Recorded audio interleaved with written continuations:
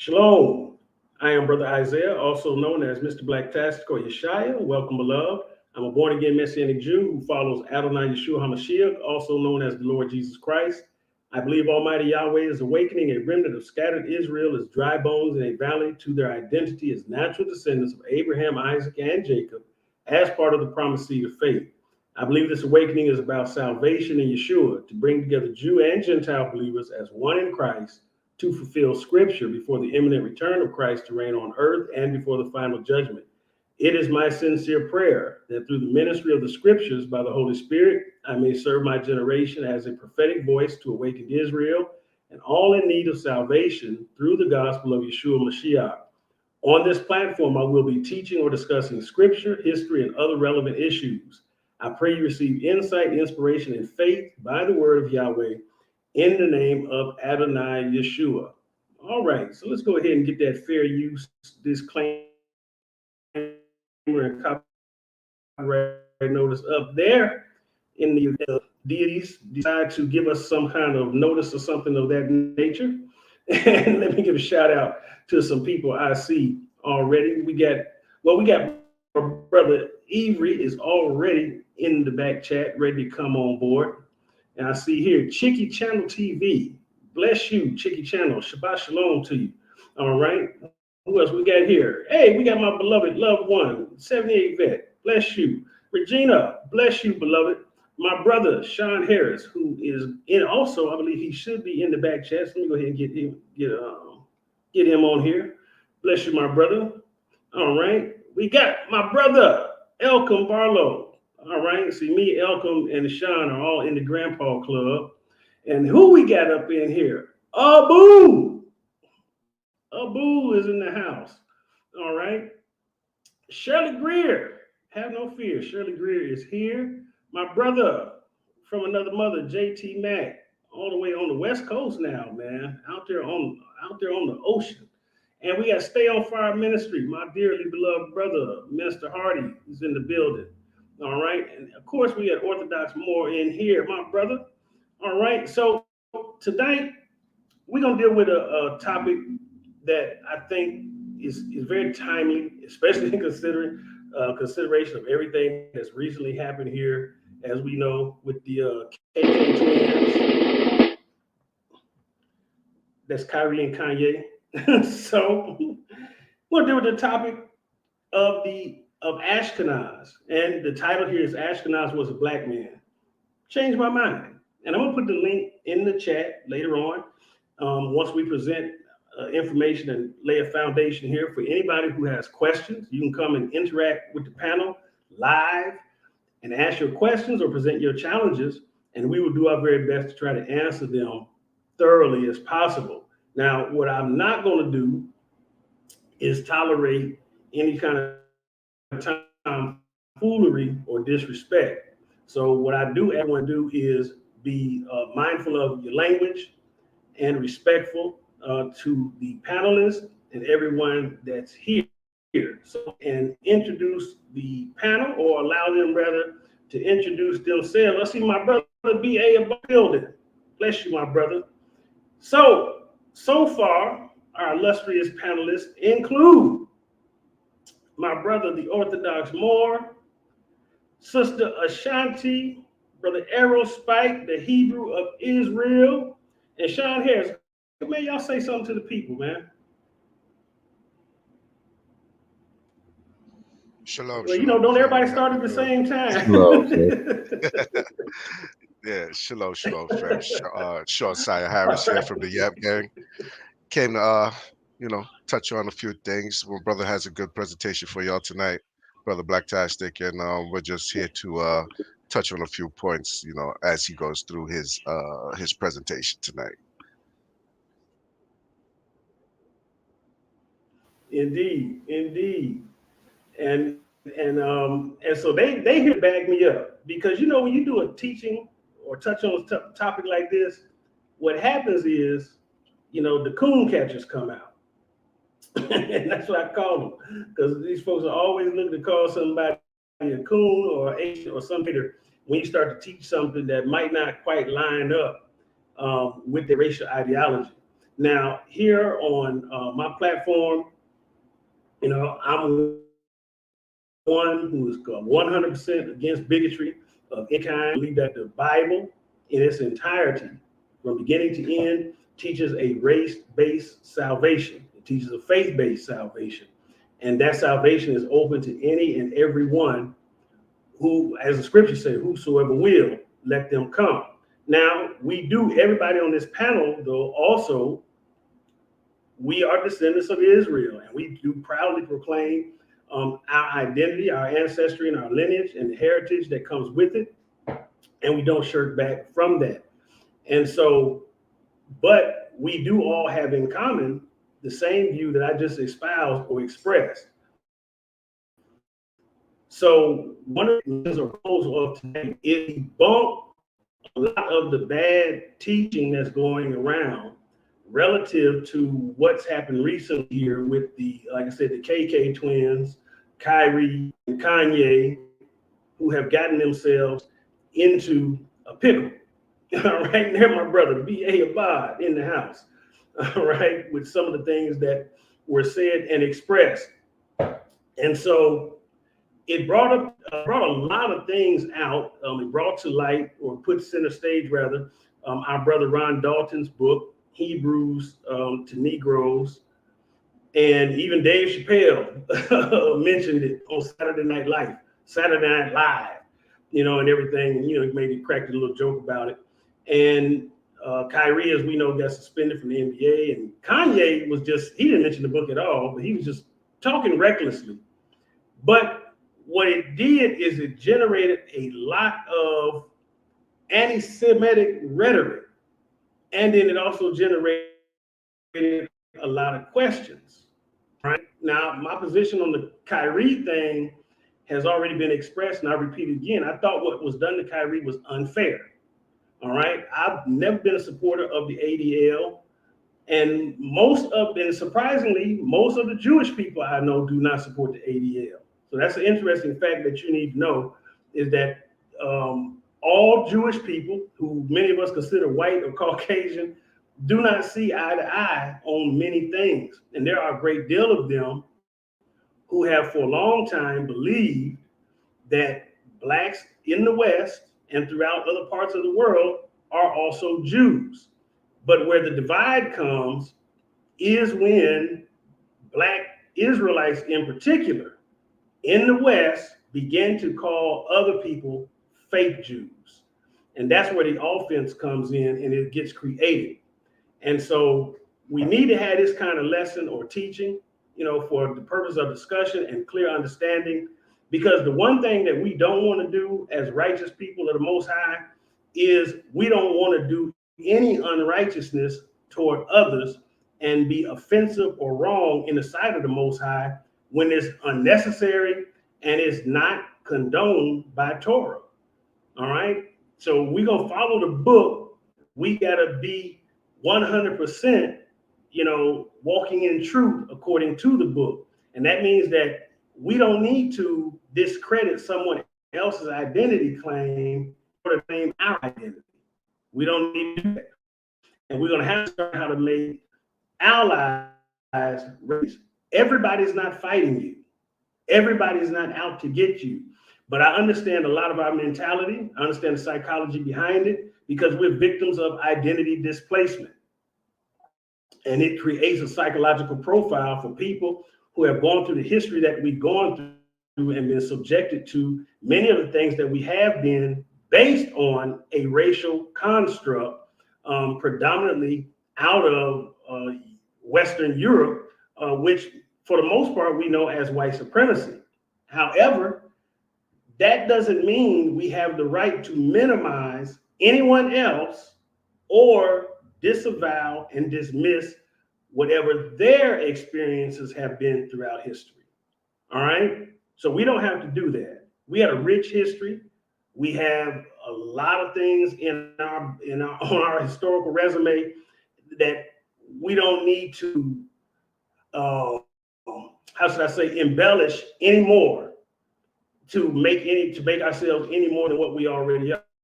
We are who we are. And with the genetic findings that have been down, the DNA that's been getting destroyed, it's proven that even the more so. And I got some great, smart people on here who deal with DNA quite a bit, and they'll be able to help walk us through the tough parts.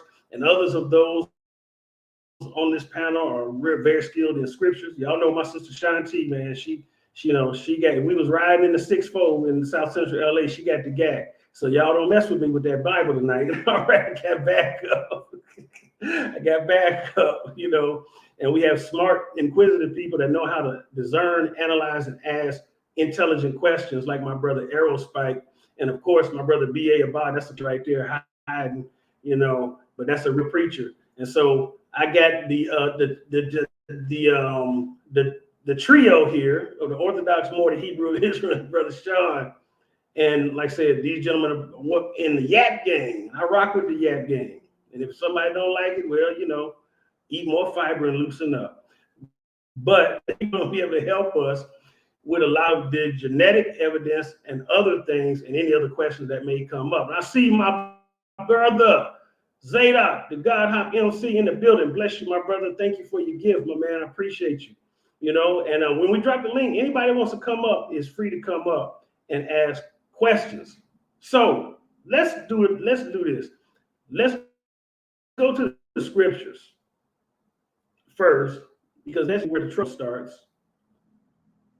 Because people tend to think that just because you see a name in the Bible and you see people going by that name, that means they descended from the people of that name.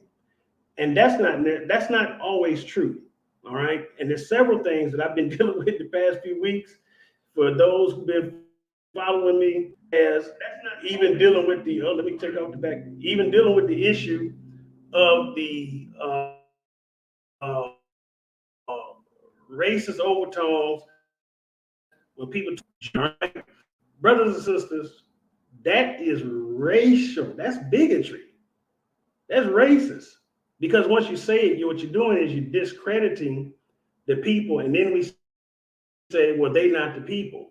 All right. And like I said, that's where the offense comes in, and so we're gonna get right into this. So let's look at the first place where we have the table of nations, because that's what we're going to deal with, but we're going to deal with Ashkenaz in particular. And we're going to go through and show how that early man, everybody was pretty much the same phenotype. That means outer appearance. So here is, and anybody on the panel can jump in at any time. So here in Genesis chapter 10, starting at verse 1, it says this here. These are the generations of the sons of Noah, Shem, Ham, and Japheth. Sons were born to them after the flood. So we understand that Noah and his family had just gone through the deluge. And so now we have 8 souls coming off of this ark, and the 3 sons and their wives are going to repopulate the entirety of humanity between the 3 of them, and the world will be divided among their descendants. So the first person mentioned is Japheth, all right? And I know in the West, with our country self, which is what I call myself, half ghetto, half country, we pronounce the J and say Japheth or Japheth, but it's Japheth. So it says the sons of Japheth: Gomer, Magog, Madai, Yavan, Tubal, Meshach, and Tiras. And then verse 3 gives us the key verse that we're looking at. The sons of Gomer: Ashkenaz, Riphat, and Togarmah, or Togarmah. So the first son of Gomer, who appears to be the first son of Japheth, is a man by the name of Ashkenaz. Now, here's something that you need to know. The Ashkenazi, as we know them, are not called the Ashkenazi Jews because they descend from Ashkenaz. All right, let me say that again. The Ashkenazi Jews are not called the Ashkenazi Jews because they descend from Ashkenaz. No more than the Sephardic Jews are called the Sephardi or Sephardic because they descend from somebody named Sepharad. Ashkenaz is basically, it means it applies to that Eastern or European area where we would find Germany, which is also known as Deutschland. All right. And so, but it wasn't always that way, because it looks like from some of the maps that we have that the Ashkenazim didn't originate in Germany, but they end up, it appears to have settled there. And then Israelites later on, who were scattered throughout the world, settled in that area, and they took on the name, just like those who went to Spain or the Iberian Peninsula took on the name of what they called it in Hebrew, which was Sepharad, and they became the Sephardic Jews. And you have other Jews, Maghareb, Mizrahi. Is that right there, panel? Let me know if I get off. Yes, sir. 100%. I agree. All right. Mizrahi Jews are named All after right. Mizraim. Maghrebi Jews are named after the Maghreb, which is a direction, not even a person. Like in Hebrew, it's the Ma'arab. Right. So y'all, so say it again for the people clear more. Yeah, so you have like the Mizrahi Jews, which are considered to be Jews who never left the land. They're named after Mitzrayim, the land of Egypt, right? You have the Maghrebi Jews, which are the North African Jews, etc., or like my mother's people and whatnot. Maghreb is an Arabic word meaning west. It's not even a person that they would descend from, right?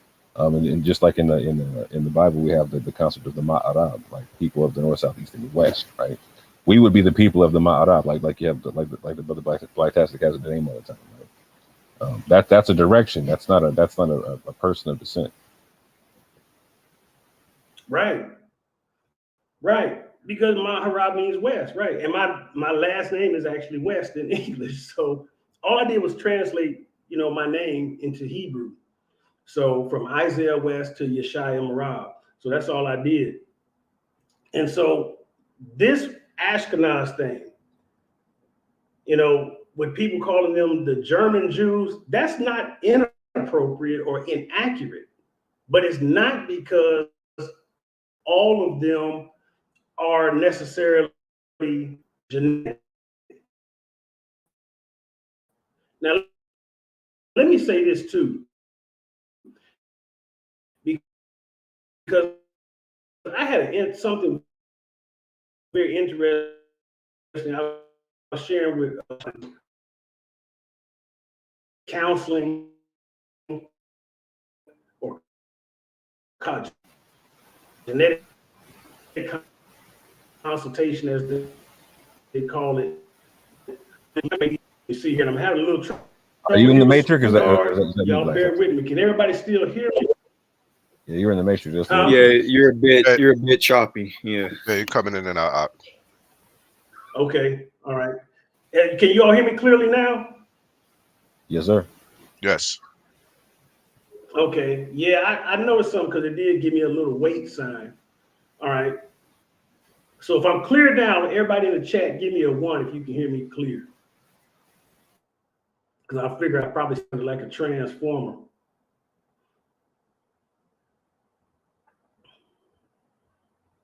All right, so they said we can hear you, but I was breaking up. Okay, good. Like I said, I don't know what's going on because I am hardwired in, but I am getting signal notices from StreamYard. It could be a lot of people on StreamYard, and then I'm seeing people screen time out or circle around. But they're not gonna give me 54. It's always 1. Gotta be difficult. Just got to be difficult. I said, give me a 1. He gonna give me 54. It's always 1. But -4. That's all he's saying. So what I was saying was, okay, 5 by okay. I got it. See, that was education kicking in. Sean helping me. But the thing about it is, a lot of the Ashkenazi are genetically Israel. And I know that's hard for some people to accept, especially if you have put stock in a race-based doctrine. And that means you're basing being Israel on your skin color. All right. There's always been intermingling. There's always been mixing with the Israelites throughout history. We see that Israel did come out of Egypt with a mixed multitude. That mixed multitude was at Sinai. They took on the covenant, and they were not continually identified as a mixed multitude because they were just identified as Israel. All right, and that's Torah. So when you do have people that are converts that come into the faith, you can no longer continue to identify them as a convert. That's why it's wrong to call folks who we don't think look like us Gentiles, to constantly bring up the fact that they're not you. All right? You can't do that.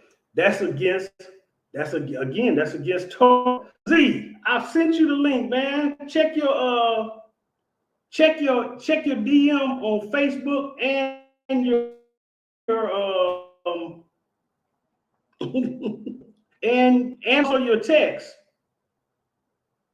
I'm trying to get my brother Zadok on here.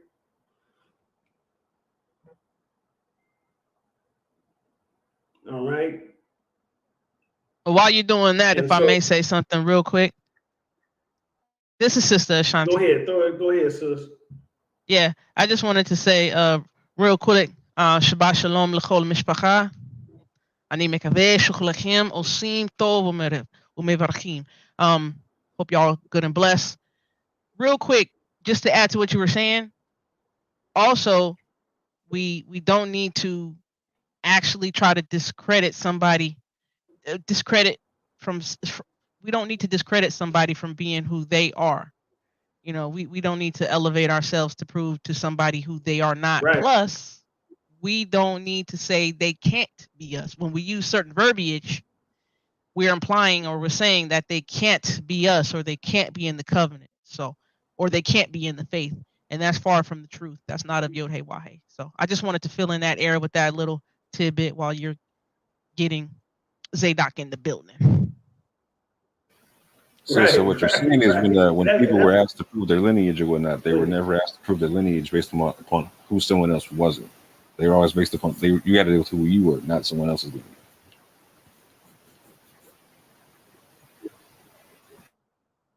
All praise.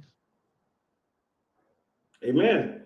Amen. And that's the thing about it, is like I said, we don't have, like she said, she can't say nothing any better. We don't have to discredit who someone else is to prove who we are. And that's the other thing too. I'm finding out as I'm listening to these different conversations that are going on and things of this sort, that number one, our biblical comprehension is not as high many times as we think it is. Number two, we need to become better researchers so that we can get our details straight. And I'm not saying that to be mean, but I'm saying that to be honest, because it's far too often that we suffer from biblical illiteracy and a lack of accurate history.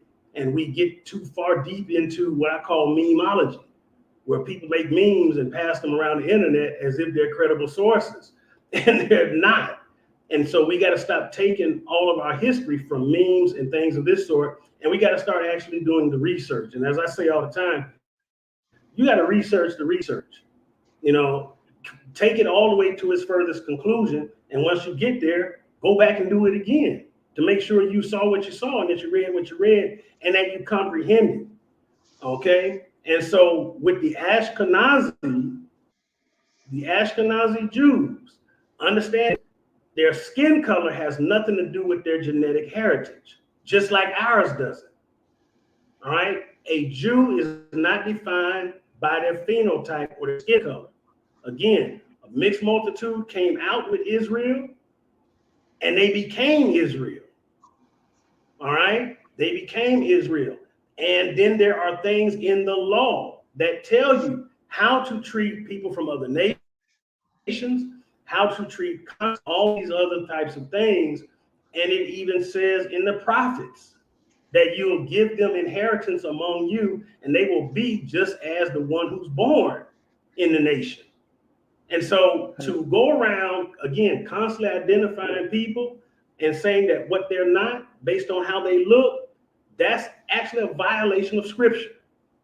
It's a violation of Scripture. And what we can't do as believers in Torah is we cannot promote bigotry, because the Most High don't promote bigotry. And the lesson that we see in the book of Noah, when Noah, go ahead, I'm sorry, Avery. No, so, yeah, actually, I just want to chime in. Back, yeah, that's me. It's L Spike. Yeah, actually, though, just to build on what you just said, right? We have to think about this. Since we have basically been, as a trauma. I mean, we are a traumatized people. Again, based upon concepts of race, which is socially constructed. We began to take that construction and we start looking at scriptures through that construction. So instead of letting the Torah speak, the truth of what it is, we read into it our trauma. So again, so like I said, so we know who we are.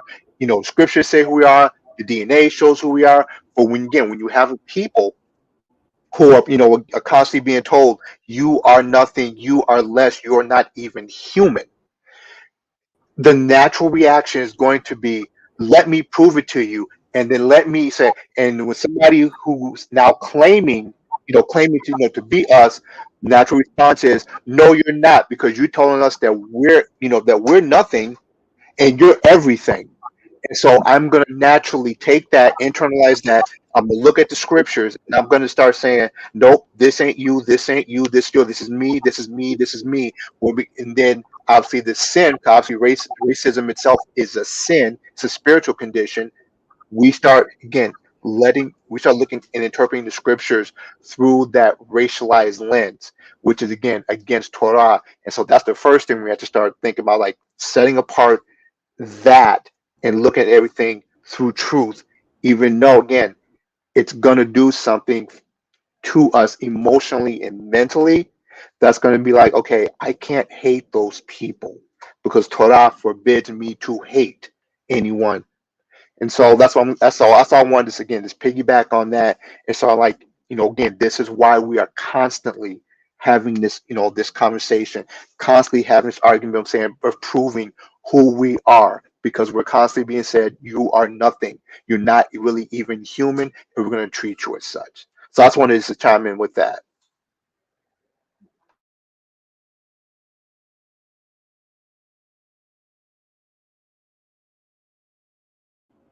Oh no, that's element of these discussions.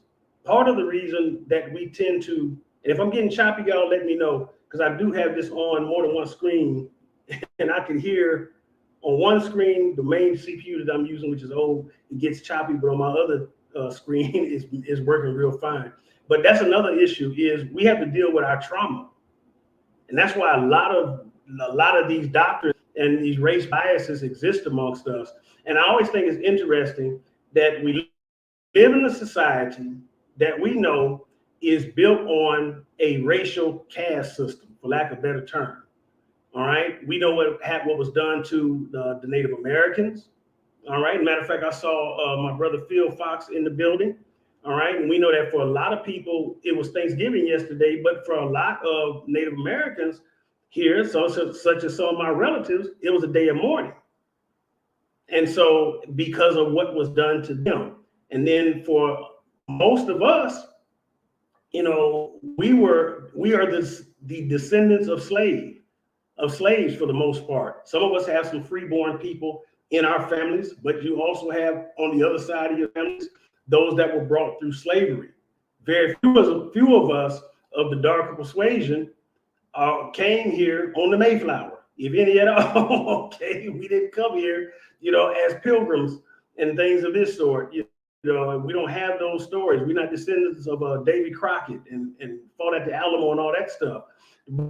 But we came by way, and then if we do our genealogy without doing DNA, for the most part, what a lot of us will find is that we can't find genealogical records with names past 1870, because the census that was begun in the United States, I think about 70, took place every 10 years. Well, if your ancestors were slaves, they didn't show up on a census record as a person, but as property. And they weren't named or anything of that sort.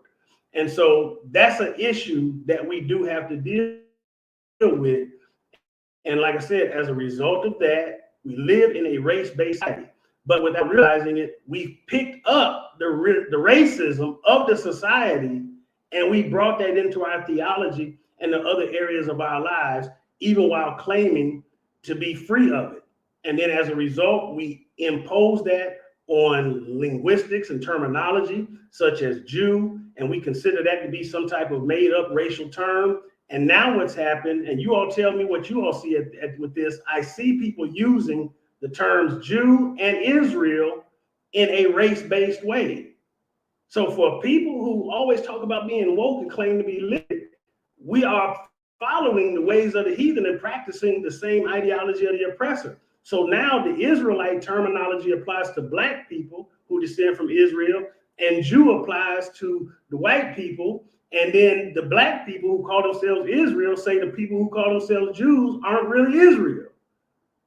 And then those people, in turn, do the same thing to us and say we start trying to steal identity.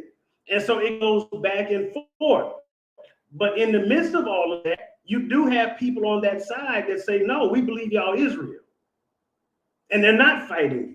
But if you throw everybody in one bag and beat it with a baseball bat, you're going to get everybody banged up and beat up, and nobody's going to be hearing people. All right. And then the brother just asked this question: is the term Jew valid? All right. Is the question that he asked. Is the term Jew valid because he heard that it was created by someone? Now, you know, it's interesting. Sister Shanti just did an teaching on this. She went through the history of the terminology. All right. The term is not invalid. It's the colloquialism by which Israelites have been identified by since they started returning from the Babylonian captivity. All right. We know that in Hebrew is Yahudim or Yahudi, but words do change and the usage of them does change over time. They don't remain the same. A lot of times what I hear people in the Israelite community say is, well, a Jew is just a person from the tribe of Judah. That once was true in its original usage. All right. Sister Shanti, go ahead and chime in.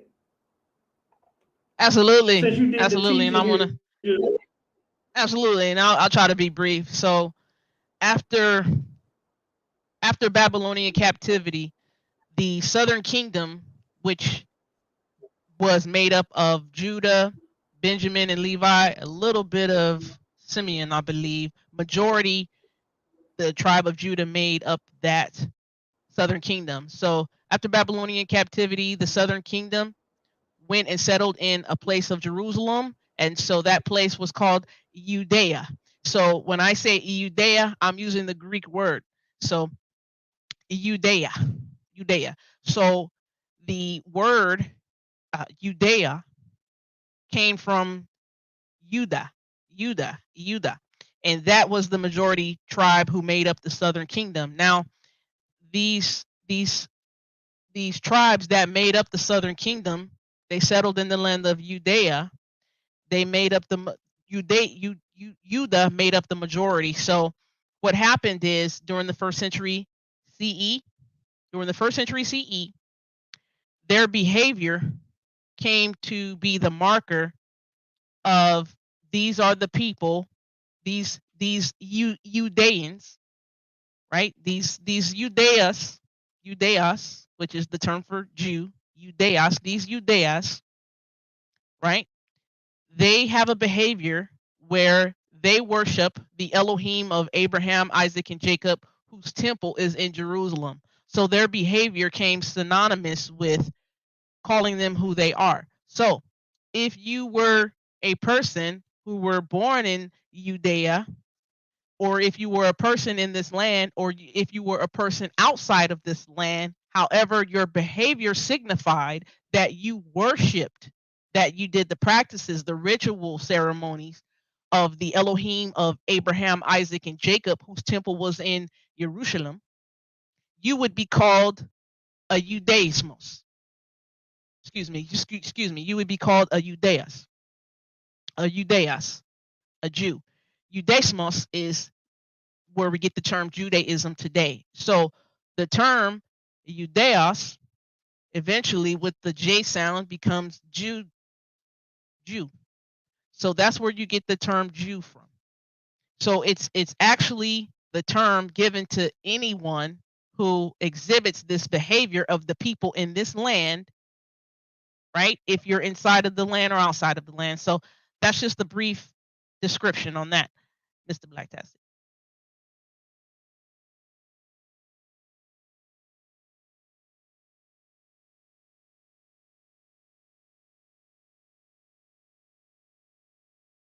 You're muted. My brother Zadok is on the panel. Brother, go ahead and say something, man. Ben Ketor, the son of smoke. So you've been sitting quietly.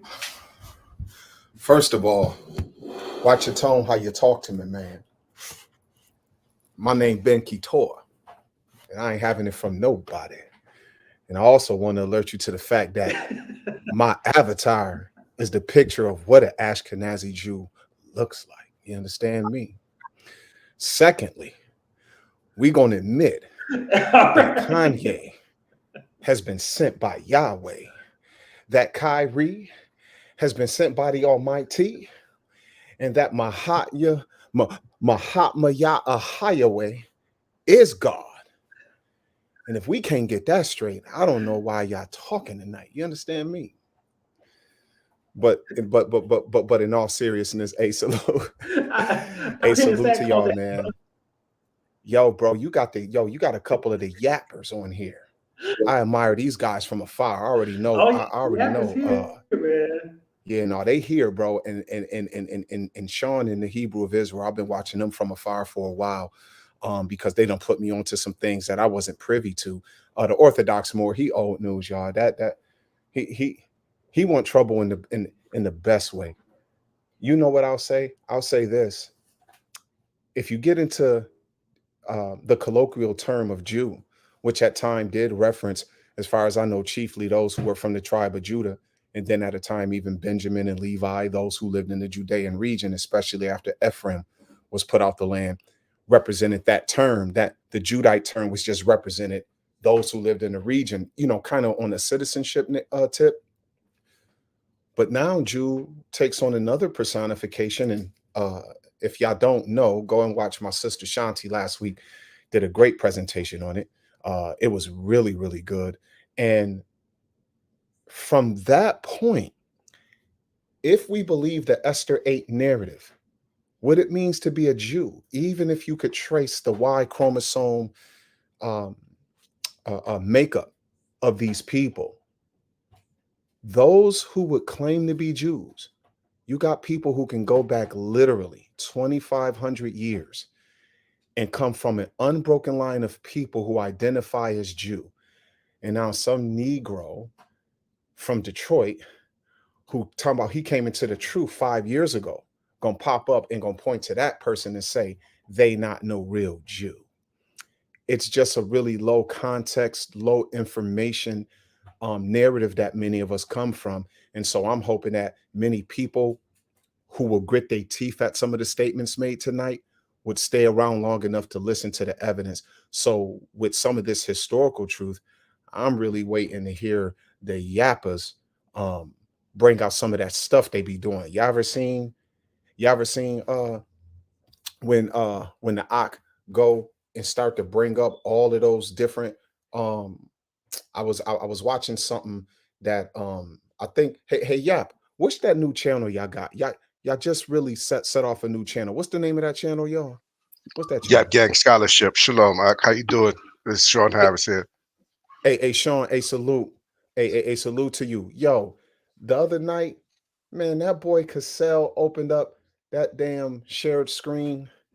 Y'all know y'all dealing with people. Y'all got a problem. Y'all ain't see all them damn notes he had divided up in different folders. That was Hebrew. That was the Hebrew. Yeah, that was the Hebrew of Israel. That was the Hebrew of Israel. Yeah, shalom. Oh, a salute. Oh, that wasn't James. That was the Hebrew of Israel. A salute to you, King. Yo, y'all ain't see all of them damn note folders. Yo, yeah, that's on, my in my photos. I keep all my slides and presentations in various different places. brother, I'm glad that y'all here tonight to help out. I'm used to Shanti running her mouth. BA sitting in the back with the well manicured beard. And Yeshaya, he got on his kufi tonight, but sometimes he be having his hair in the cornrow braids. But the Yap gang though is on here. Man, look, this is a problem. So I'm done, y'all. I just wanted to bring my spirit and vibe to the table. The Yap gang about to give us something good, and that's really what I'm here for. Because me and Yeshaya be on the phone for 4 hours. So yeah, I'm done. Yeah, we do. Yeah, we do. Yeah, we do. And you know, man, because we can get to the good part, because some questions have already been asked that I'm going to leave for them to answer. But I did want to say this. I was making a statement earlier, and I was talking about I had a genetic consultation. And I was sharing with Sean and Moore something that I thought was interesting as I talked to the geneticist, Dr. Suyuki. Now, she's a white sister married to, I believe, a Japanese man. But one of the things that I noticed is, and this is why I'm listening more to Yap, especially about the DNA, because a lot of things that I've learned, I had to change my position on certain things. Let me tell y'all something. There's nothing wrong with changing your position. When you get new information or you find out the information you once had or believe was wrong, you should be able to change, to be correct if you know you've been inaccurate. You know, and yeah, man, that boy he had a bunch of them, man. You know, I mean, he's the mad scientist of the Israelite community, man. But he's a good mad scientist, right? You know, I love the way he works. I listen to his lectures, man. I learn a lot from them. But when I was talking to her, she made a statement to me, and you know, she's, you know, because she's a medical professional, she's a doctor, she's not really supposed to say anything. You're lagging again, Ak. You're lagging. That would show or from Africa. Yeah, okay.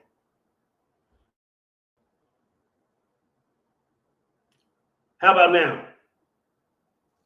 Yeah, I can hear you now. Yeah, it's better. Am I better? Yes, it's better. All right, cool. All right. Yeah, what she said was, well, we all come from Africa.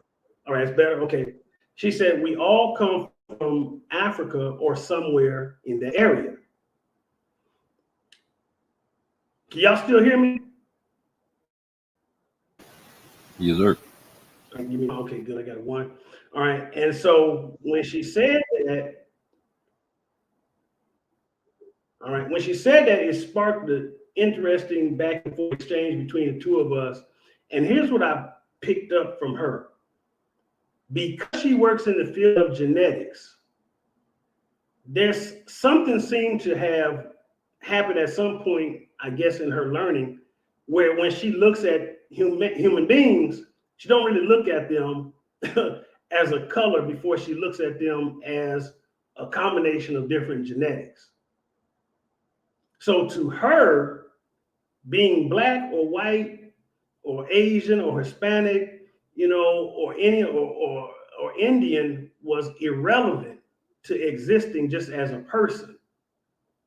And I thought to myself, wow, that's the power, you know, of genetics.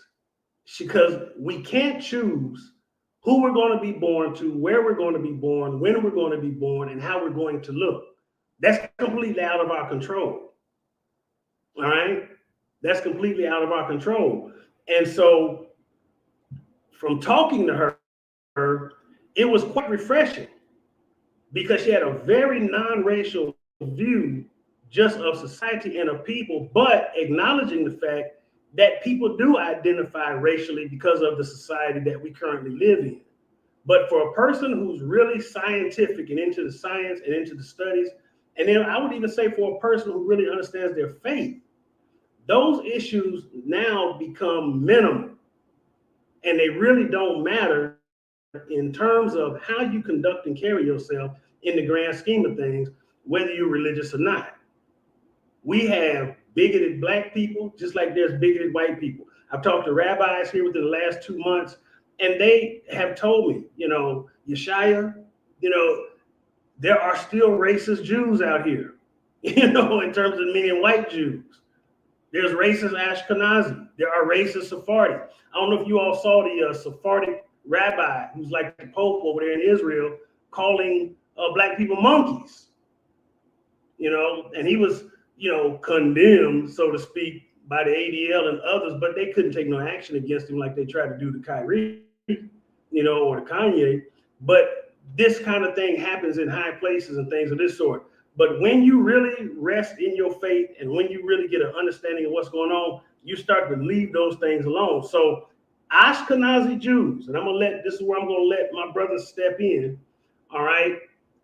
The belief that the Ashkenazi are predominantly Khazars is not necessarily true. Now, there are some who are just as Israelite as you believe you are. And you got to understand that, again, phenotype, the outer appearance, does not say what your genetic ancestry actually is.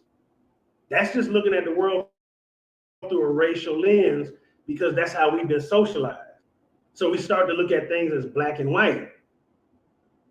And when you do that, you actually are lowering the level of scholarship and education that you need to be able to understand these things. The other thing, again, I started to address this, and I'm gonna say this, I'm gonna turn it to my brethren, calling people the ish people. That just shows poor English. Jewish is an adjective, just like British, Spanish, all right? It doesn't mean kind of, sort of, not really when you use it in that vernacular. You got to understand it. People don't know the difference between an adverb and an adjective. The ish suffix, when used in an adjective, is not saying sort of, kind of, like, a little bit, sort of. No. It's saying place of origin, culture, ethnicity. It's an identifier. And when I see us say stuff like that, I'm gonna be honest with y'all, and without no chaser, I gotta say it straight. I just say to myself, wow, that's dumb. I mean, that's the dumb. Picking up the dictionary or paying attention in English class just to find out what these words actually mean. And people be out there thinking they being deep. Yeah, they Jewish people. And you just show that actually exposes you. It actually exposes you as being like a D grade student in English. D minus. Almost an F. And so this is pseudo English and linguistics, as well as we got history and theology that go with it. And it don't make no sense. A British person is British because they're either from Britain or that's their place of ancestry and they live according to British culture. They're not sort of, kind of like British. Just like a Spanish person. They ain't sort of, kind of like Spanish, and they speak in Spanish and everything. Now, all of that, they mean they're from Finland. All right? So come on, and so that kind of talk, again, that's the racial bigotry. And I don't care if people get mad, go learn English. That's remedial. You should learn this stuff in like 6th grade. My 11-year-old knows better than that. But we so woke, and we don't even know English, the language we speak in every day. And so that kind of stuff, we got to get educated, y'all. So now, a question, let me lead to it, was asked, and I said I would get to this question, we would answer the question, if Ashkenaz was a black man, because here's the premise. Everybody mentioned in Genesis 10, I venture to say is a person of color, is black. Let me just say it like that. That POC stuff kind of get on my nerve. They're black or brown. Now, Zadok had brought this scripture up earlier too in Esther, where it said this, in chapter 8, verse 17, and in every province and in every city, wherever the king command and his edict reached, there was gladness and joy among the Jews, a feast and a holiday. And many from the peoples of the country declared themselves Jews, for fear of the Jews had fallen on them. Now, I'm reading from two different versions. On the left side of the screen, for those who are with me for the first time, I'm reading from the ESV. And on the right side, I have your classic KJV or King James version. All right. And then the King James, it says, and many. All right. Now, in all of this bantering that we tend to do about who's descended from what, whose bloodline, this or that, you know, I asked a question to some people. Because these people converted during the 6th century BC. Is that correct, brothers and sisters? My panelists? I would say yes. We talking about these. Facts, all facts. Okay, so these conversions took place about 2,500 years ago, which means at least 500 years before 70 AD, correct? Correct. So I asked the question to some of my Israelite brothers and sisters who are so sure that because they're so sure that they're Israel and they can tell other people who they're not. I said, how do you know you don't descend from some of these people? Maybe your ancestor was a convert. You also, if you didn't notice, the Edomites, who folks claim are the white man, were absorbed into Israel. And many of them were faithful, believing people. All right? And so you have these different peoples. And Cosmo, you know, we're going to put the link in there and we're going to go ahead and give you that work because I already see the kind of things you posted. And we're going to silence and shut that down tonight. Not because we're trying to embarrass you, brother, but if you're going to be that outspoken, we're going to give you a chance to speak. Because what you're saying right now about the Most High never called any of the tribe Jews, even converted outsiders, that means you don't understand the etymology of the word. And Sister Shanti gave the etymology earlier. All right? And when I see people say stuff like that, the Most High didn't say that. Well, the Most High didn't say a lot of things that we say. So if your standard for something being valid is that the Most High had to say it, then it's a whole lot of stuff that you're doing already that you need to stop doing because the Most High didn't say that either. And this is what I'm talking about. When we start to get this pseudo scholarship and we get these, you know, these strong, almost overzealous or zealot types of positions that we become so inflexible, it prevents us from learning. So now, again, back to my premise. These people converted. And many of these people are just as black looking as you. Because the places that they converted from were as far as from Ethiopia to India. In fact, let me see here if I can find that very verse. Because I think I may have gone past it. But if somebody can tell me what the verse is, I can pull it right up. But you had the Persian Empire, and there were Jews in Persia all the way from India to Ethiopia, and people converted. Now, understand how conversion works. You don't just one day decide, well, I'm a Jew. No, you need somebody to help you convert.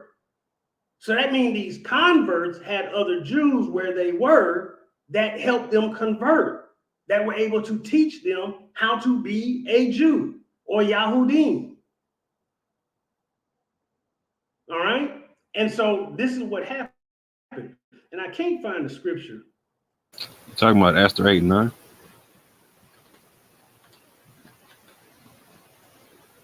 Esther 8 and 9, that's it? Okay, thank you.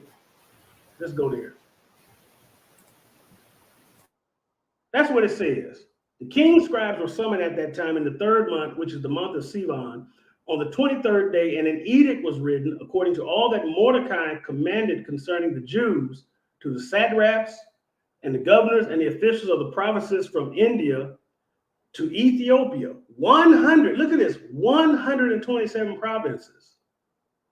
Now understand how big the Persian Empire was. I wish I had a map to show you. But to each province in its own script and to each people in its own language, and also to the Jews in their script and their language. And these are the people that we're told in the same chapter, down in verse 17, many of these people declared themselves Jews, or they converted. So that means they converted to the faith of Israel. All right? And so some of us could be descendants of these people. You could be descendants of a convert. All right? But does that make you any less Israel? No, it doesn't. Because you're Israel by faith, not by skin color. Even the Professor Emeritus Shlomo Sands, he has a lecture and a book called Why I Stopped Being a Jew. Because there's a new thing now called a secular Jew. And a secular Jew is somebody who has a Jewish identity by either ancestry or culture, but does not follow the faith. And what Shlomo Sands said was, if you don't follow the faith, you're not a true Jew. So even based on his acknowledgement and that of others, according to scripture, as Paul even wrote in his writings, a Jew was one who is one in their heart, inwardly. And so all these other things, like I said, you know, all this bigotry where people focus so much on skin color and say ignorant things like being black don't mean we all the same people. Well, we definitely not the same people if you don't have the same faith. Because people not going into heaven segregated. This ain't the 60s.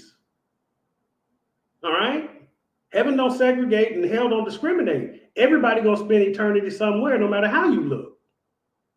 All right, you can be black as tar and light bright and almost white. It doesn't matter. You're gonna spend it somewhere, and where you going ain't gonna be. They gonna be segregated.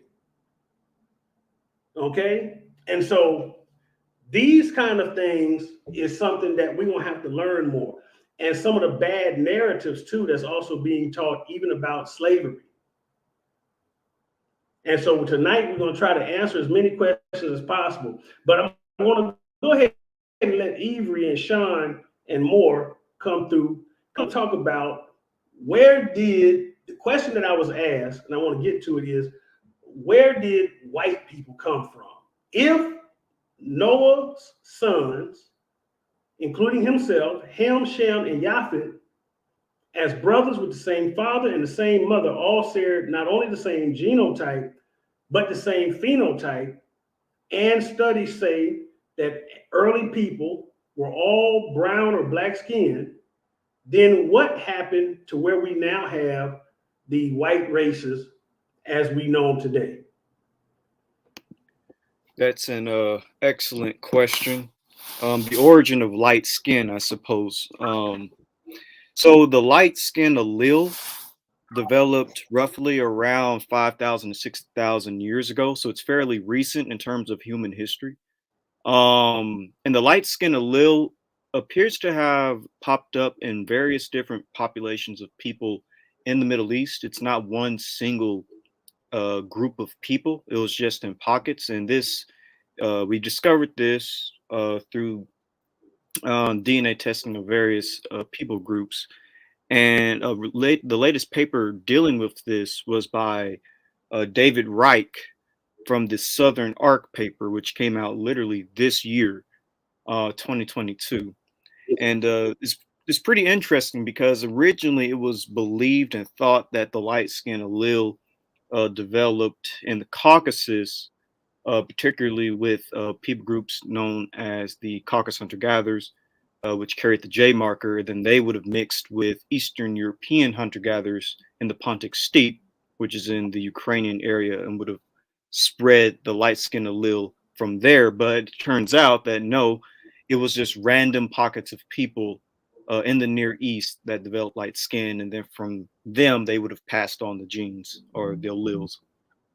But it's about 5,000 years old.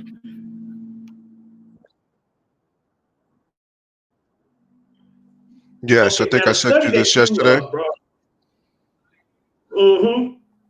This is this right here. Yeah, this is the allele that they found. This is the allele that causes light skin, SLC 24A5. If I could share my screen real quick, I'd like to share something with you. Okay, go ahead, no problem. Hold on, I'm trying to get to mine right now.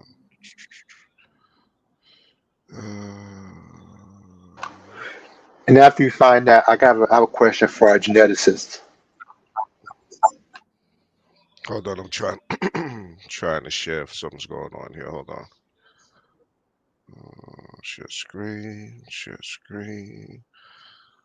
Windows. While Sean is trying to find that, I guess I'll add in a few more things. But yeah, light skin, All right.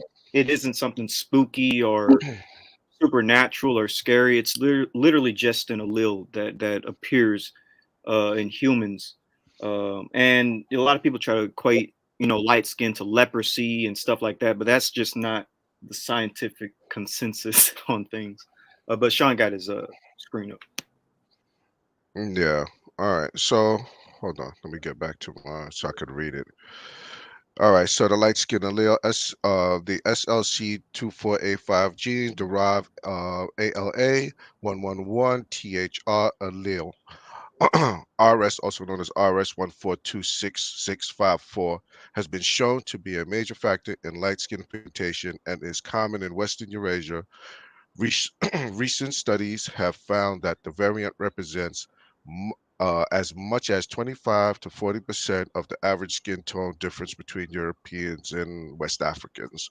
So you look across here. Let me see if I can enlarge this. Oh, it's not sharing. What the hell I just do? All right, you know what? Let me just go back to it. Sorry.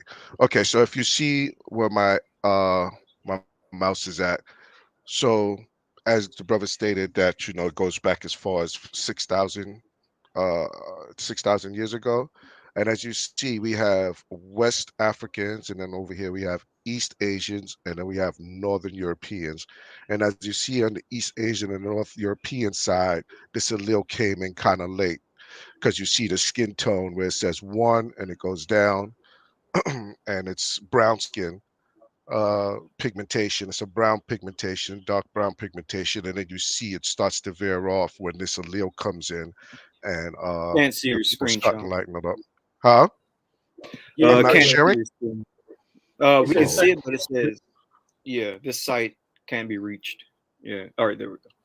That's it? Okay. We can see it now. All right. So you see over here on the graph where my mouse is. I'm sorry that.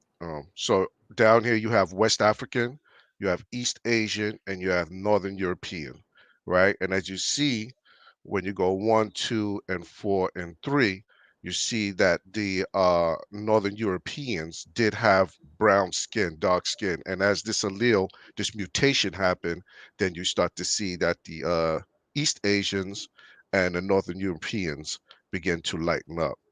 So when they talking about these East Asians, from one of the studies I have, I'll get to that a little later. I don't want to take up too much time.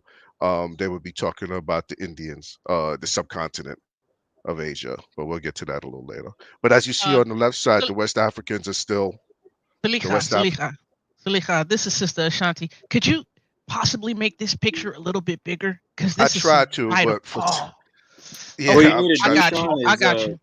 Huh? Push picture, Sean, and then when it gets big, you're going to have to copy and paste that link over into the link you have for StreamYard.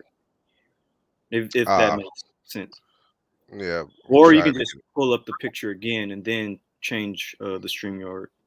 Yeah, what I'll do is I'll share it. I'll share it so you guys could I'll just share it in the chat, This way everybody can have it for themselves. All right. But I'm doing my best to explain it to you. I know you guys can't see it, but hopefully you understood what I'm saying. But you'll see that 3 and 4 on the bottom here. You start to see this is when everything starts to lighten up for the East Asians and the Northern Europeans. They start to, when this allele, SLC 2485, pretty much shows up.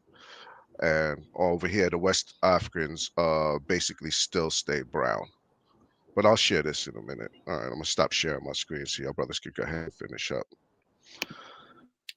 Actually, I'll share really quick. One thing I'll say. You have more information? No, he could go ahead. You want to share something real quick, Avery? Yes. So, right here. Okay. Yeah. So, yeah, this is it. So this is what I was referring to earlier. I just want to pull up the paper, and y'all can pause it and type in the title when you get the chance. But basically, it's a genetic probe into the ancient and medieval history of Southern Europe and West Asia. And I just want to show y'all when it comes to the percentages of light to dark skin that was on the planet in the past. This is from an old presentation. But basically, I want to show y'all, for instance, in Russia, dealing with the Proto-Indo-European population, because Proto-Indo-Europeans originate in, like I said earlier, the Pontic Steppe, which was in the Russian area. And interestingly enough, they were mostly dark featured. So right here, if y'all can see, is dark hair. And when it comes to, and here's Russia, the Myacope cluster, the Steppe Myacope, the Yamnaya cluster. Most of the ancient Russians, I guess you can say, were 100% to 80% dark haired. They only had almost no light hair, but 0% light hair when it came to the Myacope culture. Then when it comes to black hair, they ranged from sometimes 0% to 50%, 20%, 75%, 42%. When it comes to blonde hair, ancient Europeans, ancient Russians had 0 blonde hair. Ancient Proto-Indo-Europeans, they had brown eyes brown hair from 100% to 50% to 80% to 25% to 57%. They had 0% red hair. They had 0% blue eyes, except for 20% being in the Myacope Russian culture. And then when it comes to brown eyes, they were overwhelmingly brown, 100% to 80%. And then when it comes to dark skin, they had 100% dark skin, 50%, 20%, 50%, 21%. Then when it comes to dark to black skin, 0%, but 25% in the Steppe Myacope and 10% in the Yamnaya cluster. And I assume that the dark skin they're referring to is basically brown. And then it says intermediate, which is probably light brown, 0%, 50%, 80%, 25%, 68%. And then they had 0% pale skin. As a matter of fact, in Anatolia, you just said you said in Russia, 0% pale skin. Yes, sir. 0% pale skin. As a matter of fact, the only place that had pale skin at this time apparently was Southeast Europe. But when it comes to Anatolia, Armenia, Azerbaijan, Iran, the Levant, which is Israel, and then Russia, everybody was basically dark skinned, dark to black skin, or intermediate. But there was 0 pale skin, except with 1.8% in Southeast Europe. Very small amount. So just to give you a visual of ancient humans, this is the best example I can give. My bad. Go ahead, Sean. Yeshub. I was about to call you Yeshub, Evie. Evie, hold up for a second. Chesmal Yana asked a question. He said, are we talking about or trying to explain albinism? No, albinism is a whole nother situation. This is just the allele for light skin. How light skin, the mutation for light skin came about, and that mostly, all of Japheth was very dark skinned at one point until that allele, that mutation showed up. I yield. Go ahead, Erie. That's I correct want to because make sure. You said it's a mute. So we had something genetic happened with the descendants of Japheth, and we see the first occurrence of the lighter or pale skin in Southern Europe with his descendants. Is that what you're saying? Right. So some people would attribute it to fallen angels and things of that nature, but that's for if that's the line you want to go, fine. We're just telling you what the mutation was. Some people said that it was inserted, this, that, and third. We don't go by that. You know what I'm saying? But if you want to interpret it as that, then fine with us. We're just giving you the mutation and telling you around the time that it occurred and what the people look like prior to this mutation. Uh, um, Pretty much showing itself, expressing itself. Yeah, Sean, would it be safe to say that we take the position that mutations arise based upon environmental and population density based purposes? Is that true? Right. It could happen depending on who you're breeding. It could happen, depending on who you're breeding with.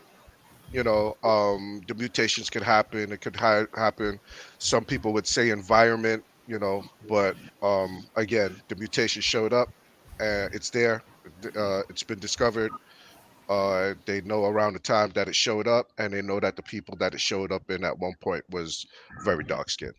This is Aerospec. Actually, I had a question. Actually, I have a few questions, but I want to just focus on what you're saying right here. In a couple of terms that you've used, especially so we can clear it up for those who might not who might not know like that terminology. You use the term mutation. How is that in terms of genetics different than the concept of adaptation, and bringing that into the idea of um, with people groups that did migrate, north, west, south, east, wherever, where obviously you're getting further and further away from the equator. How, first of all, explain what does mutation mean in terms of genetics, and how's that differ from adaptation? And I'm saying that because I'm thinking about whenever I hear the term mutation, I mean, outside the science fiction way we hear, because you talk about the X-Men, oh, they're mutants and they have all these special abilities, which is an idea of they now have possess additional information. And please correct me if I'm saying things wrong. That additional information has come into the genome that's produced a certain result that gives you what we're seeing here. When I think of mutation, I always think of terms like cancer. Cancer is a mutation of cells, and everything starts to go out of proportion, and bad things happen. So is the mutation you're talking here different than adaptation of people who go to a different climate and their skin naturally adapts to whatever that climate is? Colder, not as much sunlight, and then you get lighter. Can you address me that part of it? All right. So, first of all, genetic mutation is, to keep it simple, it's just a change in one or more genes. Some mutations can lead to genetic disorders, illnesses. It can change your skin type, your hair color, eye color, things of that nature. Are you asking me if environment can have an effect on it? Yes, it can. Um, so we don't really know exactly, what caused this particular mutation, whether it be sunlight or non-sunlight, any of those things. As far as I know, maybe one of my brothers can answer it. Might have a little bit more information on that, but as far as we know, this particular mutation showed up, and it expressed itself with a certain population, a few pockets of populations in Europe or Northern and Western Asia. Okay, because I recognize the one that's supposed to be like the pre-European they call him what, Cheddar Man, that we was called the one in the lower left-hand corner. Yeah, correct. so let my brother Avery go ahead into his short presentation, and then we'll Please, I continue the yield. Go question. ahead. Thank you.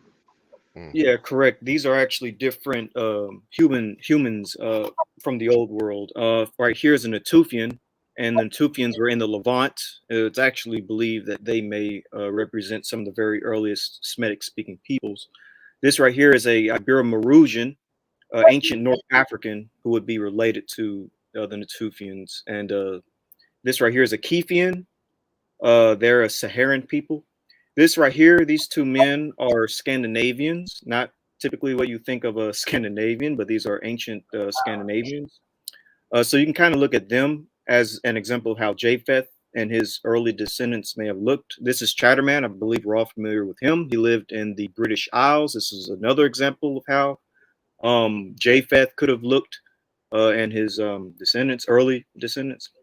These right here are Paleolithic Europeans, just more example of ancient Europeans, and these are just more examples of how Japheth's descendants may have also looked. I would say that in terms of modern humans, the best example and the best example of how Japheth would have looked, as well as the best evidence that Japheth descendants were dark skinned and are still dark skinned today, would be people like the Indians in India, the Dravidian peoples, Australian Aborigines, peoples of Southeast Asia, and peoples of Oceania. Those groups would be descendants of Japheth that are still dark skinned to this day, and they're perfect examples of how ancient peoples could have looked as well that would descend from Japheth. Right, as well as the Aboriginal Australian people. Right. Now, Oceania. that picture up to the right-hand corner, man, of ancient Scandinavians got me tripping. I mean, this is the ancient Vikings, basically, what we're talking about. And it just, and then what my brother Aerospike was saying earlier, I was thinking about the issue of adaptation.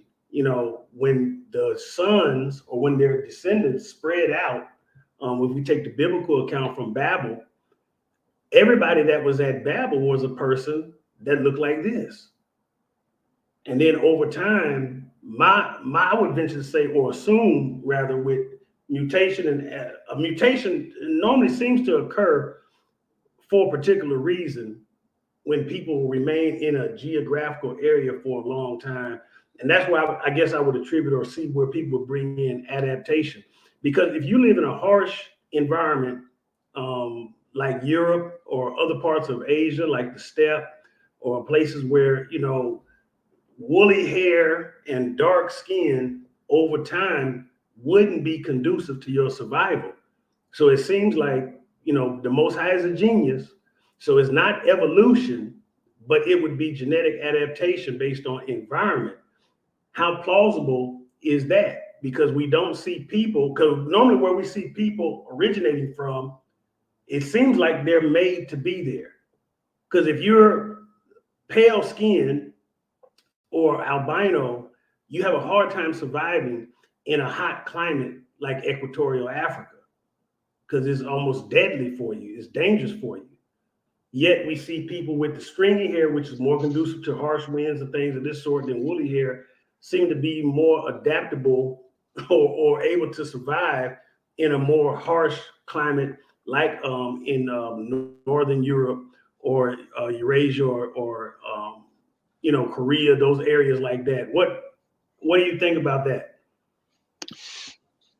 I think that concept is pretty interesting. If climate was the reason for the change in skin tone, because obviously, if we look at animals that are in the Arctic, most of the fur of those animals is typically white. Polar bears, the white rabbits, foxes, wolves, they all typically have like a really white coat of hair, versus a wolf being in the woods, which has darker hair, or a bear, or the black bear, the brown bear, which has darker fur than the polar bear, and things of that nature. So climate may have something to do with it, although the geneticists are still digging and trying to see, is this because of climate, or is this because of just something, a fluke thing that just happened in the genes of ancient humans. But there's still some more research to be had. Right.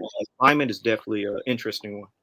Right. They also, diet, depending on where you are, and if your diet change, if the fauna changes and what you're eating, could also cause something like this to happen, but we're not sure until the geneticists give more information on those particular points. Hey, brethren. Hey, I have a question right quick because that was. Oh, I'm sorry. I just wanted to say this right quick. When bro brought up when he brought up the example of animals, because now we're just dealing with. Remember, even though man is quote unquote made in the image of God, whatever we understand that to be, we still come from the same dust that the rest of the beasts that walk on dry land do. We have the same amount of, minerals and vitamins from the dust of the earth as they do. When you look at a more modern example of what happened during the Revolutionary War, when many of the lands, you had whole, today we would call them towns, villages, cities, that were left abandoned during the Revolutionary War between the British, British patriots of the colonies, and those who wanted to annex from Britain. The many domesticated pigs from Europe that look just like what we understand pigs to look like were abandoned, and they were left to defend themselves. And they lived in the wild. And within a century or so, they found the descendants of domesticated pigs from Europe having grown hair and having grown wider bodies with longer legs to run faster, and they developed tusks for defense. Boars were not a part of the Americas originally, but the American boar is a descendant of the domesticated pig from Europe that was left to survive when the Revolutionary War happened, and hundreds, some people say even possibly thousands of pigs were left. They were just left in the wild, y'all, like wild horses. And they developed within a couple generations an entirely different look in order to survive or adapt, if you will, to the situation and scenario. Isn't that possibly the same thing that we see happening with humans, just over a much extended period of time? As you know, as the brothers were pointing out, they spread to different climates. They need different kind of situations. You have some humans who become more carnivorous in their diet. So even the way their teeth develops in order to adapt to the food sources in a region that for generations they now have to eat, versus those who might have a higher plant-based diet and might live in a more tropical climate of the earth. This is just something I'm considering as you guys are talking. Is that viable? Definitely 100%. Like, for instance, I take the interpretation that after the flood, because I believe in a global flood, when the animals got off the ark, there was only one bear type, there was only one horse type, there was only one lizard type, etc. So when these animals started to spread about all over the planet, depending on where they ended up, they would shift into that environment that would suit them. Again, using bears as an example because it's the easiest one. Bears went too far to the north where it's cold, they become polar bears. Bears that went to East Asia, they become panda bears. Bears that go into the forest, they become black bears or brown bears, etc. With humans, it would probably be the same way. For some reason, when humans left from Noah's Ark going into East Asia, they started to develop unique-fold eyes, which is basically almond-shaped eyes. Humans that went closer to the equator grew darker. Humans that stayed in North Africa, the Middle East, they were, more brown. Humans that went further to the north, they were more lighter skinned, developing the allele. Perhaps, again, we don't know for sure, but perhaps that's why the allele was formed. It was because of the cold climate. But most definitely, with animals as an example, and them splitting and going across the planet, adaptation seems to be one of the factors. Okay. Actually, and just a thought just occurred to me when Zadok brought up this picture, which is fascinating. We talked about, again, the climate. We got to think about the pre-flood Earth. And speaking, basically, I'm an amateur astronomer, so my background is then more, with starting solar system, stars, so forth. At one time, the Earth was actually it had one climate at the very beginning. Remember, the scriptures talked about how the waters came up from the ground and watered the ground, and there was what's called a vapor canopy that, basically, the waters of the heavens that surrounded the planet. When Yah brought the flood, that canopy collapsed, And the thought is that, again, if you're on a planet that has a one, basically one temperature, which, conducive for life is basically warm. So those brown skinned people, it would make sense that at the very beginning, they would have looked a lot like that. After the flood, basically with that, again, this is doing, basically because the physics of the way, the water, the waves, everything, our planet tilted to 23.4 degrees now, and that's why we now have seasons as opposed to everything being one temperature. So again, once all that shifted around, and we had different temperatures as you go further north, it got colder, and if we go further south towards the Antarctic, it got colder. But during the equatorial areas, and that people's skin would have been brown, and as they went north, again, Yah and his genius gave us the ability to adapt rapidly to these situations. So again, that picture kind of just made me think of that. That's maybe how it could have been that the original people, right, have all been brown, because that's how this looked. It's like, wait a minute, all these brown people here, but they're supposed to be from Scandinavia. They're supposed to be from here. Asia, supposed to be. Wait a minute, it doesn't make any sense. Like if the temperature was all pretty much warm, warm climate, it does make sense. Right. The advantage being that having eumelanin or even neuromelanin dominance, like the darker skin hues, makes it to where you can process direct sunlight easier. The lighter skin hues are able to process indirect sunlight easier, meaning that when you get out of the Tropic of Cancer, like in between the Tropic of Cancer and Capricorn, you get more direct sunlight. Outside of them, you get indirect sunlight. Right. And so again, that's what I said. That's kind of what made sense to me of why, again, geneticists are basically are proving what the scripture was already, basically was already saying. So yeah, again, thank you for answering that, and I yield. That's a good question, because my brain like a cracked pitcher right now. So I pour the water in and seep out. But I had a hot button question about that, because that's what I was going to ask. Going back to the issue of the Ashkenazi again, because when we start to talk about these things and people bring their racial ideologies, and then we get the pseudoscience, and and I'm surprised nobody has called them reptilians at this point, in the chat, because we get all of that out there as well, and we get all these far out ideologies. But Israel as a scattered people, migrating into other areas over a period of time, because there's this idea or thought that's a false notion. And so I saw somebody that posted something in the chat that I actually disagree with, but it's respectful, that Israelites didn't convert other cultures, and that's not exactly true.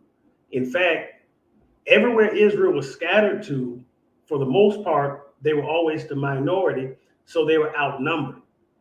Even if we just use the scriptures, it said we would be few in number wherever we go. So we didn't go anywhere on earth and suddenly become the overwhelming majority where people had already established nations, communities, and countries. We normally went there and established our own communities and colonies. And in some cases, Jews who fled Israel after 70 AD and 135 AD went to places that there were already Jewish communities established in surrounding countries, whether it was in North Africa, whether it was in Europe, or whether it was further east, going deeper into Asia, or further down into the Arabian Peninsula. So then those people, over time, based on the way the culture works or things have been done, in order to intermingle and marry many times with many of those other cultures, they would convert people first, because you didn't want to break the culture or break the faith of the culture and marry a non-believer or a heathen. And there's tons of conversions that have been recorded. Like we was talking about in Esther, people maybe debating how the conversions happen, but they happen. It's recorded in scripture. All right, so conversions did happen to the faith, and then those people, upon converting, would be now recognized as Israel, which is something that we still seem to be struggling with today. and then they would have intermingled with those people. So here's what I venture to say: if let's say a dark black Nestle Snipes looking brother went from Israel, migrated somewhere into Germany, all right, in the Deutschland. Now, he's not from there, but he may take on the name of the place because now, and we'll also talk about how we got Ashkenaz and how we also got the Sephardi. But he would be now known as an Ashkenazi Jew. Why? Because he's an Israelite or Jew who has moved or migrated to that area. So it's just identifying him geographically as the Ashkenazi, but that doesn't identify him ancestrally. That's just geographically. And so he's a Jew, which is the cultural or ethnic identification, but he marries a European, all right, from that area. She converts, he marries her, they have children. That generation of children is not going to look like their father. And then every subsequent generation who stays in that area and continues to marry the people of that land are going to get more and more fair skin to the point where it won't even be any sign that the original or the paternal ancestor, since we are heavy on the, you are who your father is ideology, the paternal ancestor won't even appear phenotypically in those descendants after only, and from what I've seen, it doesn't take that long. Like literally the third generation can look nothing like him, yet be his descendants. So that happening over time would not be unusual. So a lot of these Ashkenazi that people want to say are not the people or the ish people and things of this sort, the truth of the matter is a lot of them have a phenotypically black Israelite ancestor. And so over time, because of, again, where they've located at or where they've been at, these things would have happened. And of course, they stayed in Europe, around European people. They're going to convert people. Other people are going to come into the culture and the community. And now we have people that look a particular way, but that doesn't disqualify them from being Israel. Go ahead, y'all want to comment on that? Correct me if I'm wrong or add to it and help me out. I'm glad you brought that up because that's a really big issue in the sense that there's a lot of big name Israelites out there with this concept of you have to be black in order to be Israel, no matter what your haplogroup is. You could, like, so there was a big issue with the Boo and I talking to like the Taylor twins, etc. on the concept of trying to get the understanding of how. Well, can you be 90 some odd % European, but with Abraham's haplogroup and not be Hebrew? Right? Or could you have Jacob's haplogroup and not be an Israelite? And for them, they were saying, yeah, if you're too light, it cuts you off and whatnot. And what people need to understand is that's not how genetics works. That's not how genetics works in any way, shape, or form. And not on top of that, that's not how the nation of Israel works. So real quick, Sister Ashanti and Brother Zadok and whatnot. So when people were doing genealogy in the land and whatnot, in the scrolls and whatnot, was skin type and phenotype ever a part of what they had to deal with, or were they just dealing with like actual like lineage of who their father's father, etc. were? According to my understanding, not at all. Phenotype genealogy wasn't recognized. If you wanted to take on the worship and the behavior and the pretty much the covenant and keep the commandments, the law, statutes, and commandments of the Most High Yod-Heh-Wah-Heh, whose temple was in Jerusalem, you took on the religion of Judaism.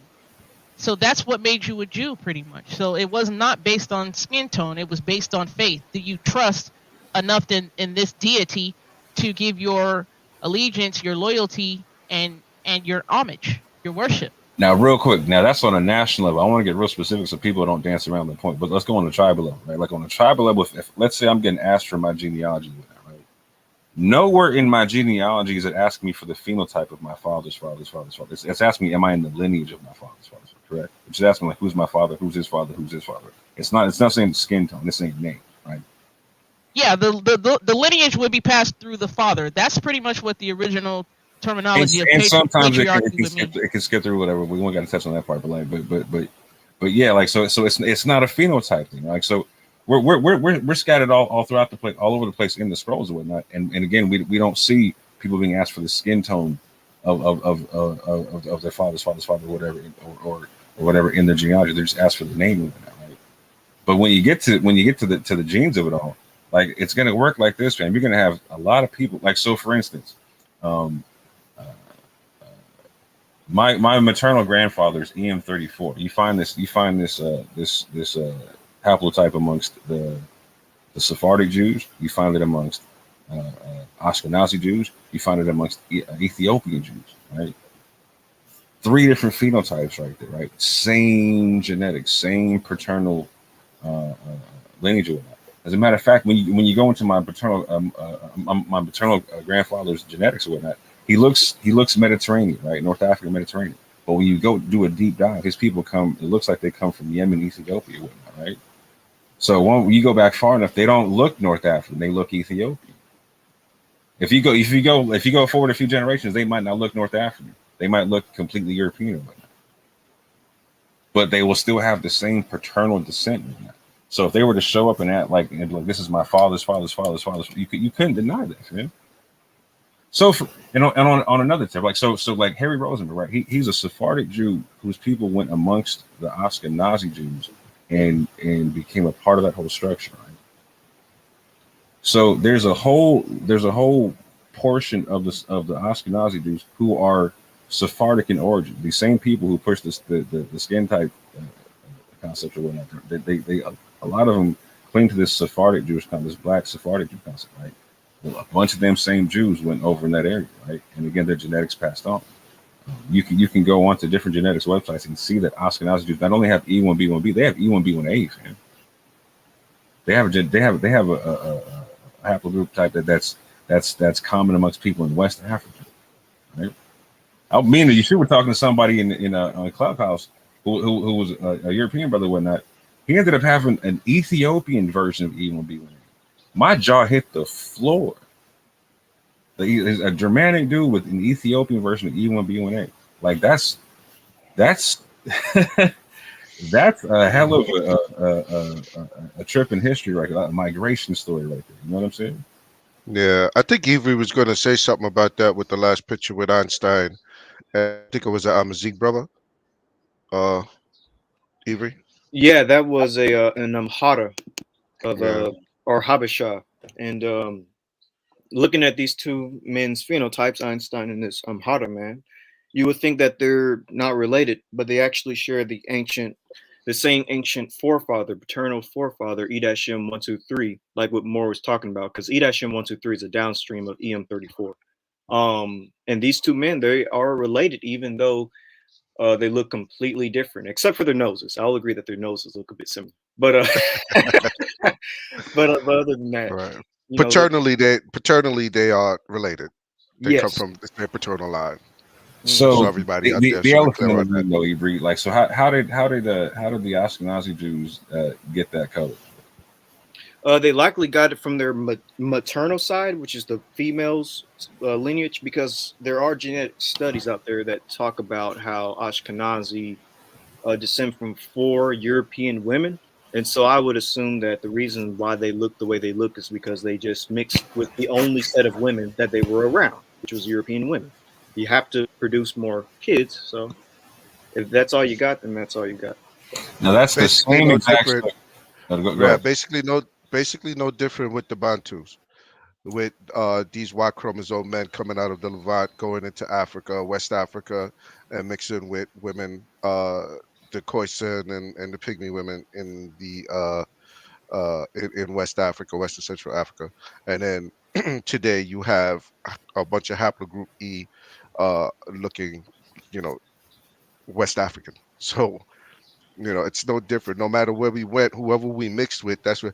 If you go over to what's the name of the tribe again? I can't remember. So the Juman haplogroup D over in East Asia. So we're basically related to them as well because they're positive.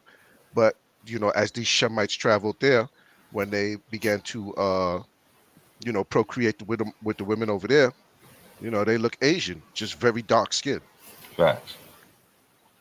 And the Lemba tell the same exact story, man. You can go back to any interview you want to with Gonham Adishe on my channel or other channels. He'll tell you this. He'll tell the same story everywhere, that it was just a handful of Lemba men that traveled from Yemen to East Africa, etc., and repopulated with the women there. It's the same story over and over again. We're going to, like, Israel's going to look like the different corners of the planet that it went to based upon the different populations that were there. It just is what it is. There's no super gene amongst Abraham to where all his descendants are going to be black no matter what. That defies how genetics works. If you intermix with people who have different phenotypes, your children are going to have a blend of phenotypes. It's just how it works. So on and so on and so on. So, oh my bad. I was just going to reiterate. So there's nothing magical about how Ashkenazi Jews got light skin. Just like, again, there's so for the same people who think about this Black Sephardic concept, right? Well, again, a large portion of the modern Ashkenazi population actually is Sephardic, and they actually get a lot of their E1B1B and their E1B1A from that population that came in and whatnot. But we also see a change of phenotype over time. So again, it defies how genetics works to think that that you're going to have that one phenotype can persist no matter what population it mixes with. That's not how genetics works in any way, shape, or form. You got to agree. And on the flip side, the interesting thing is not only can Israel's phenotype shift and change, but also even the sons of Ham and Japheth's phenotypes can flip and change. Like you can have descendants of Japheth that look black even today, like the famous example with Thomas Jefferson and his descendants. As we know, Thomas Jefferson had a white wife and he had kids with her, but he also had a mistress, Sally Hemings, I believe her name is.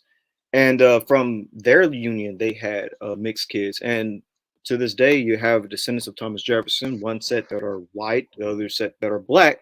Both would be descendants of Thomas Jefferson, going all the way back to Japheth, because Thomas Jefferson had haplogroup T, which we would believe is from Japheth's lineage.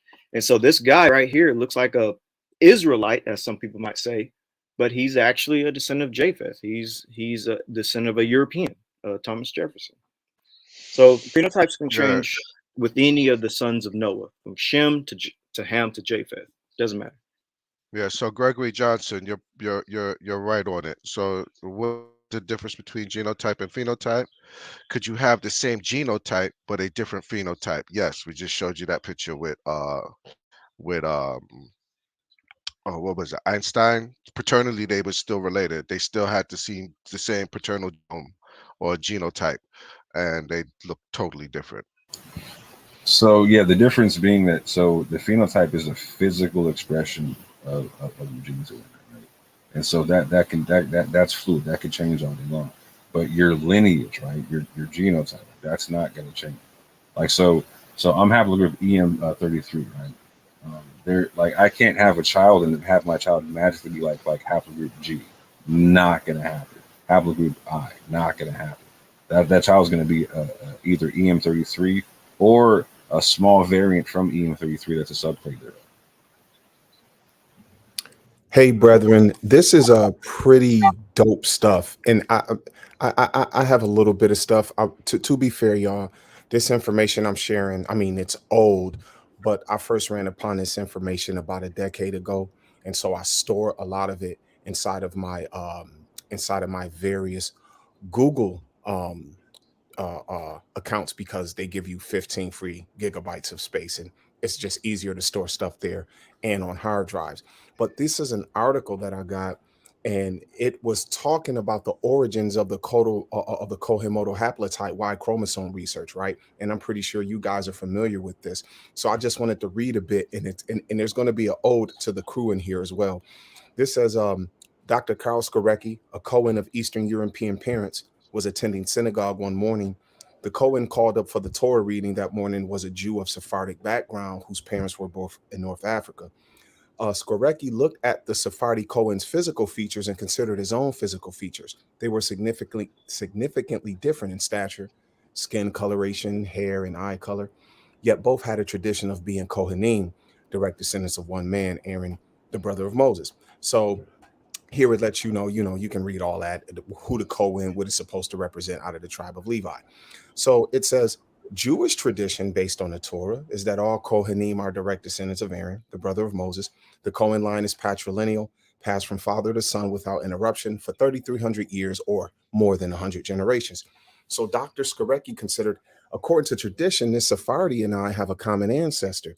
Could this line have maintained since Sinai and throughout the long exile of the Jewish people? And as a scientist, he wondered, could such a claim be tested? So this is the beginning of this research, brethren. And what bro just answered about genotype and phenotype, they're basically through DNA analysis. And these first efforts were starting 95, 96. And the first report was put in Science magazine in 97, followed up by more, of course. Now you get into Harry Oster, you get into others who start to become a part of this research.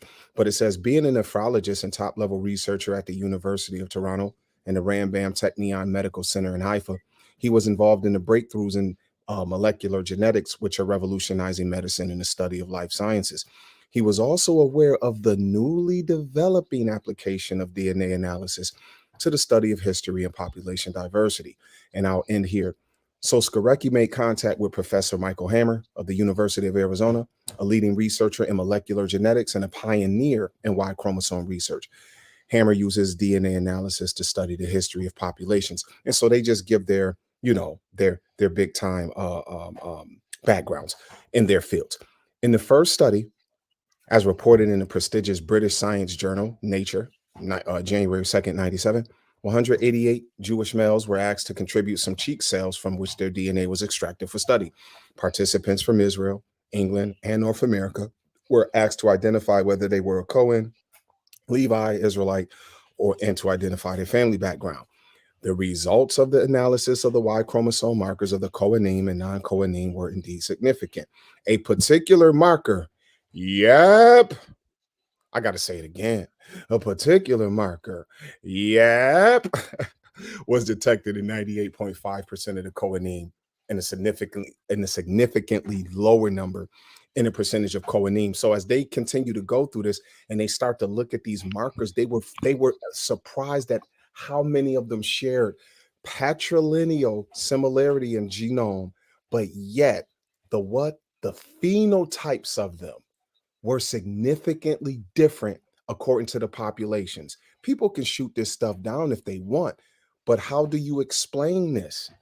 How do you explain this unless what our brothers are saying tonight has validity? And this is the beginning of the study.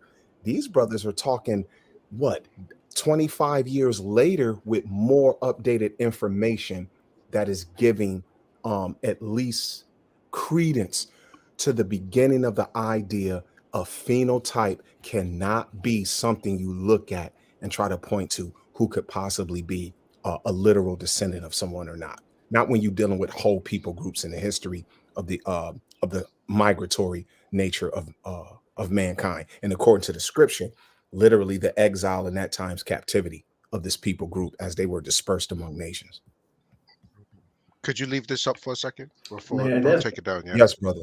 So I want to address something with this paper. So Nasser, I'm sorry. picture on. It's a question that our brother Nasariah had, and so you guys can answer it whenever you get ready. But I know you want to go ahead and deal with this paper real quick, so I'll let y'all deal with that first. All right, so this paper is pretty much dealing with the Cohenine haplotype, which is JP58, which would come from the North Caucasus. And these people are actually, it says YAP, but they're YAP negative. You see the dash right there? So they don't have the YAP component in their Y chromosome. So YAP pretty much means Y chromosome allele polymorphism. So they're YAP negative. They don't have it. So the people that you're talking about here are the people who are claiming to be Levites, but they're not Afro-Asiatic. JP58 is not Afro-Asiatic. So the Hammer and them who did this paper, who did this study with the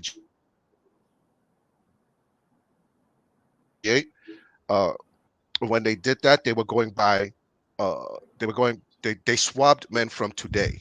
You know, if you were Cohenine, if your last name was Cohen, or you could prove through your lineage as a European Jew that you were a Cohen, then they would take your DNA, because they assume that the Levites, or these people who call themselves Cohen, are the actual Cohenites. So but as you see, they're Yap negative. You see it say here in the, so that's Yap negative. They don't have the Yap component. We do. Right. Haplogroup E and D. Right. Thanks for pointing that out. So I just wanted to straighten that out. Yeah. Oh, no. It was good. No, I was just going here to show you that. Now, if you look in the top left-hand corner, you see it say slave ships in Israel. This is just something I got. This article was something I was using to say that it started on a theory of people who already claim by tradition to be Cohen. So the point you're making is right. But that group of people who are claiming this, they all share similar Y genetics. Even I'm sorry, similar Y markers, even though they all phenotypically don't look exactly alike. So that's all I was really using that for. But you are 100% correct on your overall point, because this comes from a teaching I did a decade ago called the Jewish DNA Truth, that it starts with a population that has a traditional claim, but yet their marker doesn't prove original Israelite. So that's really, this is just notes from that exactly. Study. But I was just going here for the about this. Yeah, that's cool, because that part, that's why I didn't touch on that part, because you basically, what you said was correct. They wouldn't, and that could go along not just with Israel, but any population. You know, they may same Y or Y chromosomes, or they may share the same mtDNA chromosome, and not look like each other. You know, either or, not both together. Because usually, if they're both, if you're mating if you're mate guarding and you're mating in a certain population, that means the men and women are usually the same. You know, the mtDNA and the Y chromosome should be always the same. So, but outside of that, yeah, you're right. If we're dealing with Y chromosome and the men are, they're interbreeding with women with maternal mtDNA U, haplogroup U, haplogroup 8, on the mtDNA side, then yeah, they would look a little different. So you're exactly right. Yeah, and what's also important about the paper right there and the concept of the Kohanim concept, like, so that like the brother said, that's gonna be based around the J marker, right? The JP58 or whatnot, right? And so there's this controversy about the limba having the J marker and at what level, etc., whatnot. But this is what's beautiful about that, right? Like, so even they have a completely different phenotype, but they still have that same paternal lineage as the rest of these people, right? So whether you agree if it's the Kohanim gene or not, it still exemplifies the concept of how fluid phenotype is when it comes to genetics, and how you can't judge genotype based upon phenotype, right? And to that end, I just want to be clear about this. The people that have this colorism doctrine, they're going to claim connection to the limba, but they will not dare call them a Khazar Jew. They won't dare call them a Khazar. And it's not consistent. It's not consistent anywhere. And it's definitely not only because of their, I'm sorry, I didn't mean to cut you off, and it's only because of their color, because of the lemon skin color, that they won't even connect them to even J marker Ashkenazi people in Germany. So it's crazy, because you do find haplogroup J amongst the lemba, as well as E. I think they have some T and some R as well on their. Yeah, they got like 12, 13 different haplogroups amongst them. Right. Extremely. Now, that's interesting, because that kind of answers Brother Sadok bin Israel's question. He said, with the subject point being overlooked, the Ashkenazi Jews of this information notice why blacks disregard as potential Jews. Let me answer that like this, brother. Not all Ashkenazi are racist against blacks as Jews. There's a lot of them that are very accepting. However, the majority there, I won't even say majority, because I haven't done a poll or anything, but I do talk to other, white Jews or Caucasian Jews, and many of them do believe that we Somebody's share mic is open. Somebody's mic is open. Somebody's breathing real hard. Yeah, and many of them do believe we share ancestry. The problem is, as one of the rabbis told me just within the last couple of weeks, he said, listen, the reality is you got racist people in the Ashkenazi community. You got racists in the Sephardic community. And I pointed out earlier, the Sephardic rabbi, the head rabbi in Israel, called black people monkeys. So you do have racists in those groups, just like amongst black folks. As much as we complain about other folks, we talk bad about other folks too. We got bigots over here as well. So and that's part of the reason why these teachings have to be done, because we got to debunk that. Even I've been looking at people in the chat, I'm trying to let everybody have, free course to say what they want to say and express their feelings and things of this sort. And I'm about to drop the link shortly for any questions that people in the chat or audience want to ask. And understand it's for questions. It's not for debate. It's not to come up here and grandstand or any of those other things and, wax eloquent. We gonna deal with the subject matter and we're gonna stay on point. We're not gonna get off into no space theories or spookiness or any of that other stuff. But the point is, bro, people are just racist in every community around the world, man. Moray D. Glenn Royal, who's been listening in, if you go to his channel, if you all haven't subscribed to his channel, go to his channel. This man been speaking Hebrew fluently since he was a child. He knows the languages and all these other different things. He can help you understand and break down even the differences between these different groups. But he told in his latest teaching, he talked about when he was in Israel, walking with two other Black Israelite sisters, how that there was a group of a chauffeur, I guess an escort, adult with some children, and they were calling them kushi, which basically is like the equivalent of the N-word. And they were laughing and making fun and gesturing and jeering. And I guess they didn't know he was who he was, and he confronted them on this. But this kind of thing exists. You see it on the news. You look at I-24 news, the Israel news. Sometimes they expose it and show it on there.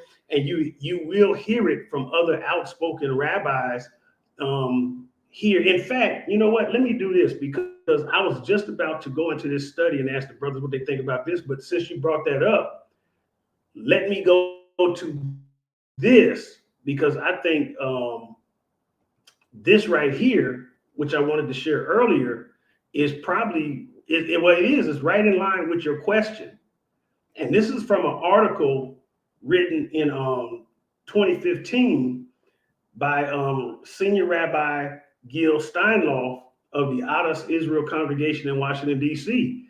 And he was calling out Jews. See, just because we don't know about it don't mean it's not happening. But he was basically calling out other Jews for selling out and buying into white supremacy and taking advantage of white privilege.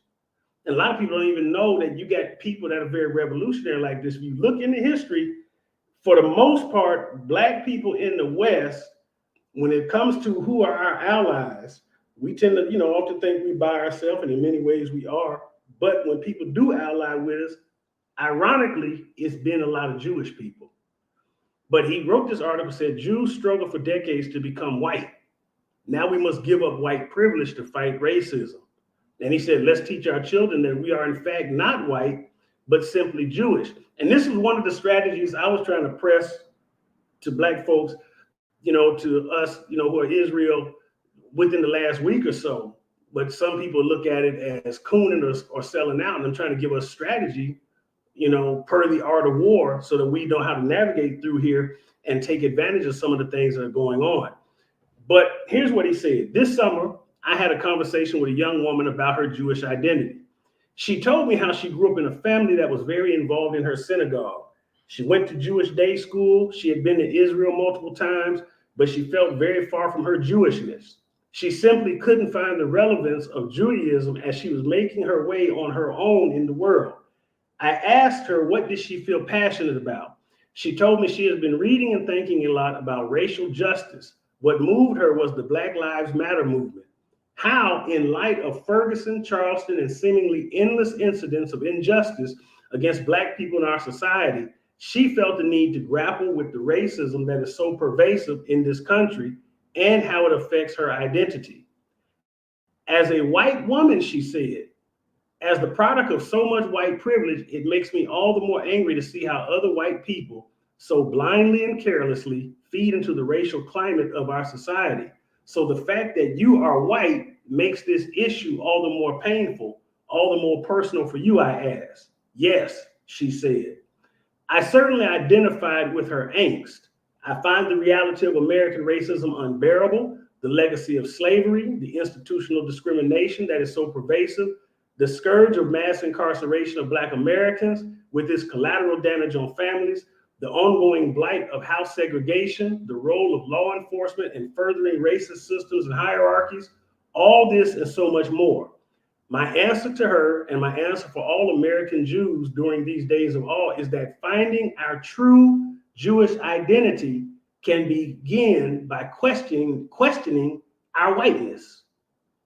In a flawed and racist society, we Jewish Americans are prospering, reaching the top echelons of privilege and power. With racism and injustice entrenched year after year, generation after generation, we must now ask ourselves, what role do we play in that injustice now that most of us live as white people in America?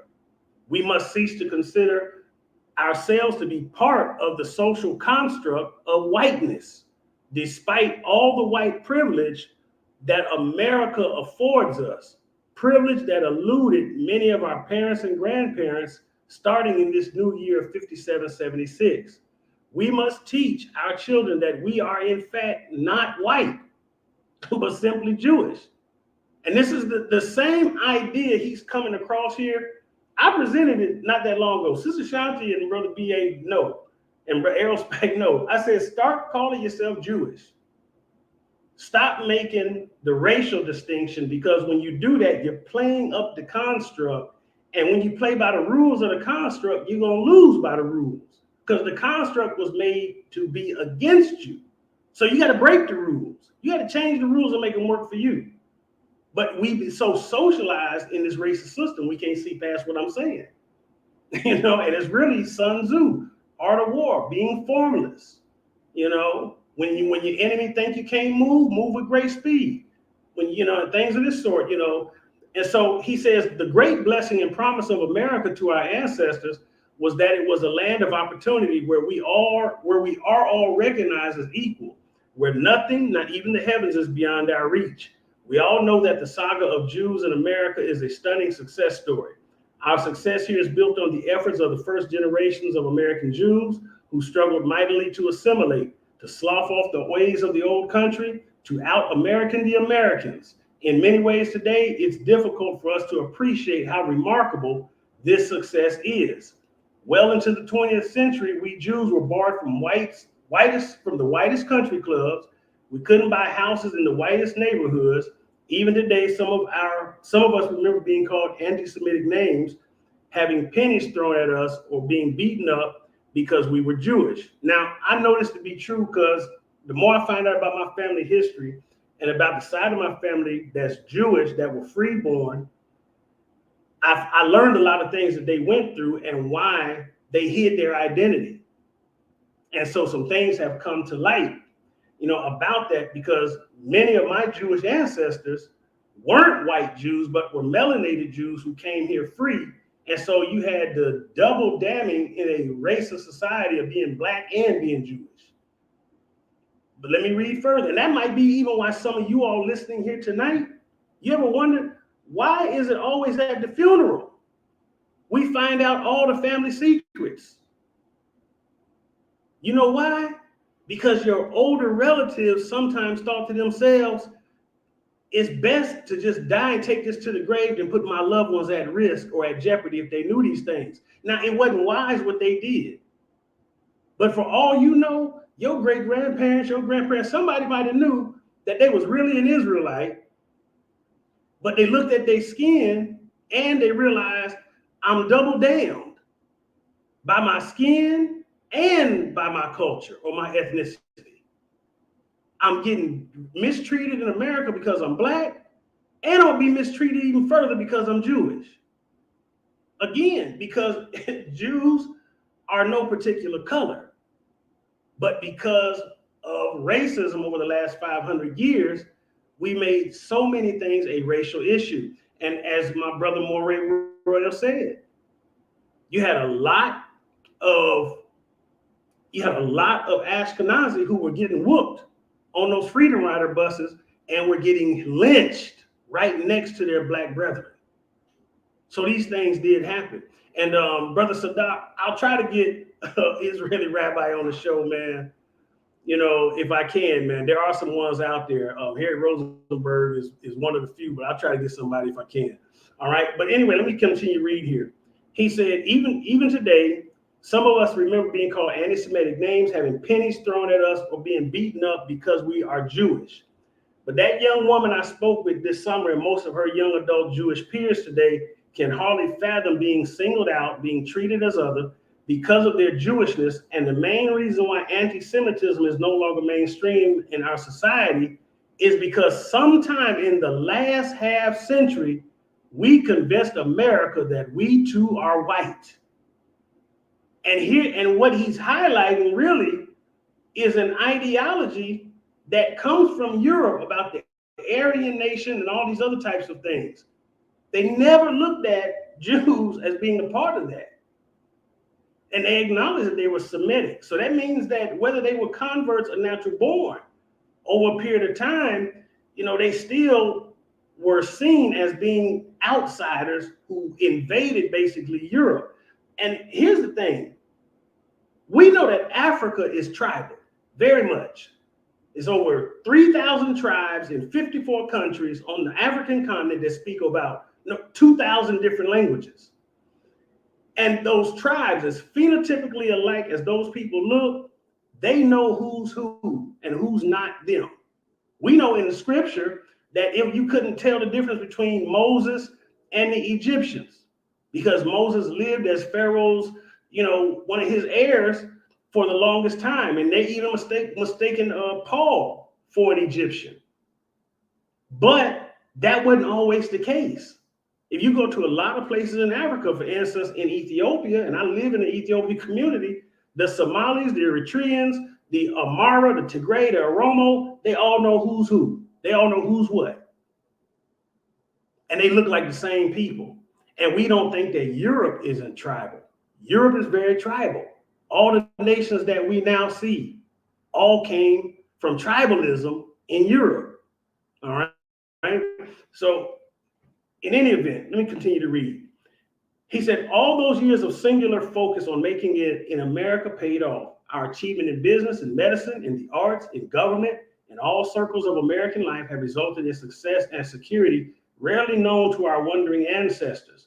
The history of my own synagogue in D.C., Adas Israel Congregation, mirrors the history of Jews in our country. Over a century ago, its founders dreamed of one day building what they referred to as a great cathedral synagogue, standing tall and proud in our nation's capital, as powerful as the great American monuments of this city. By this spring, the President of the United States was visiting their congregation to give a speech and visit with preschool kids. He said, these days, the country clubs and exclusive neighborhoods are as Jewish as they are waspy. Indeed, we Jewish people have been building a great shining American tower, and we have just about reached the highest heavens. Almost sound like the Tower of Babel, don't it? But in our own century, we are waking up to the fact that our astounding success in America is a Pyrrhic victory. Our own children and grandchildren, raised as white American children of privilege, have completely forgotten who built their place in society or why their well-meaning ancestors so passionately endeavored to build it. Many no longer value their essential Jewishness in their world's view or life plans. For most, the success built by American Jews is indistinguishable from general American white privilege success. Oh, I went too far.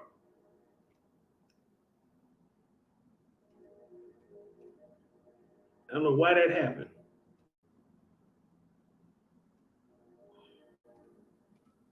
And this is a really good art. Yeah, here we go.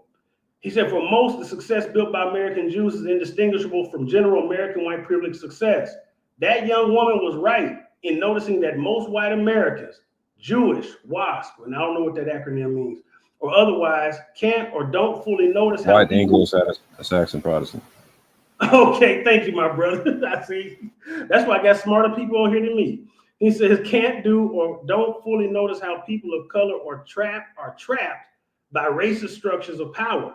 They can't even identify how racism infuses all aspects of our lives, our choices, and our expectations of themselves and others, despite good intentions. You might think I'm not being entirely fair. Yes, most of us and our children are a part of white America now, but we know plenty of young Jewish Americans who are very proudly Jewish.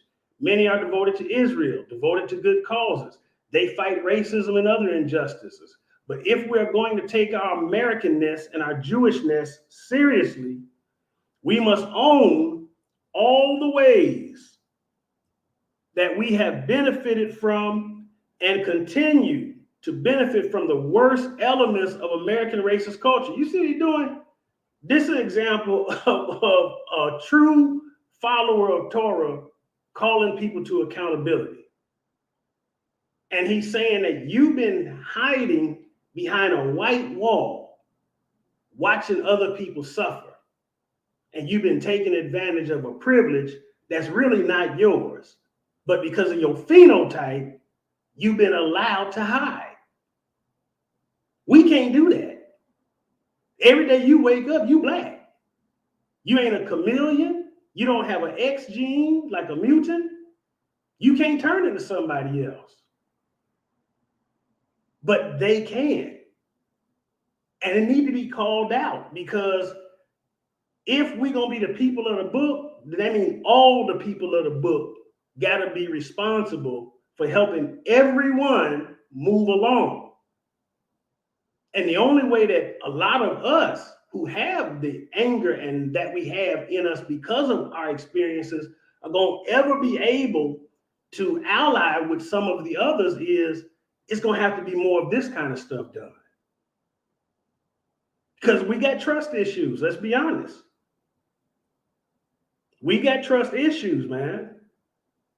And a lot of them are deservedly so.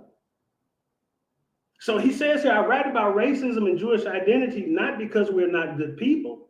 I write about this because in recognizing race as central in American Jewish identity, we can not only more effectively use our actions, our success in this country for good purposes, but we can return truly to the essence of what being Jewish in the world really means.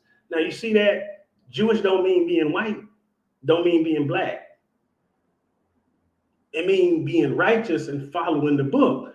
Our people have been known by many names over the centuries. Once we were called Hebrews. In Hebrew, the word is Ivri. Shout out to Ivri on the panel, which translates as the other or from somewhere else. We were also called B'nai Yisrael, the children of Israel. Yisrael literally means struggling with God. We are to be the ones who struggle with ultimate issues of life, of values, of justice. Through the centuries, our moments of power have been all too fleeting. Mostly our hope has been to be tolerated.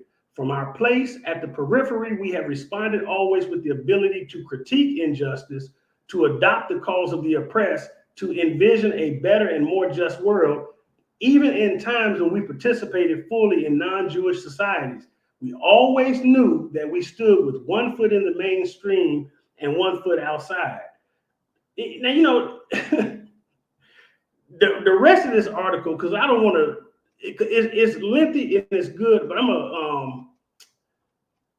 gonna have to make, because you know what, I downloaded it from the Washington Post, and because you got to have a subscription and everything, so I can't even put the link in the chat. But I tell y'all what, because I can turn this into a PDF, if you email me and you want to read the rest of what it says, then just go ahead and email me, and I'll get it to you, because it's a pretty interesting thing. Brother J Mac, I ain't forgot about you, man. I ain't forgot about you.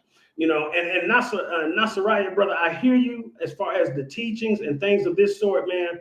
But you got to remember, a wall, you know, isn't built instantly. It's brick by brick by brick, and it got to be torn down the same way. All right. So when one person is doing something, we can't expect that one person to change the mind of the whole nation without no help.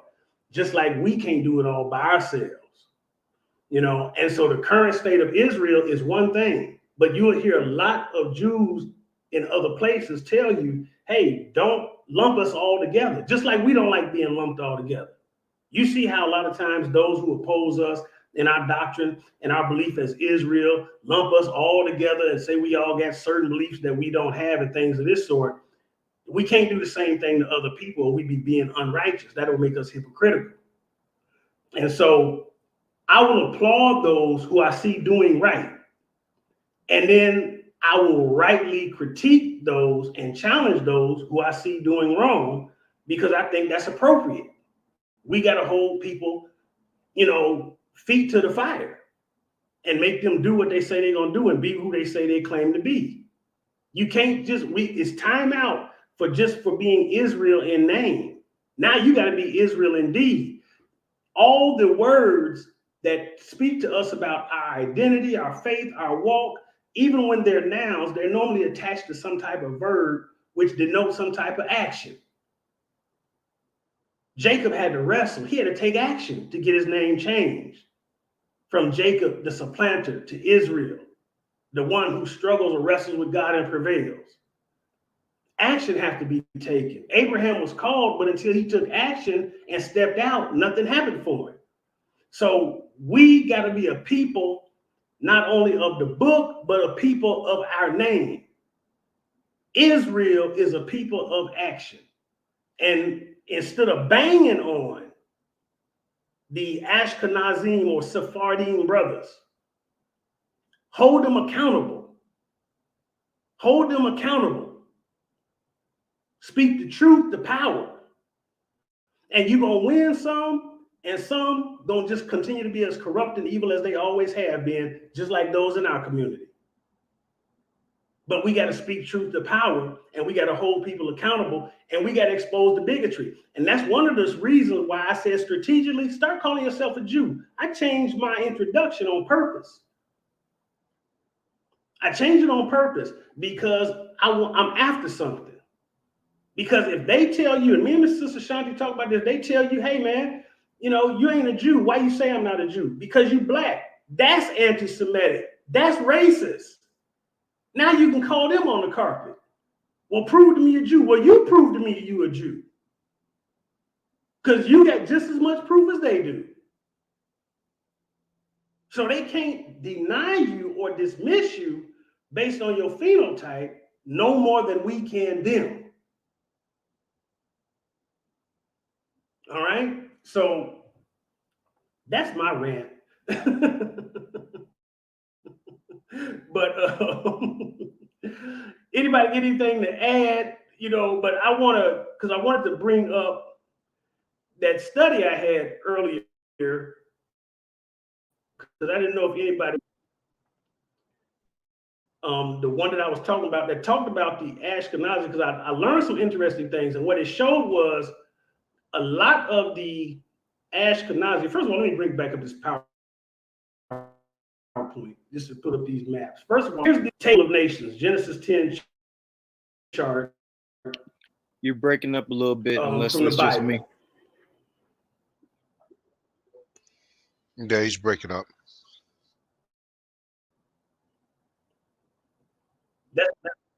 I'm getting the signal. Can you hear me better now? Yes. Speak a little bit more. Keep talking, brother. Go ahead.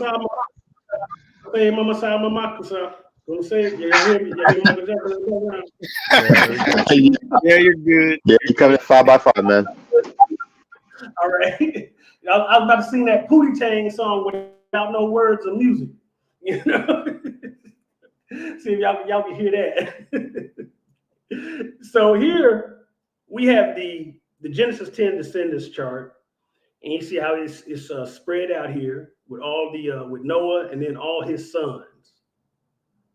All right, so we have that here, and we see that Ham. I mean, that brother was going ham. He was getting busy. He got a big old tree, and Shem right behind him. But then here we got some other maps, and these are just, like I said, and some of these maps, I noticed that, like on this particular map, Ashkenaz is not always listed in the same place. On this map, here you see the circles. It has Shem, Ham, and Japheth. Notice how at some point they all crisscross, which means that at some point the peoples probably, as they spread out, intermingled and things of this sort. But here on this map, it has Ashkenaz in Eastern Europe, in the area where you have, I believe that's Georgia, Azerbaijan, and some other areas going up towards Russia and Ukraine, as we know them today. So you have it in between the Black Sea and the Caspian Sea. But then, and so on this map, you have the same thing as well. All right, and you see how it has now Japheth's descendants in Europe, further in Asia Minor, where Turkey is, where you see Tubal, Togarmah, Gomar, Magog, Meshech, and then going further into the Indian subcontinent and beyond. And then you have Shem in the Levant, and then what we know as the Arabian Peninsula, with a little mixture of Ham in Canaan, and then further down, as well as throughout Eastern Africa. And then Ashkenaz or Ashkenaz is still in the same place. And you have it again on this map. So because I saw it 3 times listed this way, I came with the assumption, and Ivry or Sean or more, you can correct me, that this is where perhaps the Ashkenaz, the grandson of Japheth, this is where his original descendants spread out to. But there was another map where you see it has Ashkenaz in Turkey. And this has a different arrangement.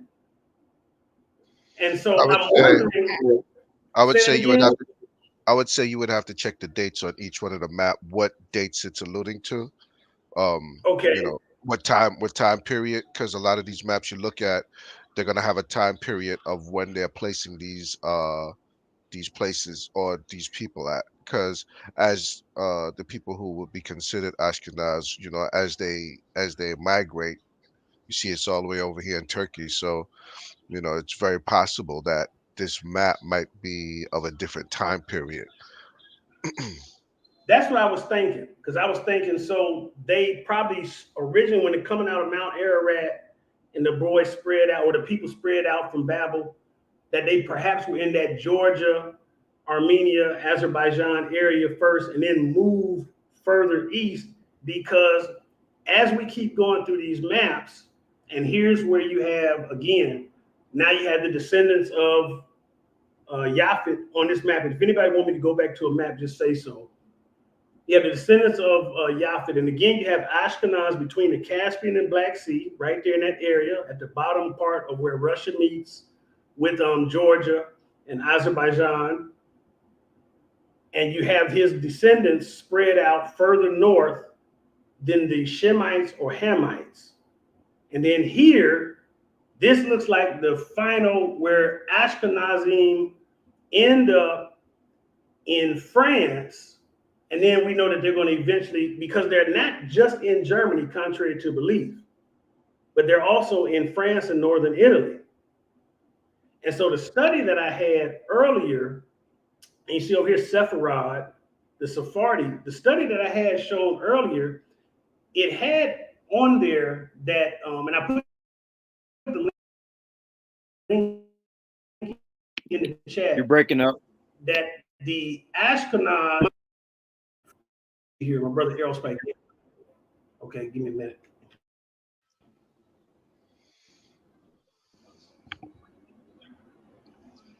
Can you hear me now? Yeah, That's better. That's a lot better.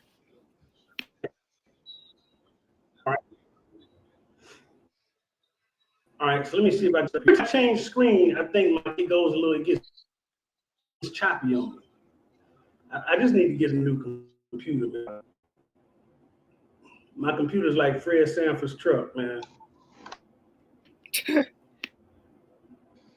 might just need to update your modem or something. But while you do that, What's up? What's up, Avery? But while you do that, just to touch on Ashkenaz, actually, what's interesting about Ashkenaz is that Ashkenaz is actually mentioned in the scriptures. Either I can pull it up or you can pull it up. But I would assume that Ashkenaz originally probably settled near Mount Ararat and somewhere near basically Armenia and Southern Caucasus. I guess I can just go ahead and share my screen. But there's a scripture in Jeremiah chapter 51. You need the scripture? I did pull up. Yeah, I got it. I got it for you. Yeah, Jeremiah chapter 51, verse 27.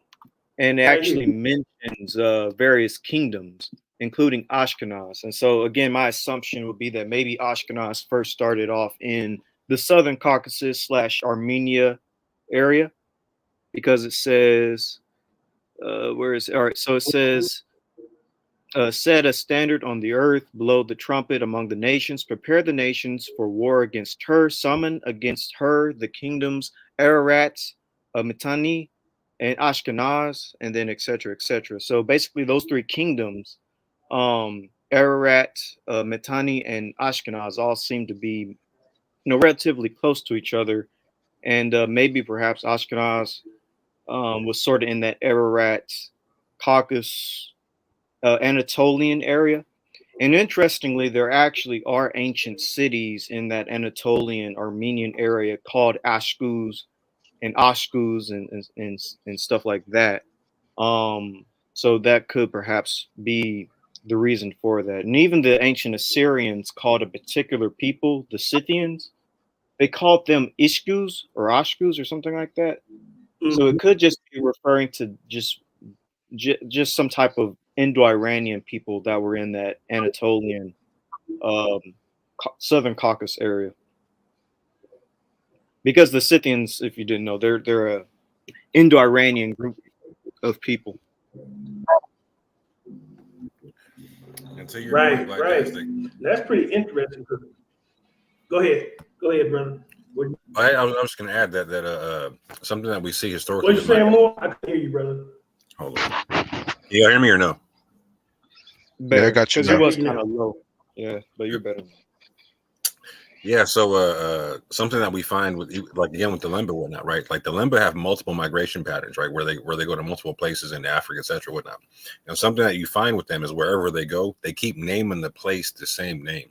So to what you're talking about, right. Like, and what he was talking about, like, yeah, it seems like even with the people who try to disprove the Ashkenazi Jews and try to make them like the Khazar Jews or whatnot, even the people who try to scientifically prove it, they've traced their language, the Yiddish, back to Turkey, right? Back to these places called Ashkenaz that you're talking about and whatnot, right? So it stands to reason that as they've migrated away from their original homeland, that they would do the same thing that other people would done, to where they would name the places after the places that they've come from and whatnot. That's not unheard of. Yeah, this study right here, that's a good point too. Even how Yiddish, is developed. And I noticed, and probably Moray Royal, I'm sure he probably has noticed, a lot of your people in that Rhineland, that Deutschland, German area, because Germany has a lot of, the German language, which I know a little of, and it's funny how I came to learn some German. I learned all the cuss words first, and then I had to start learning the language. But it's similar to Hebrew in terms of the enunciation and the sounds of certain things. And so I could see how they could pick it up, and then how the Yiddish language would come about.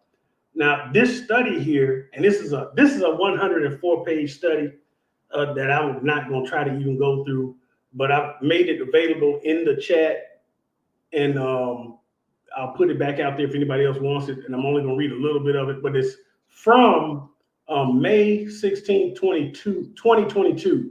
It says, genome-wide data from medieval German Jews show that the Ashkenazi founder event, and you guys probably know more about the founder event, predated the 14th century.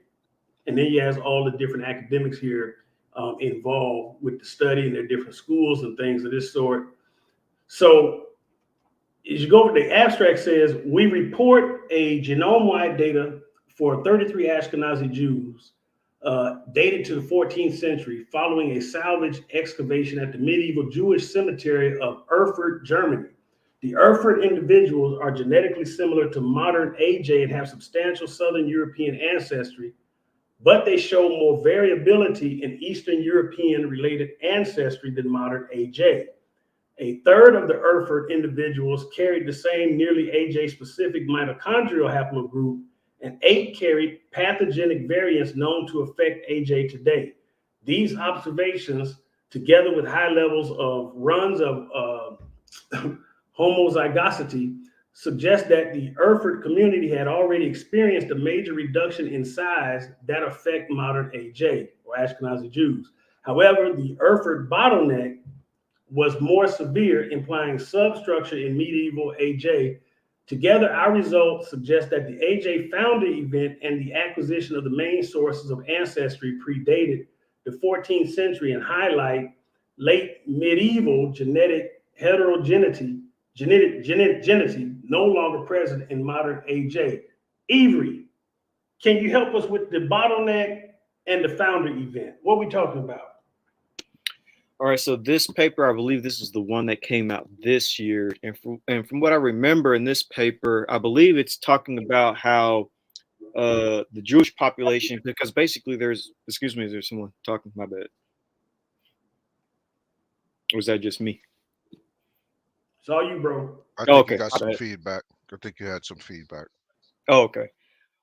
So basically, there was the Rhine hypothesis that the Ashkenazi Jewish populations originate in Germany and the Rhine.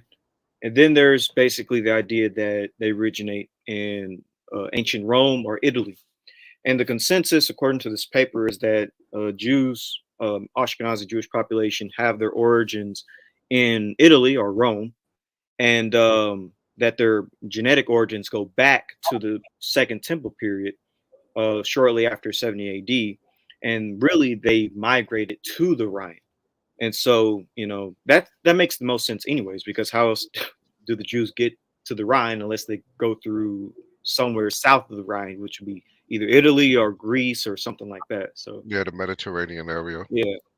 France, Caucasus. So the Rhineland hypothesis is basically this is what the AJs were saying, the Ashkenazi Jews, that they originated in the Rhineland. So this is the pushback on it, basically. Okay. By using migration patterns of the original cluster or the founding population. Okay, now what is a founder event for those of us who are not used to using these type of terms? I guess the simplest way to put it is just for everyone. The simplest way to put it is, like, for instance, Abraham. He would be like a founder event when it comes to the birth of the Israelite people, or should I say, the birth of Hebrew people. When it comes to the Edomites, the Midianites, the Israelites, he will be a founder event. So when it comes to these Jewish people, their forefathers, which would be a set of men, their founder event will be beginning in the somewhere around the late antiquity period, in which they're all going to descend from these set of men. Hopefully that kind of makes sense. Okay, so then how do we go from a founder event then to like a genetic bottleneck? What's that, and how does that happen? Now, a bottleneck is when a population basically sort of loses a lot of people, and everything starts to come, basically you start to get into a literal bottleneck in which you have a large population, and then eventually a lot of that population is wiped out, and you only have a small amount of people left. And then from that small amount of people, you can get into a new founder effect where people will basically be born from this small amount. Yeah, I wish so there was the a graph. population. It'd be easier if there was a graph I could show you. Okay. Right. So basically, Now, like you said, one thing in the study, like I said,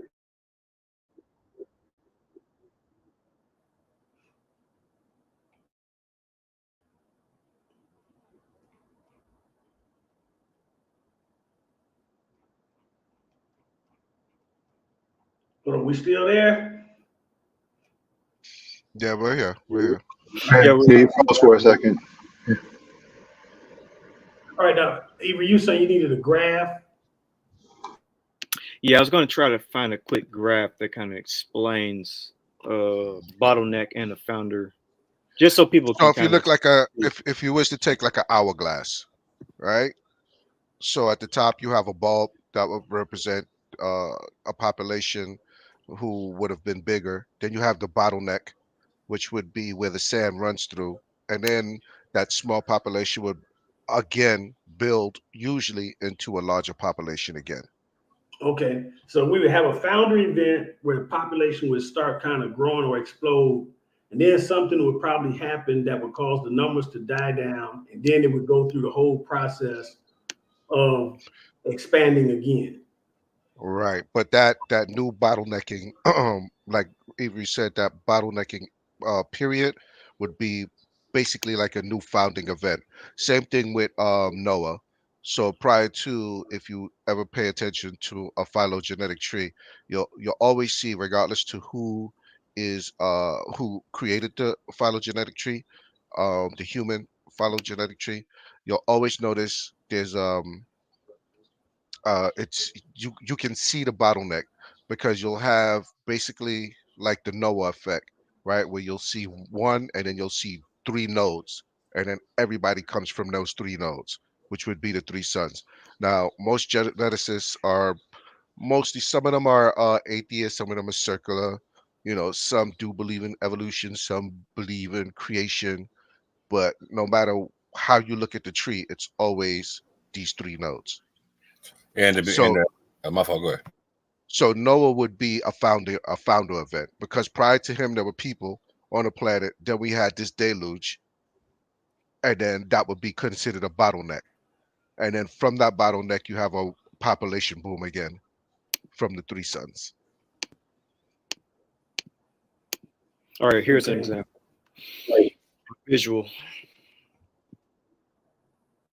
You can go ahead more. I'm just pulling up a visual example. No, I was just going to reiterate that Noah is an example of what the brother was saying, of a founding event and a bottlenecking, right?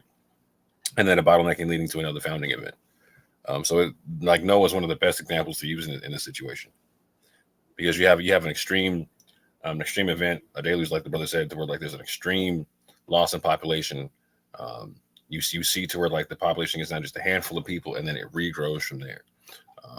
And typically within those situations, when you get into a bottlenecking, you're going to see a lot of genetic mutations happen and whatnot.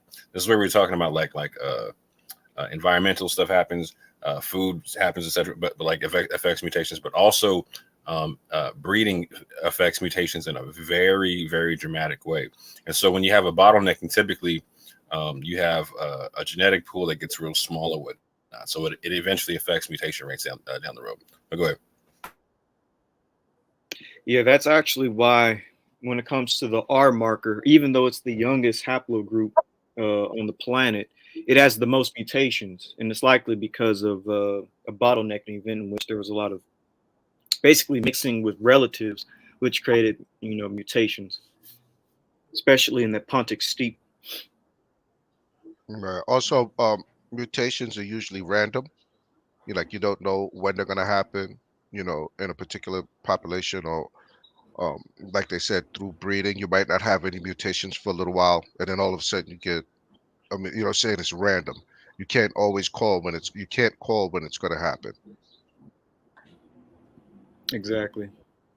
But hopefully this image also kind of just helps y'all out. If you can't see that, it says original population, then bottleneck event, surviving population, then new population. One thing we can also think about. It's almost like something. So go ahead, brother. Go ahead. No, I was going to say, we think about the bottleneck. Tell us about the bottleneck of the events happening here. I'm not sure if the paper said around maybe what time this could have been. Between, I would say, do you think it's going to happen between maybe like between the 12th, 13th and 14th centuries, perhaps? Because I started thinking about the time of the Black Plague that ravaged Europe, that could have been the cause of the bottleneck event with so many deaths. I think it was like 2/3 of the population died back in the 1300s. That's a good analogy, or I'm sorry, a good hypothesis that maybe this event caused that to happen. So I wouldn't dispute it. And also, a lot of Jews then were also being persecuted by by the Catholic Church, because they were blaming them for bringing the Black Plague to begin with. So a lot of people were killed because of that. Right. I was actually about to say it's probably the persecution that started the bottlenecking event, because when we found the Erfurt Jews' bodies, the remains, they were found in wells. Somebody had dumped their bodies in Right. wells. So it's wells. probably persecution. Okay. And the bodies were pretty much like jammed That's a in the good well. connection, because right. Because that, then again, it goes back to what we were talking about earlier. Everywhere that Jews have been scattered, they've been persecuted. And that's another thing. To those who are still with us and listening, and shalom to all those who are just joining us. I see my brother Talmud in the building, and I see Sister Shari, she joined us. Persecution of the Jews or of Israelite people didn't just start in 1619, y'all. Okay? I'm sometimes miffed at how we jump over 2,000 years from the Babylonian exile to 1619 and act like no history took place, to Israel in between. Let's not forget the Assyrian. Let's not forget the Assyrian as well. Exactly. The Assyrians carrying away the northern kingdoms. You have the Babylonian exile after that to the southern kingdom. And then you have the Persians who come in and a little more diplomatic than others. But then you have the Greeks come in and try to destroy the faith. And you end up getting the Maccabean revolt, and things of that sort. And then we had the Romans come in, and that will eventually lead to the destruction of Jerusalem again, and the destruction of the temple, and the expulsion of the people in 70 AD, and then again in 135 AD. And you'll see all these things that a lot of times we adhere to as identifiers, such as the curse of Deuteronomy 28, they don't just start happening in 1619 and throughout colonial America. This stuff is recurring or repeating and happening multiple times throughout history. And there are other events that take place in different parts of the world. And I think that a lot of times because we're so narrow in our view relative to ourselves, we're unaware of all the history that happened all over the world beyond our experience or what we believe is our ancestors in this particular part of the world. And we forget or don't know about all of the different things that not only happened on the European continent, but happened also in Africa, and also happened further east in other parts of Asia, especially in India. You had slave revolts that basically crippled the Abbasid Caliphate. And you had other things that happened in different parts of the world. And so I love doing this, and I'm so thankful for all y'all coming on, because I hope it expands people's thinking, beyond just our narrow view and our narrow scope, and it makes us examine ourselves in terms of what we define as an Israelite or as a Jewish person. And I'm like me and Sister Shanti, we be talking about this all the time. I'm not content to allow the Knesset define my Jewish or Israelite identity based on the rules that they created. I'm not content to allow them to do that and tell me what I am and what I'm not, when they have just as much evidence as I do about who they are. And we keep coming up with more evidence to prove, that Israel is not just a particular set of people, but we are a scattered people to all four corners of the world, just as the scriptures say. And we come in black, white, red, brown, because if you get scattered all over the world and you get intermingled with different people, you're not going to stay looking like you originally did. Things are going to change. Now, I did promise I would put the link in the chat for people who want to come on It's Friday night, it's Shabbat. Y'all ain't going to the club. Can't none of y'all probably dance anyway. You've been following Torah and trying to live righteous. You done lost all your rhythm. So you might as well hang out. Y'all ain't going nowhere. All right. I want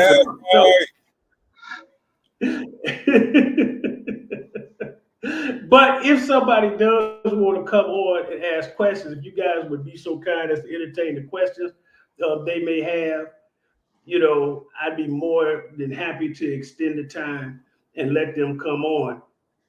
You know, and what we, you know, I mean, I know there's going to always be chat room rangers who just like to, you know, pontificate and make the, you know, statements in the chat, and that's fine, you know. But if you want to come on, the link is there.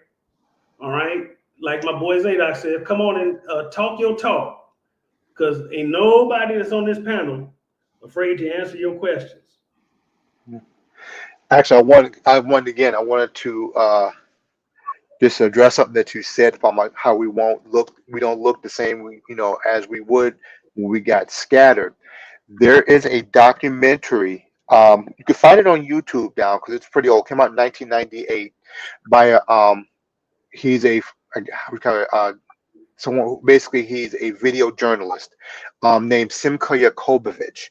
Yes, he's Israeli. It was a video called Quest for the Lost Tribes, and basically he just took the Torah itself and said again that the premise is that the Torah says that at the end of days the scattered tribes are going to be brought together, and that's what's going to trigger the apocalypse. And so he basically took the scriptures and went to different parts of the world. He went to India, and he found a people there who basically look like the Asian Indians that you would see, you know, now, except they have Hebrew practices. And they say, and according to their testimony, they're at war with a people group there called the Naga. And the reason why they're fighting is because the Naga says, you do not belong here. There's something about them. They say that you're not one, say you look like us, but you're not one of us. And they know them, and they said they, you know, their practices and everything. He said they do a ritual where they put pork in a little urn and they bury it with some ashes. And when it becomes, you know, when it smells bad, they bring it out and they eat it as a meal of shame. And he said it's because they're waiting till Shiloh comes. And these are people who you would think would be Hindu, but they're not. They're practicing basically Mosaic practices. In Uzbekistan, they say that there was a people group that ruled them for about 200 years. They were called the Hephthalites. The more ancient name for them was Nephtalites. And basically it came down to say like it was the tribe of Naphtali who ruled this place in Uzbekistan. That's in Central Asia. Then there's another group, they said, in Kaifeng, China. And there was a person there who obviously he was an elderly man by this time, so I'm sure he's passed away. They said that 300 years ago, there was a synagogue in Kaifeng, and he showed his ID, and on it said Yudim, and this person was Chinese. He didn't look anything else other than Chinese. So all these tribes all of us got scattered into different parts, and right, we are not going to look like we did when we were in the land originally.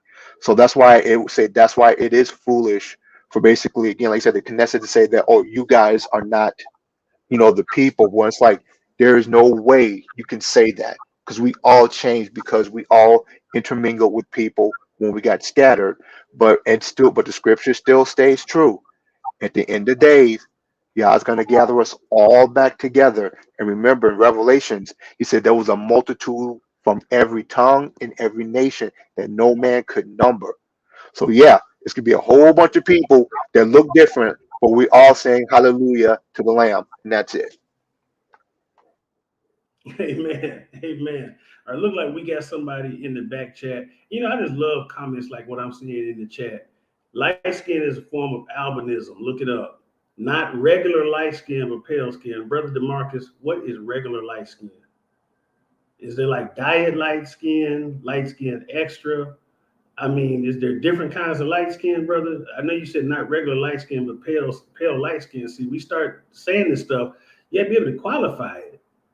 All right, you can't just tell us, these things and then tell us a whole science form on it about recessive genes. We've been talking about that. So when y'all come in late and y'all just start saying stuff, you really need to listen to the beginning, or at least just listen for a minute before you make those statements, okay? All right, and so that would be preferable, all right? And then we got somebody in the back chat here, new being me, all right? I can't see no picture or even an avatar, so let's see who we got here. New being me. Greetings, brethren. Shabbat shalom. How's everyone doing? Hey, Shabbat shalom. How are you, beloved? I just really bless and give thanks for this reasoning, this gathering, especially around now. I just had a question. I pop here and there again. I pop up on 49ers, Genesis, and just Sister E, just to ask questions. Okay. As we're talking about this, and often in these spaces, I find that Ethiopia comes up so much, and it's so important, especially in the Bible.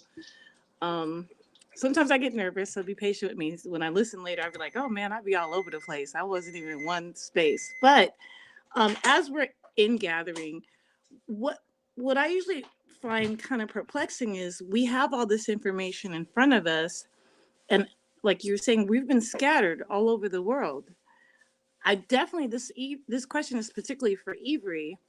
When reading like the Dead Sea Scrolls, and we look at the patterns of the Most High, Yahweh Elohim, we have the high priest and the king, Moses, Aaron, David, and Sam, the high priest that consulted him, and all the kings. I find it kind of challenging why it's so hard for us as Hebrew people who acknowledge Yeshua, who acknowledge that we are 12 tribes.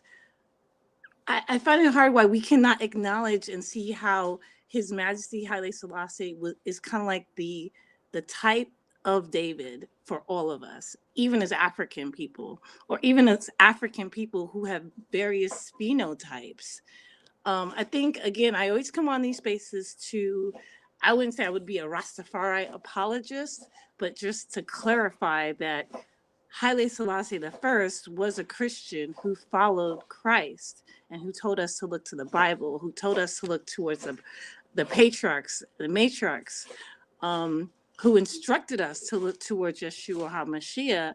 Now, I feel that the Rastafari liberty lifestyle has been hijacked, and it has been hijacked in the same way that we've kind of seen our Hebrew heritage hijacked and cut and paste and clipped.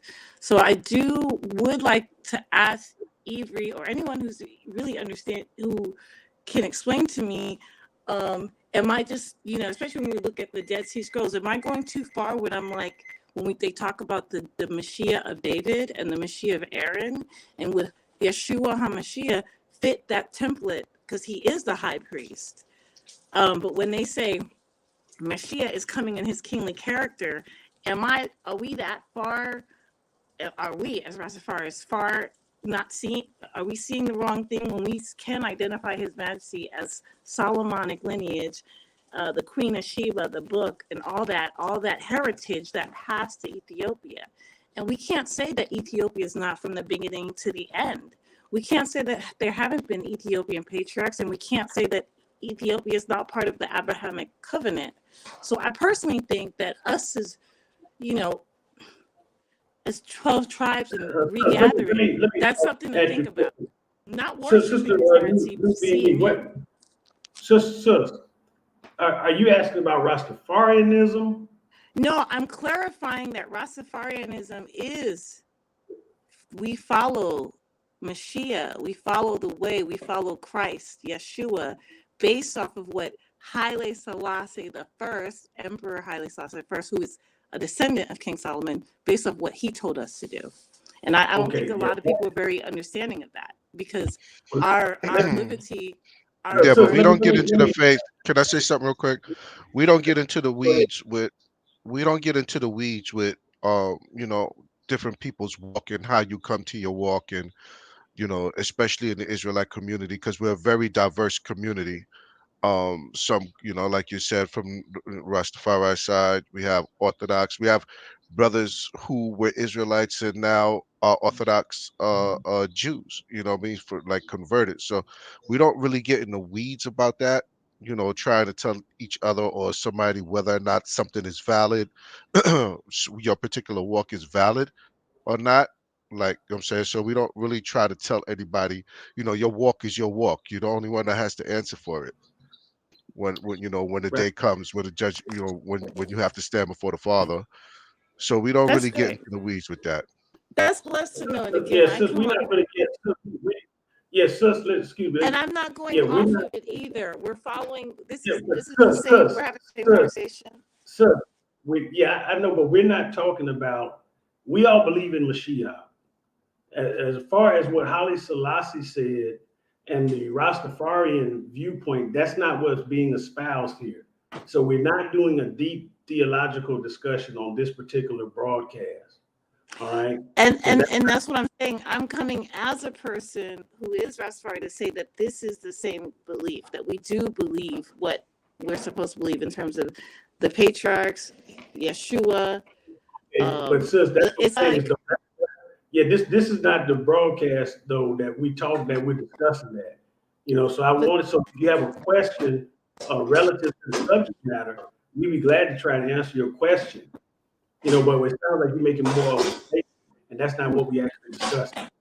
I'll answer part of it. I'm actually bringing in information. I'm not actually asking you questions. I'm just adding to. That's what I'm saying. We answering questions. So as bringing in information is going to change the direction in which we're going and put us on another topic. That's not what we're doing for this particular broadcast. Okay, my apologies, but that was the question in terms of the migration, how we are. We mentioned Ethiopia a lot, so that's just something I just wanted to add on in there. But I'll sit back.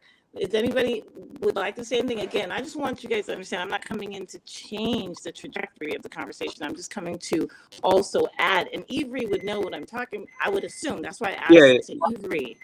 Yeah, I can definitely chime in on that. So when it comes to the Horn of Africa or Ethiopia, it's definitely had a major impact when it comes to Judaism and the Israelite people. Of course, we know about King Solomon and the Queen of Sheba. I believe that her empire was vast. It was both in the Horn of Africa as well as in Southern Arabia. And we know that there was trade routes between the Levant and East Africa with the Israelite nation and even with the Phoenicians. As a matter of fact, there's an ancient story that was recorded by Herodotus that spoke of Pharaoh Necho making a voyage around the continent of Africa, a 3-year voyage around the continent of Africa. And one of the places that they would have went to was Ethiopia. And interestingly enough, King Solomon also speaks of going on a long voyage around that took 3 years. And I kind of feel like one of those voyages would have been around Africa, getting all the different things like apes and peacocks and gold and all this other stuff. But yes, Ethiopia has always played a major role. I believe it has one of the oldest churches in the world.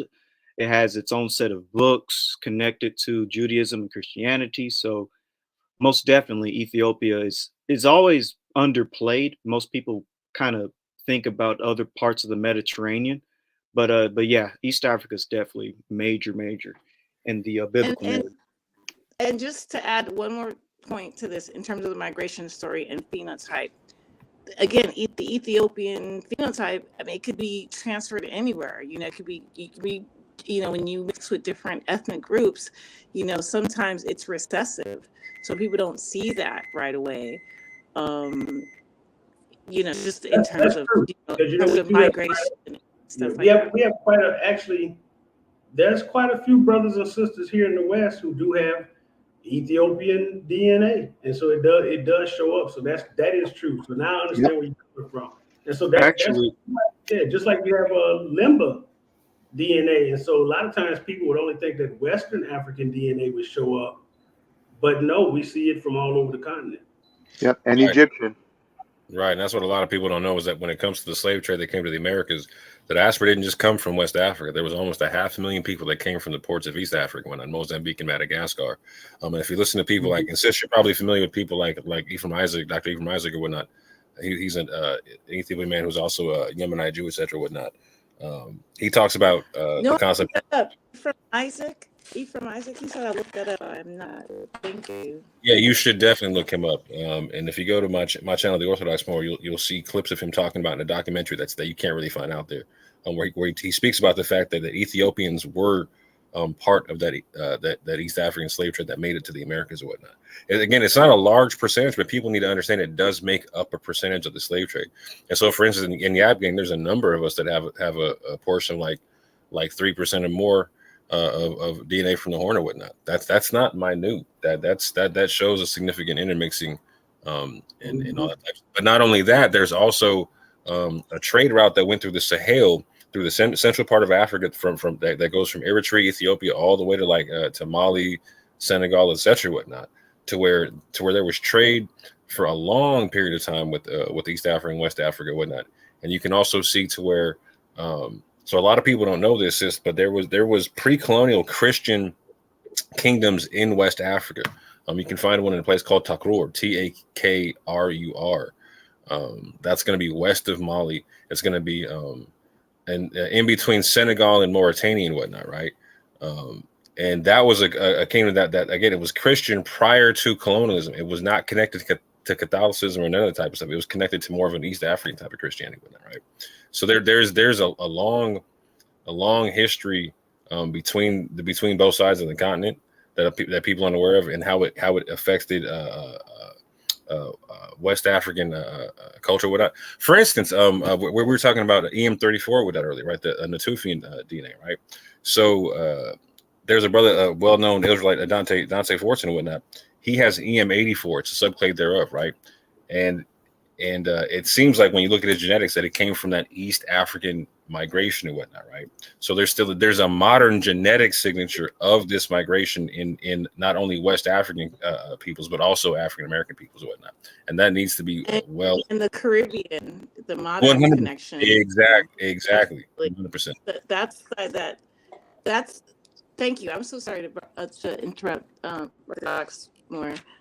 With the Caribbean connection, historically, when you were talking about the modern connection, we should also look at early, like late 1700s, early 1800s. Especially, my family is hailing from Haiti, so because of the slave revolts, a lot of people don't understand that Ethiopia really did help Haiti during that time, during the Western embargo, or the first shutting us out.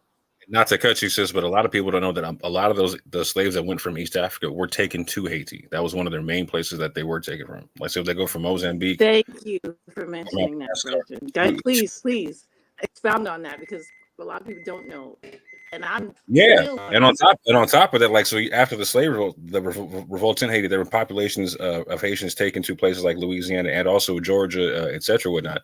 And so in Georgia, there's a church called the First African Baptist Church, to where Dr. Ephraim Isaac, the person I was just talking about, he was also in a documentary to where he was identifying potential Ge'ez letters inscribed on the pews and whatnot, on multiple pews. Right, so there might be literal physical imprints of not just the Ethiopian people coming over, but their culture as well, right? Language, etc., practices, etc., whatnot. There is in the Americas. There's a in the Low Country of again where these people were coming from Georgia, South Carolina, etc., whatnot. There is a specific form of Christianity that's specific to the area coming off the slave ships. Where you're seeing practices consistent with West and East Africa and whatnot, right?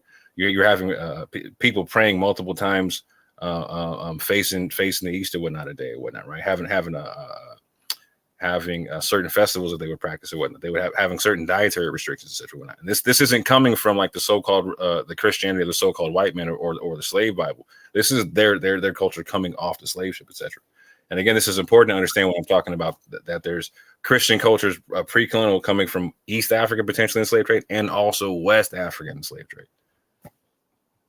Another point too to bring up is, as you had mentioned earlier, more through the Sahel, you had a lot of trade between East and West Africa, and your Amara, Tigray, and the Oromo people were very prominent on that trade route out of Ethiopia going into the West, where they probably did mix in with a lot of the Western Africans as well, where you probably see some of that admixture from Ethiopia. And then there was another group of people that I was thinking about that are similar, you know, to the Ethiopians, not quite, but it seemed like they may have the Haratin or the Hartani in North Africa. Yeah, the Mauritania and whatnot. Yeah, you know, and so, you know, some of us have, you know, so it's, you know, the rabbit hole goes deep. There's a lot of pieces to the puzzle that we're still trying to connect, you know, and put in, you know. May I add? To make a picture. And so as we get more information, the picture becomes more clear because we see how diverse, you know, the gene pool is and things of that sort. And so, you know, so sis, I want to get some other people in case anyone else has a question. Well, I just want to add this last point. Go ahead. Mixing. And I'll head off the line and give thanks for the brothers and sisters to realize a lot of this admixing is a lot of our women were sexually trafficked, stolen, raped, transferred to other islands. So we have to also make sure to remember that, you know, some of our grandmothers were trafficked, you know, and that's how they got to the island. My grandmother was trying to teach us Amharic, you know, through the Ethiopic alphabet, the hey, he, ha, he, ho, in Haiti, because that was where her mothers came from. So one is us, as we think about migration, we would also think about migration, but also based off of, you know, what happens in migration, the good, the bad, and the ugly, and how the Most High still has us here. Give thanks. I appreciate it. Hey, no problem, sis. Thank you for coming on. All right. Now that's another question. The Hartani people, because you got the Berbers, the Moors, you got all these people in that, you know, Western Sahel, you know, area, all up in there, you know, Mauritania, you know, how these people, are they classified as Semitic or Hamitic? Oh, that's a great question because they speak a Semitic or Afro-Asiatic language or whatnot. No, that's a great question because they kind of fall in between and whatnot. In that part of the Sahel, again, genetics is quite fluid in that sense, right? Like that's going to be part of the Sahel to where you can have a lot. Like it's going to be like the highest percentage of Natufian genetics you're going to see at the Sahel, like anywhere from like 30 to 40% or whatnot. You're going to see like almost an equal percentage of sub-Saharan African DNA, and then other stuff and whatnot, right? Yeah, 100%. And what's interesting about them is like, so most people that come from that area that also speak like the Hassaniya Arabic dialect or whatnot, they come from a migration that comes from Yemen and East Africa, etc., to where they mix with they specifically cited like Fulani women and whatnot, right? But again, you're talking about like they seem like they're similar to Ethiopians. Well, that's because they have a genetic overlap from a very long migration till they were coming in. We had Arabs coming in from Southern Arabia, like the Hadramaut area, etc., whatnot, to where again their genetics looks very similar to Ethiopian genetics. You know what I'm saying? Right, because the sis brought up a point when she talked about, you know, a lot of admixture coming from rape, and like the Haratin, like they literally made ghettos for them. You know, and they were slaves, you know, former and slave descendants, and these people were living in North Africa amongst the, you know, the Berbers and the Moors, but they seem to have been, you know, kind of mistreated, almost like second-class citizens. 100%. Still are. Yeah, and so that right there, and I said, I wonder how many of us probably have that DNA. I mean, how possible is that they ended up in the slave trade as well? A lot of us have genetics that overlaps with them, and that's so typically like if you have if you've taken like a 23andMe test and it says like broadly West African, that part right there, just to understand, that's talking about like Mali and Mauritania and whatnot, right? That's where these people. If you take if you're taking like a family tree DNA test, and again it shows you North African, it's going to show you Mali and Mauritania and whatnot, right? These are the we definitely have a so we were talking about people coming into Georgia and whatnot, right? We can definitely find like Fulani people even, right? Like say it's very similar genetics and whatnot coming in all the way from Timbuktu, etc. Which is like if they're coming from that area, we're talking like deep in the Sahel at that point. You know what I'm saying? From Senegal. Again, to Timbuktu and that, right? Like we're like that's right there next to Mauritania, right? No, we have a very large overlap. Not all of us, right? There's some of us that don't. There's some of us that's going to show more of like a Southwestern or Central African connection, and whatnot. But like but for those of us who have like a stronger Sahel connection, oh yeah, and you'll definitely see it. It's noticeable when it's there.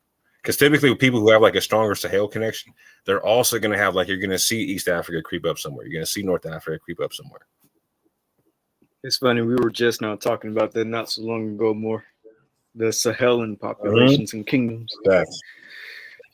Hey, Brother Greg, come on back on, man. I saw you in the back chat, man. I was trying to hit the button, get you in there, brother. Come on back if you wanted to get on the panel and ask a question. I saw you in there. He is. All right, let me go ahead and add Greg to the stream, man. Shabbat shalom, brother. What's your question? How you doing, man? You go ahead and unmute yourself, Greg. I'm doing good. I'm enjoying the conversation. Can you hear me? Yeah, we can hear you good, brother. Man, you made me jealous when you talk, man. I wish I had your voice, man. That brother got a late night DJ voice, man. I need that voice, brother. Hey, I'm kind of having some technical difficulties over here on my side. I'm echoing on my side, like. Oh man, you sound clear to me. Does it sound clear to the rest of you all? Yeah, I don't hear echo at all. No echo for me. Yeah, no echo. Yeah, no echo. You might have both tabs open. You need to mute probably your YouTube. I think I do. Yeah, I think I do. So I'm echoing on my side, and I think it's because I still have the YouTube open some kind of way. Yeah, just mute your YouTube. Yeah, mute your YouTube. And that should work.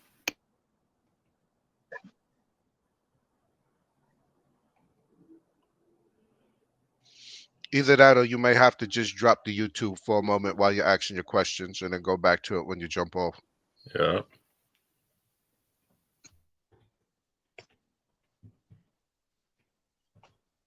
Yeah, man, that brother came on with that deep voice, man. It reminded me when my son got a voice deeper than mine, man. I called home one day, he answered the phone. I was like, who is it?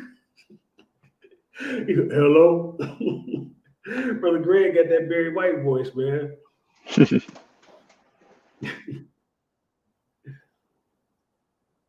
So let us know when you're ready, brother.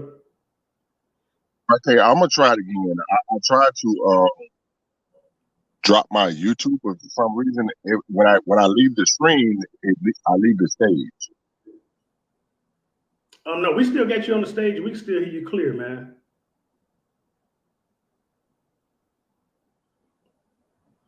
Okay, well, what I wanted to ask a couple of questions to Sean, Avery, or anybody. Yes, but it's gonna be based around DNA type stuff. Okay.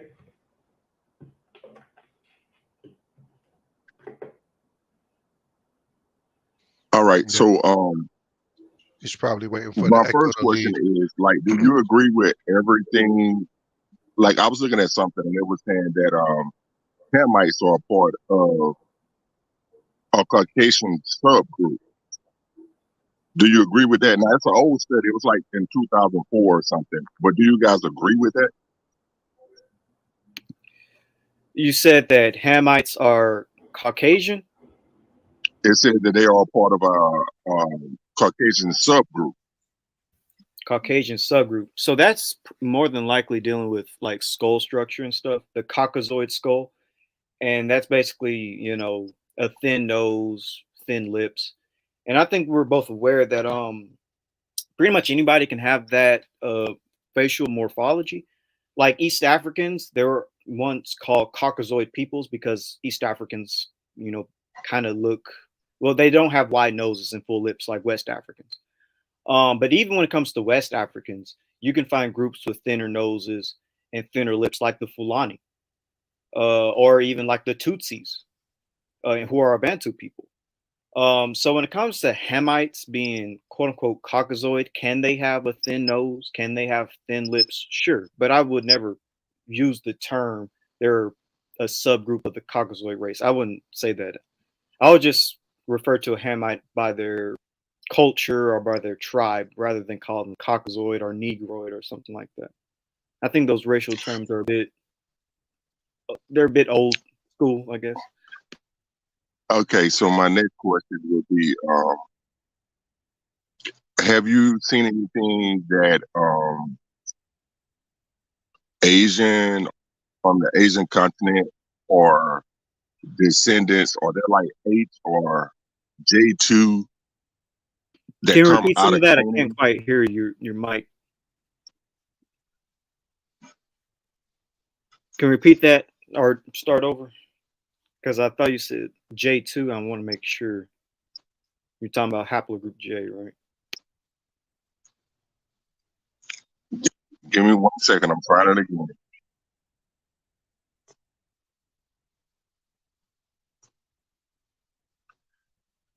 All right, I'm trying it again. I'm having some issues over here.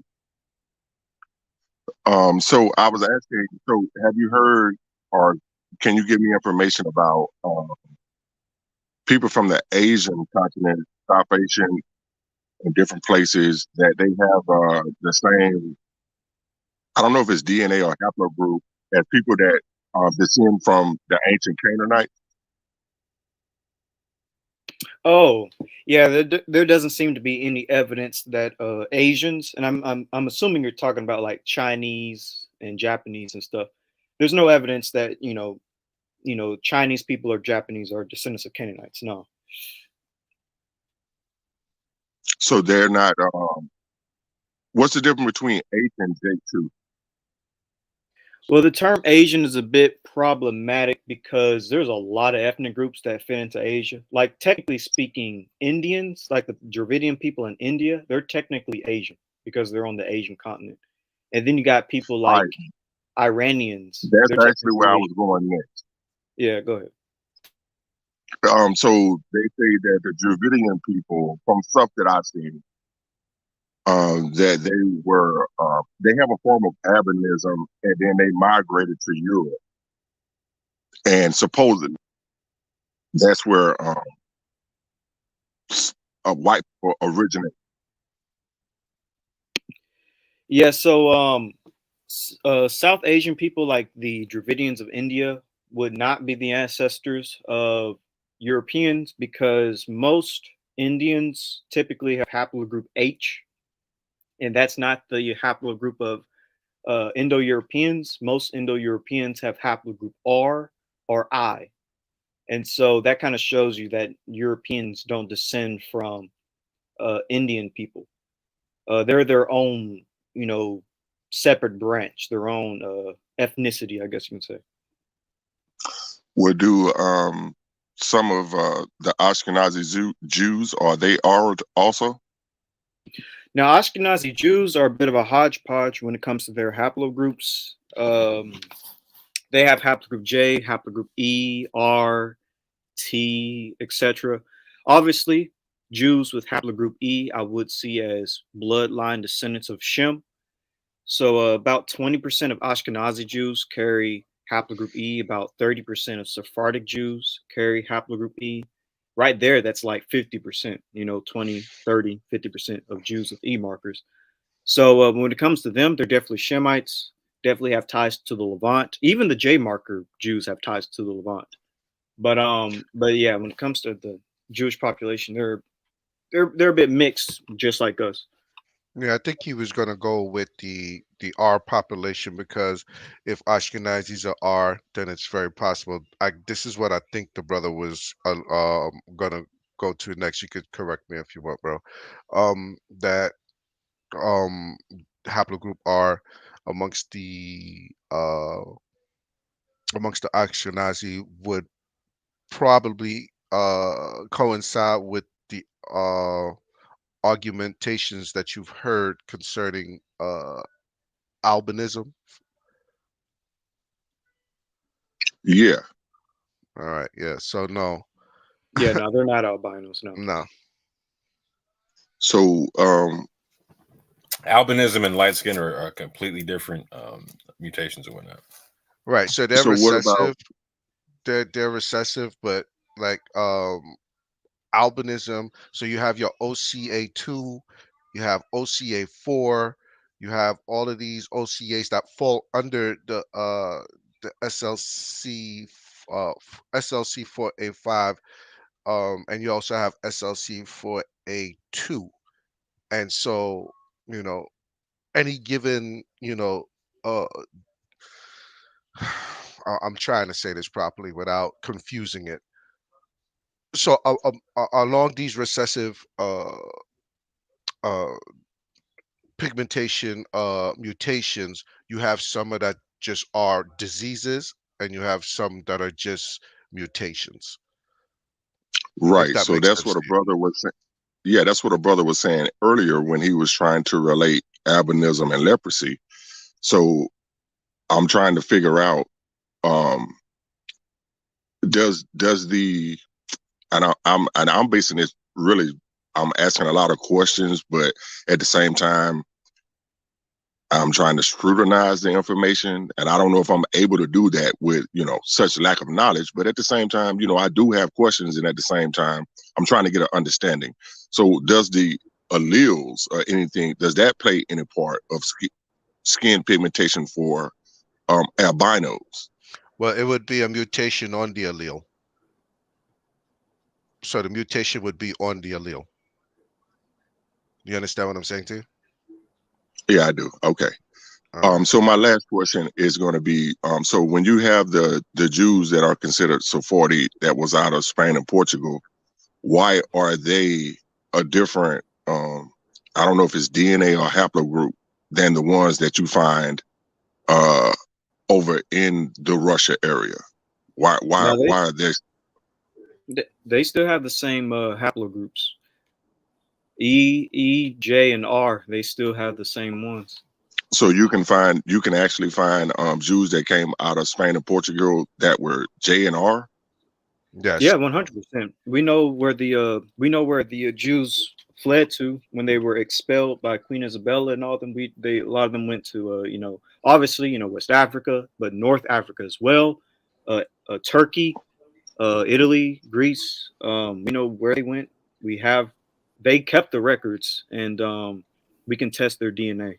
Like I said, Sephardic Jews have about 30% haplogroup E. They actually have more E than the Ashkenazi Jews, and Right. so we know who they are. And you can find those same haplogroups in Moorish Spain and whatnot, right? So that they've already done testing on bodies and whatnot from that Moorish time period and whatnot, and they're finding the E, the J, the R, etc.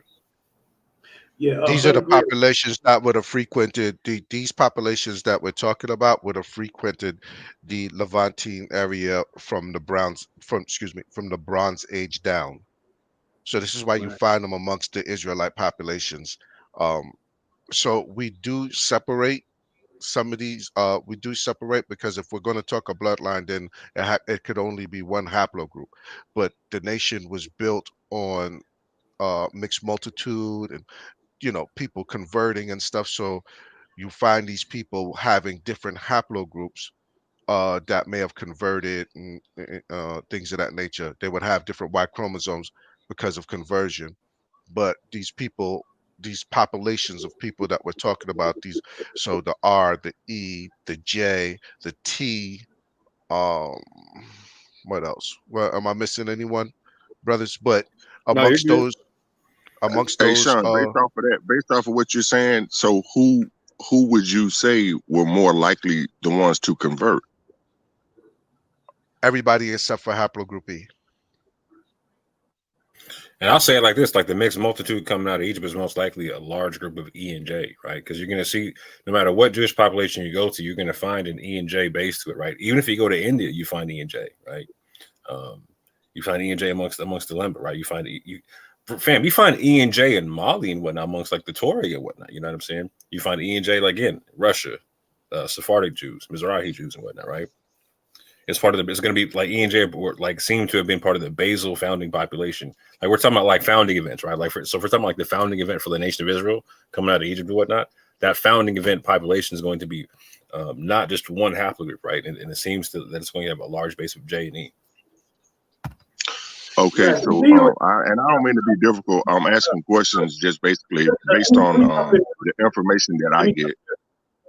Can y'all hear me, Brother Greg? Let me jump in there real quick too. Because more, you brought up something very interesting. You talked about the founding event coming out of Egypt, and then dying off in the wilderness would have been like a bottleneck. Then, correct? 100%. There was a couple of bottleneck events in the wilderness, and then getting absorbed into other populations. Like in the time of Judges, in Judges there was multiple captivities and whatnot. Right. Just in Judges and whatnot. So there's all kind of gene flow happening and whatnot. And again, there's conversion happening, etc., whatnot. So typically, like in most populations that claim to be Jewish or whatnot, you see like it's not homogenous. It's very diverse when it comes to haplogroup. Like look at the Lemba. The Lemba got like 12, 13. That is true and interesting, man. We got to revisit that right there, because that right there is something I have a question about. Now, Brother Greg, on the screen, what you're seeing is a map that shows the distribution of Sephardi and Ashkenaz. One of the studies we presented earlier that I was reading from and Avery was commenting on, that's a study from this year. In that study, because it is 104 pages long, but in that study, when you were asking earlier about who seemed to have mixed or converted more, this, that, and the other, and Sean let you know, I think it was either Sean or more that let you know that the Sephardi had a higher DNA evidence. That study does show that the Ashkenazi did seem to thin out their bloodline more so than others, because their rate of intermixing with the European population seemed to be greater. And I was looking at a video presentation of that study, and it did show that the longer they stayed in Europe, the more of whoever they mixed with, the greater they became. And that's probably why most of the Ashkenazi look so European today, even if their original ancestors look like me, or yourself, or whomever, because as we are scattered people, again, everybody went where they went, and not everybody mixed at the same rate. Brother, and am I wrong or right about that? No, you're right, 100%. Okay, so that I don't mean to take up a lot of time, but so when you look at the history, when it talks about the Jews that was expelled from Spain and Portugal, or if they were sent to San Tomé and some of the islands, they have actually the same DNA at a very high percentage that the Lemba and the Igbo have. So I'm saying, my question is, I understand what you guys are saying, and I don't have no problem, with understanding that, everybody can be accepted.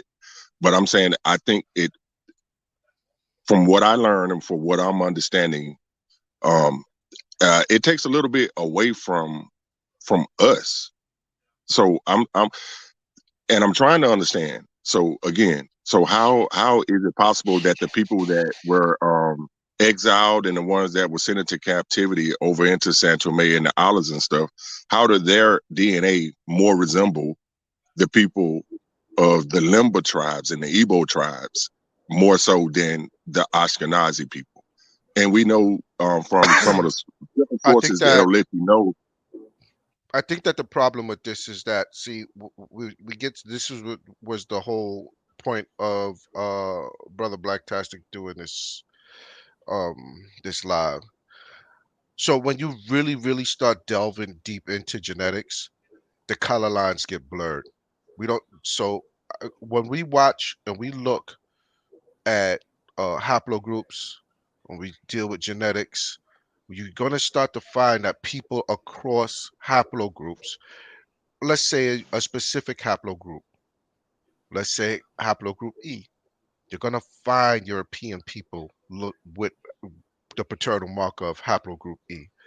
So when we're not demarcating ourselves, and I think that's what happens, that we get caught up in colorism, that we start to think that when we're discussing genetics that we're demarcating ourselves and our own heritage. We're actually not.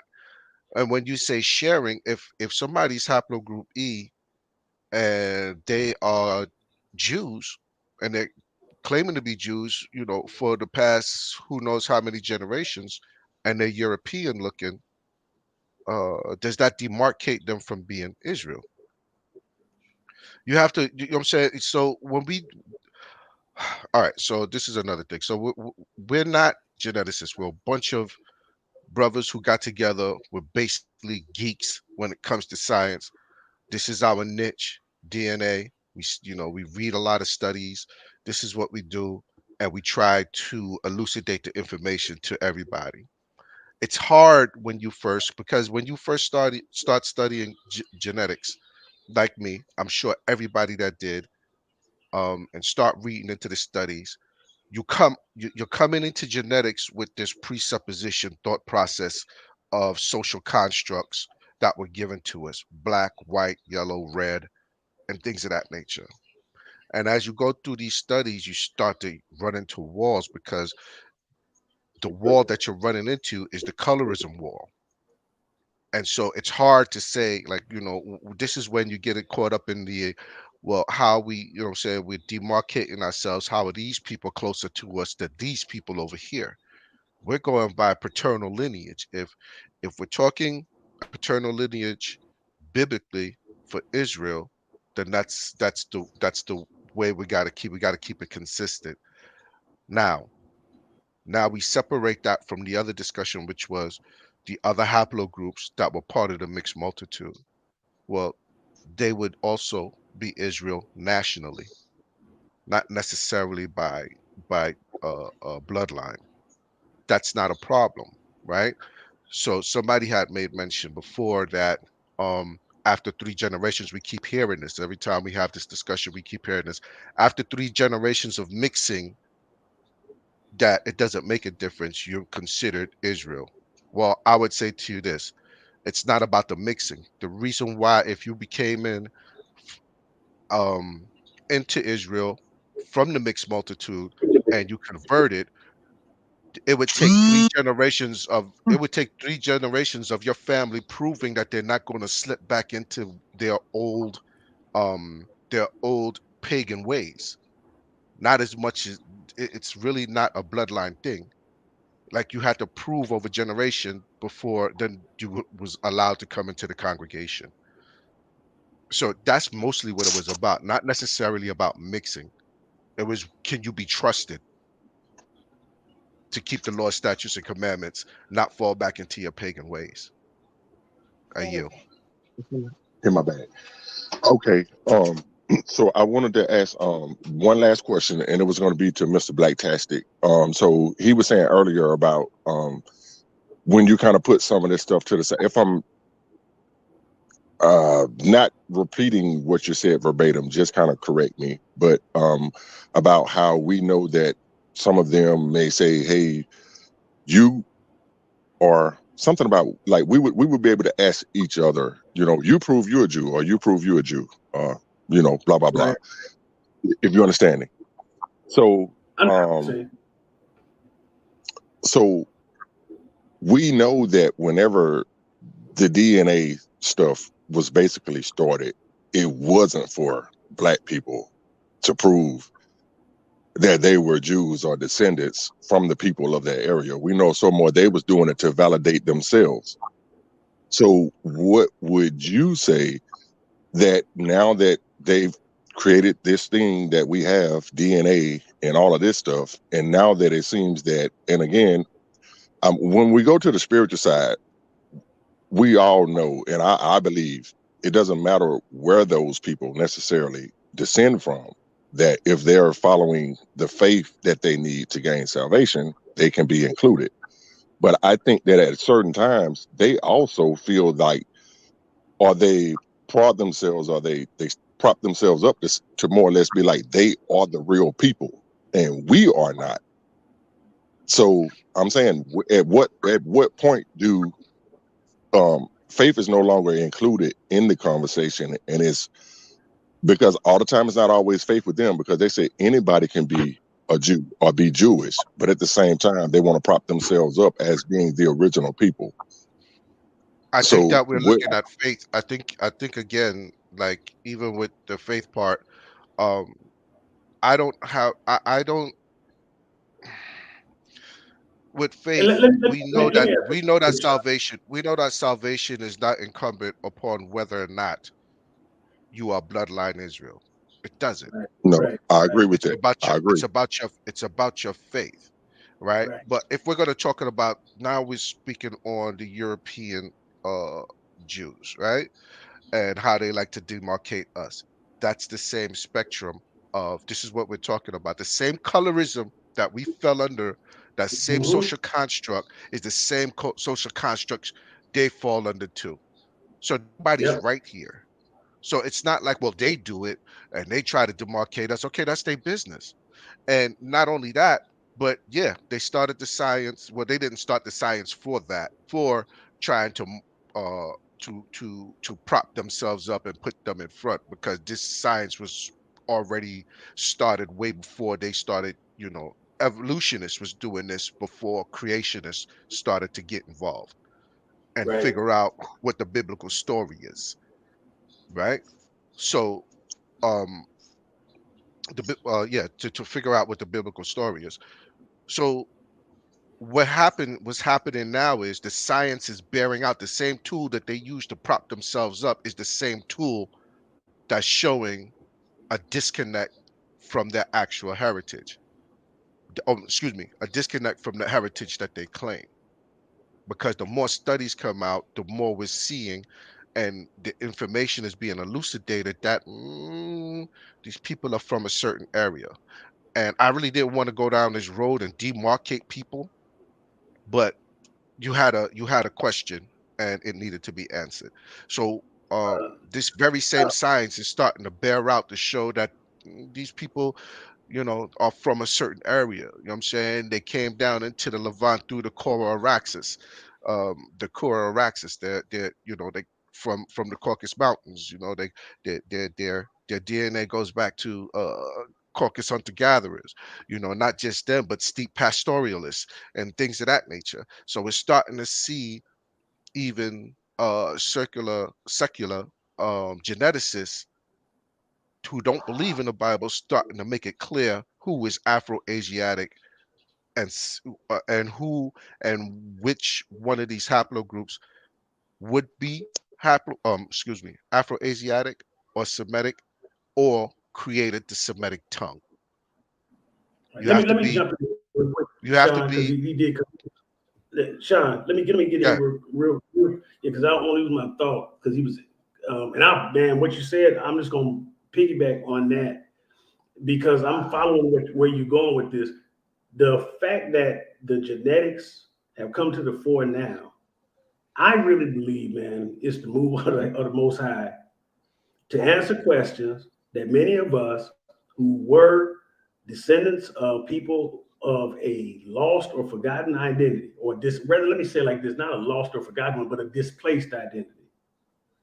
Because of colonization, the brutality of slavery, and then even persecution of people who came here freeborn, escaping persecution, because, after the Inquisition in 1492, not only expelled Jews from the Iberian Peninsula, they tracked Jews down who fled to the New World to try to apprehend them again. And a lot of us may descend from freeborn Jews who changed their identity. How many of y'all got an ancestor or a great grandparent or somebody, y'all be like, you've been going by the name you have for the longest, and somebody say, well, that ain't really our last name.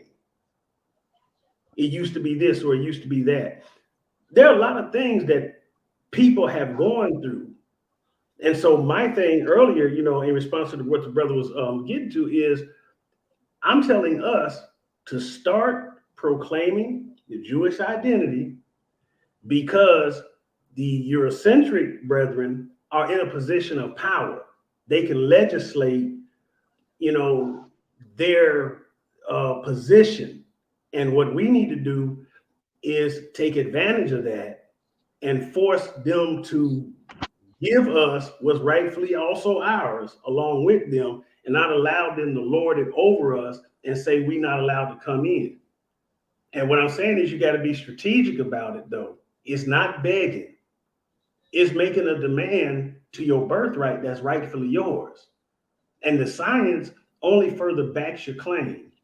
You got everything they have, and sometimes maybe even more. The thing that they normally have over us is they have the cultural aspect down much more than we do, because they've been practicing it longer. A lot of us are coming out of Christianity, and now we're getting involved more into the cultural aspect of the scriptures and other things that go along with that culture. And so we're learning these things that they've been doing so long, it's like second nature to them.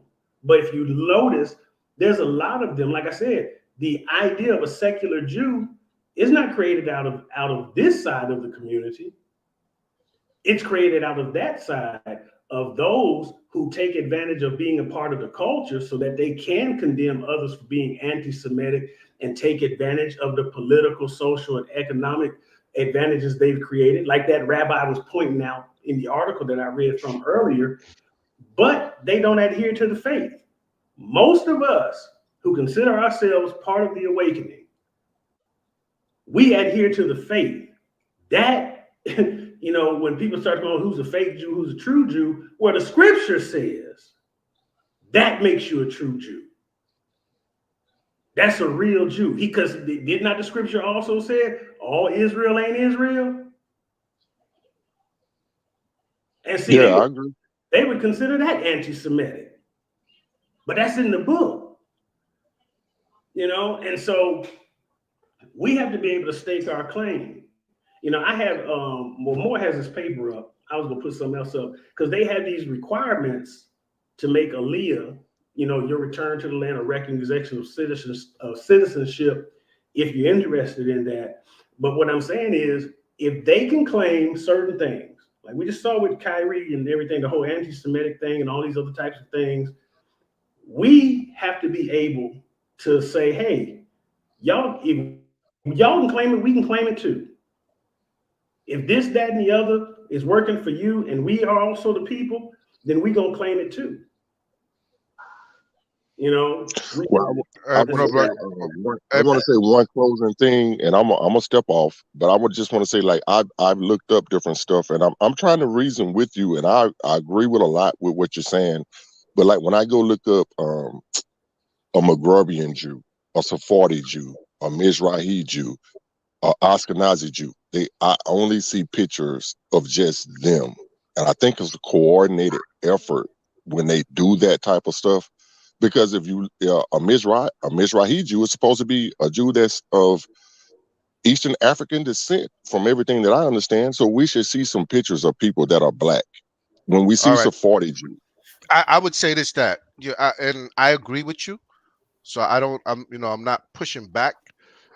I agree with you that there's some what you would call genetic bias, but and the genetic bias is not necessarily genetic itself. I would say it's more phenotypical bias because a lot of those Maghrebi Jews, a lot of those Jews that you're seeing from North Africa, the pictures that a lot of them is haplogroup E. They just light skin. Now I get what you're saying. You would like to see the Mizrahi are supposed to be people that were originally in Israel. Like I heard a Jewish guy say that the Mizrahi Jew is the really original Jew, which would be considered black people. Well, this is again, you're stuck on colorism because if they're you have to attach a color. You have to attach a color. I mean, at the beginning, not now. No, at the no, you beginning. don't. No, Let me say- real quick. Let me tap in. Like you can, but we got to talk about reality. Like so, the Levant was one. Hold on, real quick. The Levant was one of the most traversed areas in terms of people migrating through that area, right? Like so, it has the genetic migration through that area and contribution to that area was vast. So you can't expect people to look the same way over a period of time when they're having a waves and waves and waves of genetic contribution to the population and whatnot, right? It doesn't make sense. Like so for instance and whatnot. Like so, would you expect a slave master to rape somebody to rape one of our women and then the child stay like blue, black, dark? No, you wouldn't. You would expect some kind of phenotypical difference because there's genetic contribution to that. And so you couldn't expect that. You couldn't have that happen over thousands of years and expect the phenotype to stay the same. Are there dark-skinned Afro-Asiatic people in the area? Yeah. Are there a mixture of different phenotypes? Yeah. But again, phenotype is fluid. Genotype stays the same. So basically, if you don't mind, Mr. Black Test, I want to share my screen. Yeah, let me say something real quick. Hold on, let me say something. Yeah. Let me say this real quick. In ancient Israel, hold on, Sean. Let me say this real quick. And also, we got to be careful not to get so caught up in the current divisions of Jewry. In ancient Israel, there was no Sephardic, Ashkenazi, Mizrahi, Maghreb, Falasian. There was not there. There was just Jews, or just it. All that stuff, all these other names, which are based on geography, came as a result of where the people were scattered to.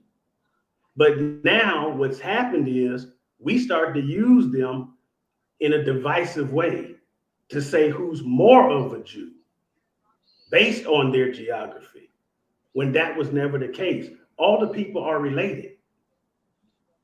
And they now are identified based on the geographical area that they were scattered to and took the culture to. And then there are differences between them. Like, for instance, only amongst the Ashkenazi does there exist the idea of Orthodox, Reformed, and I forget the other type of Judaism. That don't exist among the Sephardic or the Mizrahi and others. And the Ashkenazi are the dominant group right now. They run the state of Israel as the dominant party. They're the largest group in the United States. All right, but they're not the only group. And so, so there is some, what Sean said earlier, there is some bias there. Like I said, I talked to rabbis and people, and they've said, look, don't be shocked when you deal with some Jewish people that are going to be racist or bigots. And that's just the reality of the situation. Also, on top of that, I want to say this last thing. Go ahead, Sean. I want to say this last thing. So, just real quick, to make it short and sweet, if you're talking about what the phenotype of a ancient Israelite or Shemite would have been, they would have been dark. But autosomally, they probably wouldn't have matched you autosomally, but they would have had the same Y chromosome as you, right? Because we go by a paternal lineage. We go by lineage paternally, when it comes to scripture. So you have to remember that these people, this is why you have to be very careful, because if you see somebody that's very dark skinned and then they're a Jew and they have, they're claiming that, you can't just point at them and say, well, that person is an original Jew, because autosomally they may not match the Jews who were in the Levant and the precursor to them, which were the Shemites in that area. because, like my brother said, genotype stays the same, but phenotype is fluid, and your autosomes changes how you look depending on who you're mixed with, And what's in your I get a lot of autosomes. that, Sean. I get a lot of that. But if we're being honest with ourselves, if we're being honest, so, and again, a lot of the stuff that I'm asking you guys, it is a lot for edification, but at the same time, I am scrutinizing the information. So if we That's okay. are, and again, so I'm only coming from my perspective and things that I've learned, and I could be in error, but that's why you guys open up the stage for us to be able to ask questions. And I don't mean to take up so much time. I hope I'm not being a bother. But if we go back and we're thinking in biblical times, if we know that the Israelites and the Hamites were, right now I'm going to kind of exclude DNA, and I'm going to go off phenotypical. I want to go off of just the look of the people. So if we're thinking, and because this is what we're basically taught, and when it comes to color and race and different things, the people that were standing there when they left out of Egypt and that covenant was being made, am I to just automatically assume that there was a person standing there amongst those people, the Egyptians, whether we don't know if that mixed multitude mean mixed races or the mixed multitude was actually Israelites and Egyptians or some other type of African person. But I'm to believe that that was a person that looked like an Ashkenazi Jew standing there when they was Okay. to make that covenant. See, you still circling back to color Hey, again. Sean, I have to, brother. That's But why I hold just on, said wait. I'm not. But let me, because what I'm trying Sean, to. I can actually answer this part of his question, Sean. All right, but wait. Well, let me just So- get this out. I have to get this out. I just said to you that if we're talking original populations, right? The original Shemites and Jews. I just told you that yes, they were more than likely dark skinned. But we're talking about today's population. So you're taking an Ashkenazi Jew from today and trying to put him back during No, the they do that. Exodus. No, they do that. They do But why that. you paying that any? You see, this is how you get caught up into these arguments with them, because now you're using the argument you make with them with us. That's what you're doing. You're using the same colorism to make that same argument that you would have for them because they're doing it to you. I'm not doing it to you. I'm explaining to But you, no, but that's and we're what I was saying showing you earlier. That it genetically. seems like it takes a little bit from us when you with the inclusion. I But it doesn't understand the take from us if inclusion as it if pertains to faith. it doesn't. But it doesn't take from us if I'm explaining to you that these people might share your same paternal line. And if we got scattered to the four, do you believe that we were scattered to the four corners of the earth? I do, but I also All believe right. that the So wait. people Let that's over me in finish. some parts of Let Africa, me they have land. a high and deep. I'm Let sorry, me go land. ahead. Let me land. Do you believe that we scattered to the four corners of the earth? Yes, sir. All right. Do you believe that the Most High, when he comes back, he's going to gather everybody from the four corners of the earth? I think there will be two. I think there will be natural Israel first, and then the faithful Israel. So, all right. So you're going back. You're going back. What I'm asking you, the question is very simple. I asked you, do you believe that we were scattered, that Israel, natural born Israel, was scattered to the four corners of the earth? You said yes. Then I asked you a Yes. second question. Do you believe, like the scripture says, that the Most High is going to gather all of his people from the four corners of the earth I and answered. I place them said back in the land? I think natural born Israel first because they were the ones But who that's what actually entered into the covenant. I never separated the two. I never combined the two. I said Israel. Why I would said natural anyone who is born. considered spiritual Israel be given I taken never out of said anything about captivity if spiritual they Israel, bro. I never said anything well about spiritual Israel. that's what spiritual Israel is. Wouldn't anybody who would take on the customs of Israel consider spiritual All right, Israel? but he Even an said that he Ashkenazi, scattered. But anybody. he said you're conflating the argument. He said that Israel will be scattered to the four corners of the earth. Did he not say Right. that? Okay. Yeah. I So agree. let's talk. Let's say we're talking about bloodline here. Now he's going to gather back that same Israel descendants back, right? He's going to gather them back, right? He said he's Right. going to gather them. Okay. So now he gathers these people back.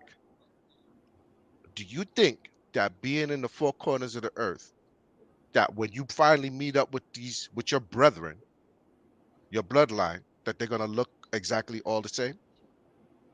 They're all going to be dark Of skinned? course not. Of Okay, well course then not. you just answered your question. You just answered your statement, the argument that you're making. So that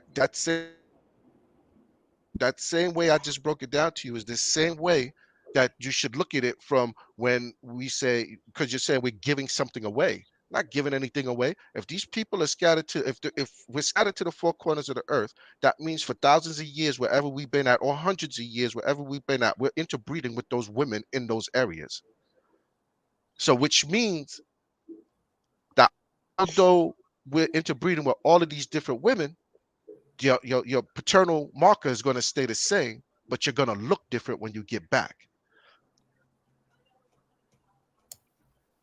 That's the best. That's the best I could do for you, why bro. the modern NBA looks like a caramel macchiato latte. That's the Look best. like a That's the best I what? could do for you, bro. Hey Hey, man, well I appreciate you guys' time. I ain't gonna hold you up anymore. I appreciate you being patient with me, and you guys Yeah, have a it's good all evening. good. Well, that's the point. Yeah, that's the point of this whole thing is we're trying to, because I know this is hard for a lot of Israel to. This is why people have made the Yat Gang the pariah of the Israelite community. We've heard it. They're giving our heritage away. All kinds of stuff. They slander us because you know why? The science, they can't understand the science. Yeah, don't go They can't nowhere, understand the science. So if bro. Don't go nowhere, bro. Like I need you to help me understand something because I'm trying to understand where you come from. But Bree, want to say something because I see you got something on the screen, but I'll tag him right after you, Bree. yeah, so I'm Yeah. gonna So land here so my brothers can have it. So, Well, but I want to also let Brother Tamid, because he's been waiting for a while, get in here as well. He's been waiting patiently, man. So I want to let him get in there and ask his questions beforehand. But go ahead, Avery. yeah. So okay. when it comes to the I guess the mixed multitude, because kind of going back to your original statement, there would have been various skin tones and phenotypes among the Israelites, all the way from white to black, from medium brown to dark brown. What you see right here on the screen, this is a mural of the Canaanites that Tutmosis III defeated at Megiddo. And there would have been Canaanite peoples among the Israelites in the mixed multitude. And as you can see, these peoples that are depicted on this screen right here, they are clearly they clearly look like modern day Levantine populations. They look no different. They have tanned to light skin, black hair, and dark eyes. And these are people in the Levant. And again, this is dated to the 14th century BC. So people like this would have been among the Israelites. There definitely would have been typical Middle Eastern looking peoples with the Israelite nation and the mixed multitude, and Israelites would have mixed with these types of looking people. The Levant was not solely black. It had various skin tones and various phenotypes. Obviously, what you see on the screen is not typically Negroid looking people. These are typically West Asian looking peoples. So, just to answer your question, were there Ashkenazic or Sephardic looking people in the ancient Levant among the Israelites? Yes, we can see it in the various depictions of how the Egyptians depicted people in the Levant. I have tons of photos, but I just want to show that one because it's from the relevant time period in the 14th century, because I believe the Exodus took place around the 14th century. So hopefully this kind of helps you out here when it comes to the mixed multitude. It's going to have this phenotype, but don't forget, it's also going to have Nubians, it's going to have Egyptians, it's going to have other types of Middle Eastern groups. So, it's a mixture, it's a hodgepodge. Yeah. So real quick, if I could share my screen, I will make this super quick, and then we'll jump to the brother's question that you were talking about, because I just want to understand the brother's logic on something right quick. And so I want to start with a point of agreement. So you and I are going to agree that the proto-Semites would have had a phenotype of some sort, right? And I'm going to agree with hopefully we can agree that you can find this phenotype in certain pockets of the world or whatnot, where their genetics is the oldest that you can find right now. So, for instance, on the top left, I have a brother who's from Mauritania and whatnot. I got on the bottom left, I got somebody who's from Ethiopia. On the central left, I got somebody who's from Yemen, and on the right, the Natufians, from which their genetics descends and whatnot, right? The proto-Semites that were existing in the Levant and whatnot. So to me, brother, like this is what the proto-Semitic or what the like if there was going to be a phenotype to the natural Israelite, I'm saying it looks like this here. Would you agree or disagree?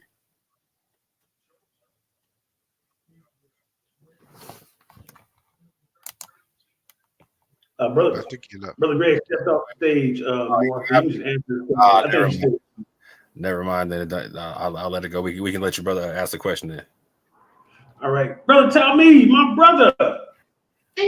Shalom, shalom, family. How y'all doing? Hey, man, Shabbat shalom, brother. How you doing, man? Oh man, I can't complain. Fighting a good fight. And keep fighting, brother. I'll praise to the Most High. Yeah, I had a bit of a comment. All right. So what I was wanting to bring to the table is the fact that there can be some nuance to this as far as this discussion is concerned, and I want to read a few articles real quick because there can be some varying opinions. Now, this is from the American Journal of Human Genetics, and I'm gonna start here at the introduction. It says Jews originated as a national and religious group in the Middle East during the second millennium BCE and have maintained continuous genetic, cultural, and religious traditions since that time. Despite a series of diasporas, the Middle Eastern, Iranian, and Iraqi Jews date from communities that were formed in the Babylonian and Persian empires in the 4th to 6th century BCE. And I want to highlight that 6th century in this next article I'm about to go to, because here's another article that's coming from a Jewish geneticist that was born in Israel. His name is Aaron Alaik.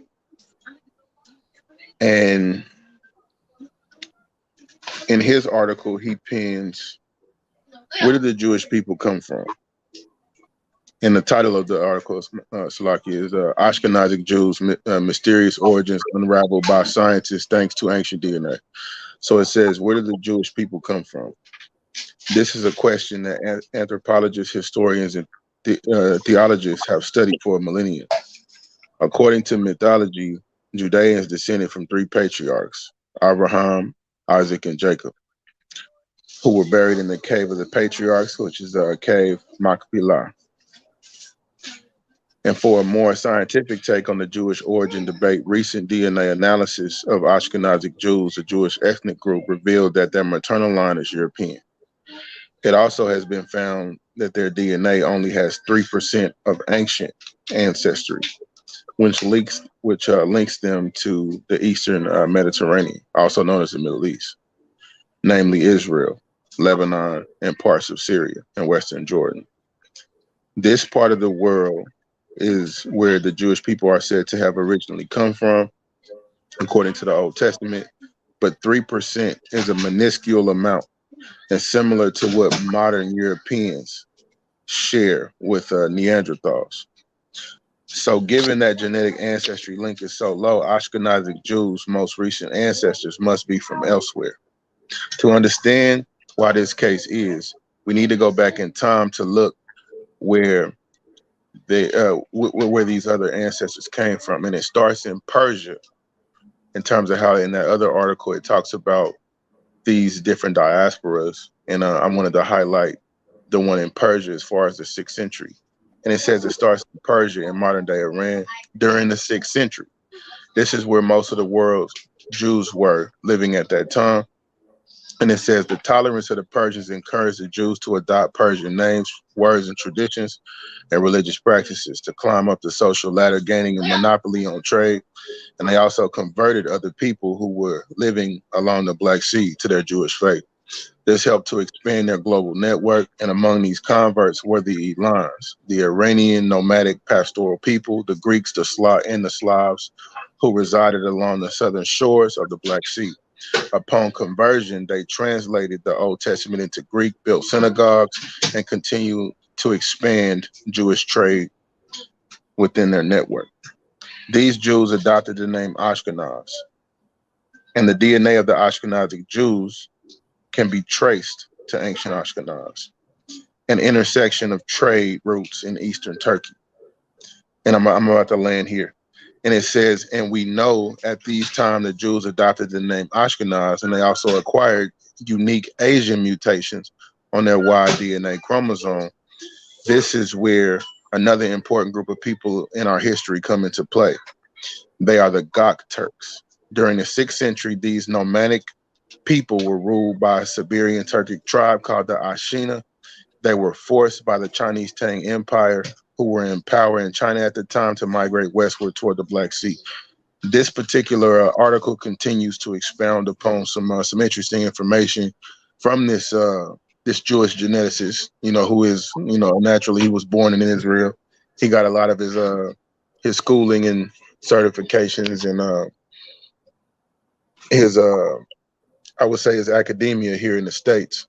And he pens an interesting article based on his findings as far as studying the DNA.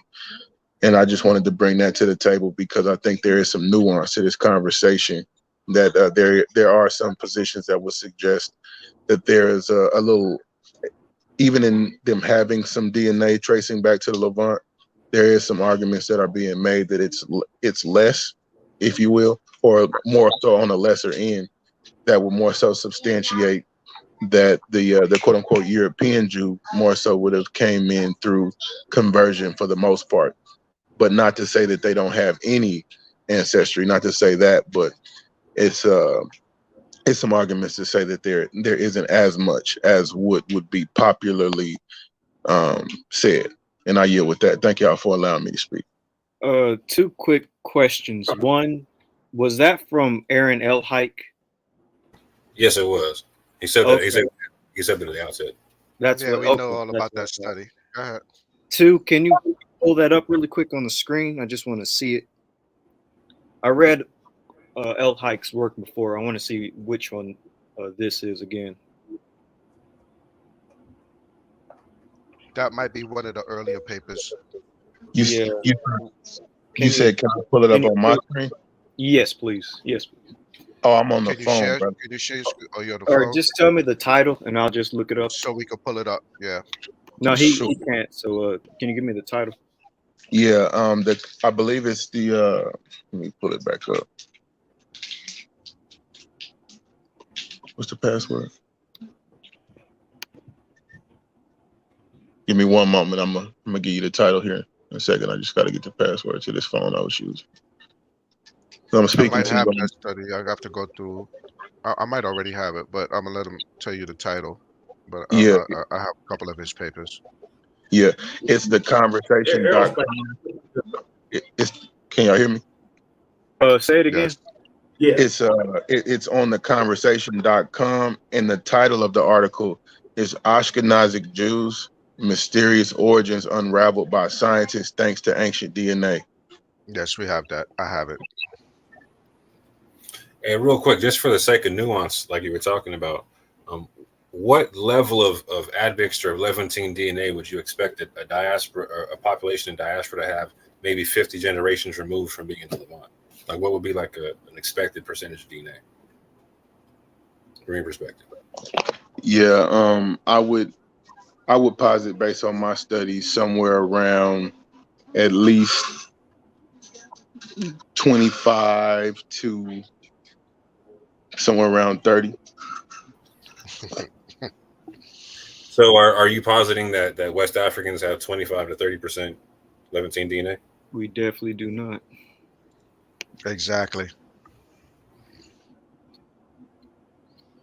Yeah, I mean, based on some of the things that I've seen thus far, as the E haplogroup, I think that there's a lot more of that in us as far as the sub-Saharan and or the Bantu speaking groups, in essence, would have a lot more of that in us than anything else. I mean, and based on what I've read so far, most of us have around 25 to 30% of that particular admixture. All right, so I'm going to ask you a question real quick. I want to ask you a question. So, what would you constitute as Bantu admixture? What you have to give me? What do you mean? Yeah, I'm talking about the E haplogroup. Now, I know you said that. I'm talking autosomal now because we're talking percentage wise in mixture. So because you can be E haplogroup and it only be 1% of your DNA if you're European, but that doesn't stop you from having a claim. Not 1%, 3 or 4%, DNA. Right. For instance, like Dante Fortson, so DM84, he has a Natufian haplogroup, right? But when you actually check his autosomal DNA, he only has 3% Natufian DNA. Natufian DNA, right? So you can still be paternally connected to somebody, and that never disappears. That never disappears. But your autosomal consistently changes depending on the population that you're breeding amongst. Yeah, that's what Moore was asking you originally. How much Levantine DNA, not haplogroup, but how much autosomal Levantine DNA do you think West Central Africans and African Americans have? Of Levantine population. Because Jewish populations and Middle Eastern populations in general have way more Levantine DNA than us. Yes. Now, some of us with Sahelan ancestry may have more Ibero-Mauritian DNA, but that's a whole nother thing. I'm not going to get into that. Let's just stick with the Levant. I will correct myself that there are places in the Sahel, which is West Africa, where you can find the 25, 30, 40% connection to the Levant, but like that's specifically in like the Northwest Sahel. Right, specifically Sahel, not Igbos and Yoruba. They're not right, not West African. Right. But that doesn't demarcate us. So our argument is that doesn't demarcate us because we have less autosomal, because we get those arguments all the time. We cut our teeth in Clubhouse. Like all of these arguments that we get, we've been getting them from European Jews. We've been getting them from all over the place, from our own, So these arguments are not, these arguments of, well, you don't have enough autosomal or they don't have enough autosomal. If you paternally collected to these Semitic people, that never goes away. Right. We should have less on autosomal because we've been intermixing for more generations. We're farther away from diaspora for a longer period of time. Right. And that quick question, real quick. That autosomal that you mentioned, as far as the North Africa, would that cross over into the Moroccan Jews? I would assume Moroccan Jews would have Ibero-Mauritian DNA, yeah. But I'm going to actually show you this. I'll tell you right now. Like, so my mother's family descends from like Moroccan Jews and whatnot, and like so they have like a Natufian autosomal connection at about 30%, 34%, something like that. That's extremely high.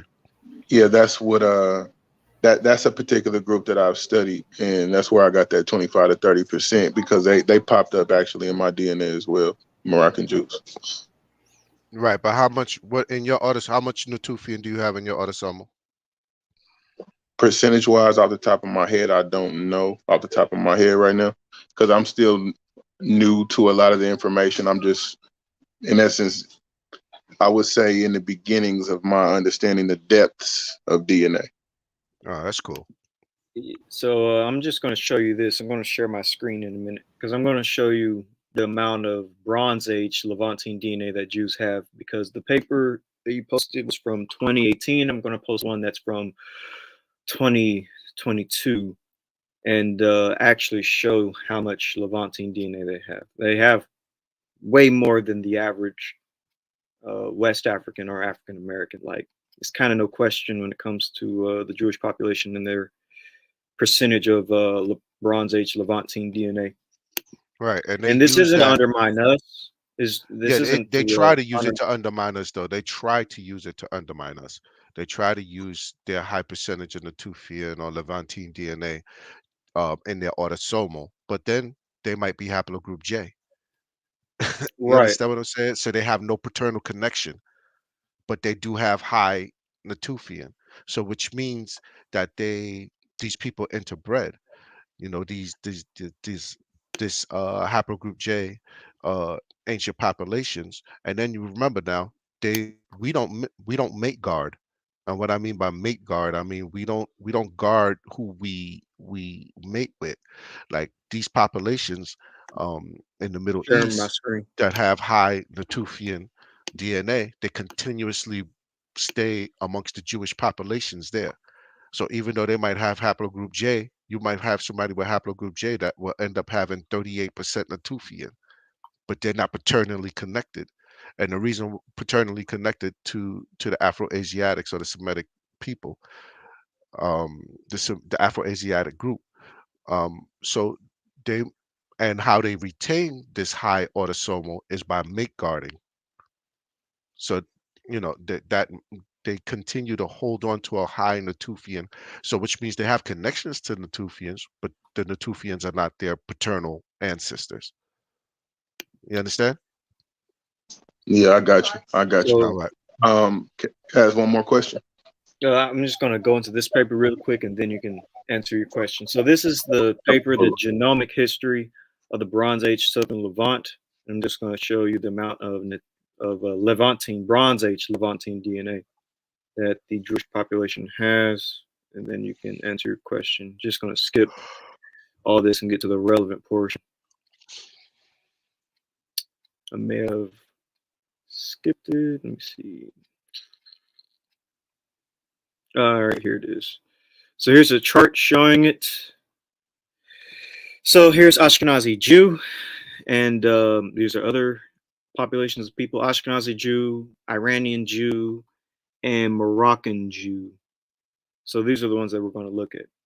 So your average Ashkenazi Jew has around, I would say this is about 50% Megiddo, Middle Late Bronze Age. Megiddo is in the Levant. It's ancient Canaanite population. And so they have around 50% Levantine DNA, Bronze Age Levantine DNA. They also have a little bit of Iranian Chalcolithic DNA. So that's other Middle Eastern stuff. Iranian Jews, they have close to around in between 30 to 20% Megiddo, basically Levantine Bronze Age DNA. The rest of it would be Iranian Chalcolithic, so that's just more Middle Eastern DNA. And then going with Moroccan Jews surprisingly have upwards to 60% Levantine Bronze Age DNA. So Ashkenazi Jews, Iranian Jews, Moroccan Jews, they definitely have a lot of Bronze Age Levantine DNA. And they only have, like, for instance, Ashkenazi Jews only have around like 40 to 30%, and sometimes 50% of basically European DNA. Anybody can do this. All you have to do is type in like Jewish DNA tests, 23andMe, MyHeritage, Family Tree, etc., and you can see that they typically get Middle Eastern DNA. That's another way to determine this. Just look up their pie charts. They definitely get Middle Eastern and Bronze Age DNA. Oh, you can go ahead and answer your question or ask the question. Praises. Yeah. I do appreciate, you bringing forth your scholarship and things of that nature, because I think this stuff is definitely edifying as far as the reality of there being nuance with this particular topic. Now, my last question is this. I've been doing some reading, and I've been finding some information on E1B and E1B1B being some haplogroups noted to the Proto-Shemites. But I also seen some information on CT-M168, I believe. What's the significance of that particular haplogroup? So in our model, we would say that CT is Japheth or Japheth, and haplogroup DE would be Shem. and then everything else, you know, A and B would be Ham. But as for CT, again, that's Japheth, and DE, that's Shem. I appreciate it. No problem, no problem. Right. So CT, you would end up with CF out of CT, and CF would give you FM89, which would basically give you all of the haplogroups in Asia or heading east.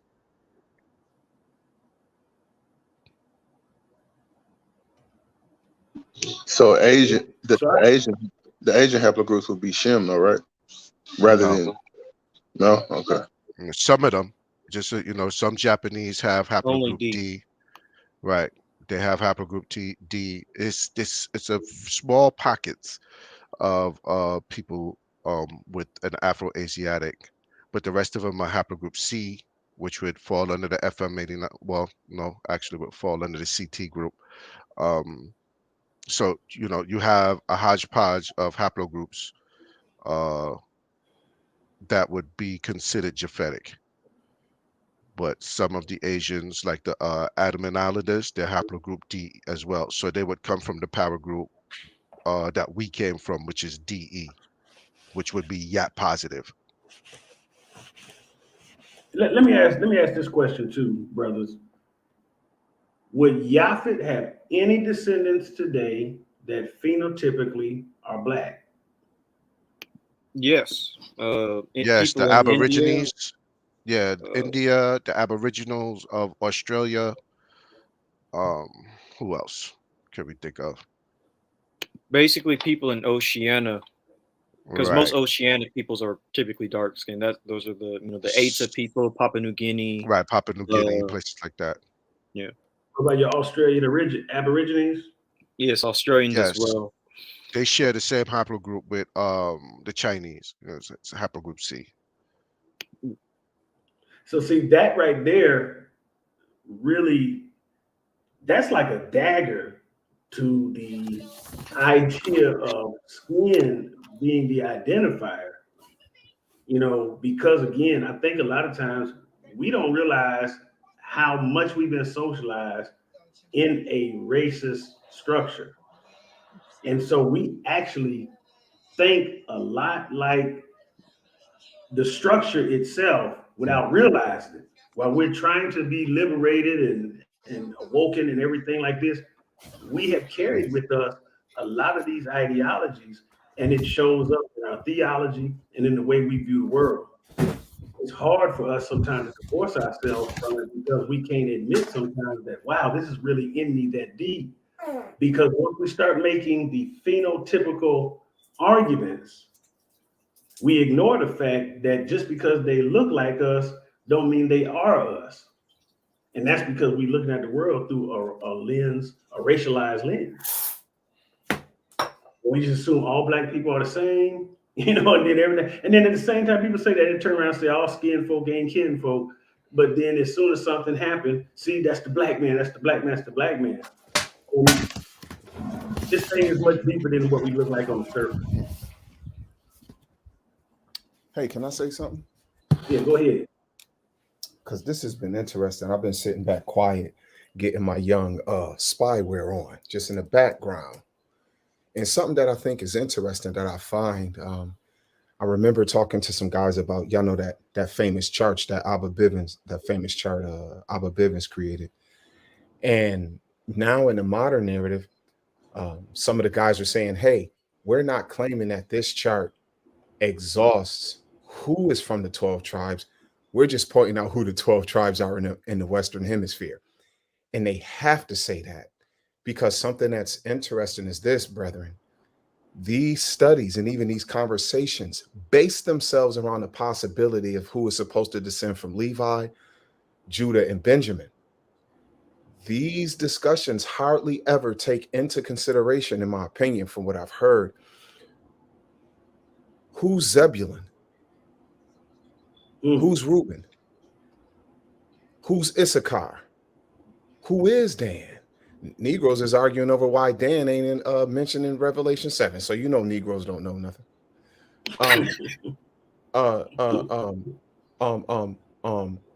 Who is Naphtali? So you know what happens? What's interesting as I've watched studies and documentaries with people who literally are in the places today that the 10 tribes were originally named in the Book of Kings to be taken into, and people like to romanticize somehow that great numbers of the 10 tribes came back into the land. That's not true.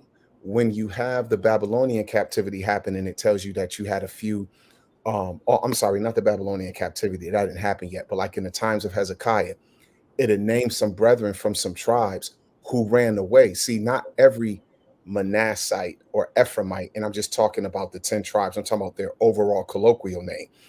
And that's another thing. People got a problem with the term Jew representing more than people from the tribe of Judah, but the name Ephraim represented more than the literal tribe of Ephraim, and we don't really got a problem with that. That's a great.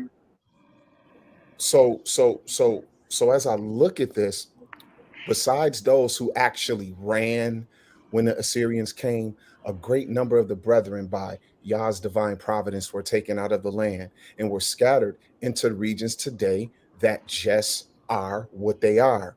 And over this 2,700 or 2,600 or so year period, today, people in Afghanistan, Tibet, India, and other places who never claimed to be Jews, that's not even a term they use. They claim to literally call themselves after the other tribes that are hardly ever mentioned. It's always Judah. Man, Judah is one tribe. And if this thing is about who is Israel, then that goes way beyond who is Judah. And if that's the case, then we're going to have to get way beyond this phenotypical argument that's only based in a small population of people. And the last thing I'll say is this: I find in many brethren this idea of being upset with others who don't, as they claim who they are, they don't include us. Well, you do use the curses to point to yourself, don't you? When is it that a people who want to point to the curses as proof of who they are, you don't get to take away that?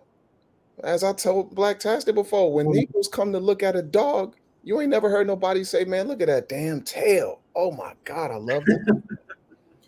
You are the tail of the nations. Point to the curse, you point to the condition of the tail.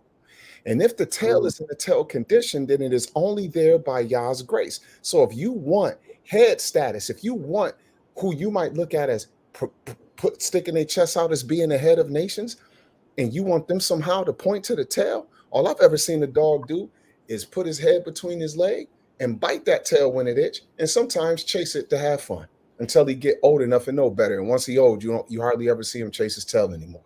The reason I'm saying that is because this is what God has put on the table. And as we talk about these studies and as we talk about phenotype and genotype, and this has been dope, one thing I know is that brothers aren't using this to dismiss the text.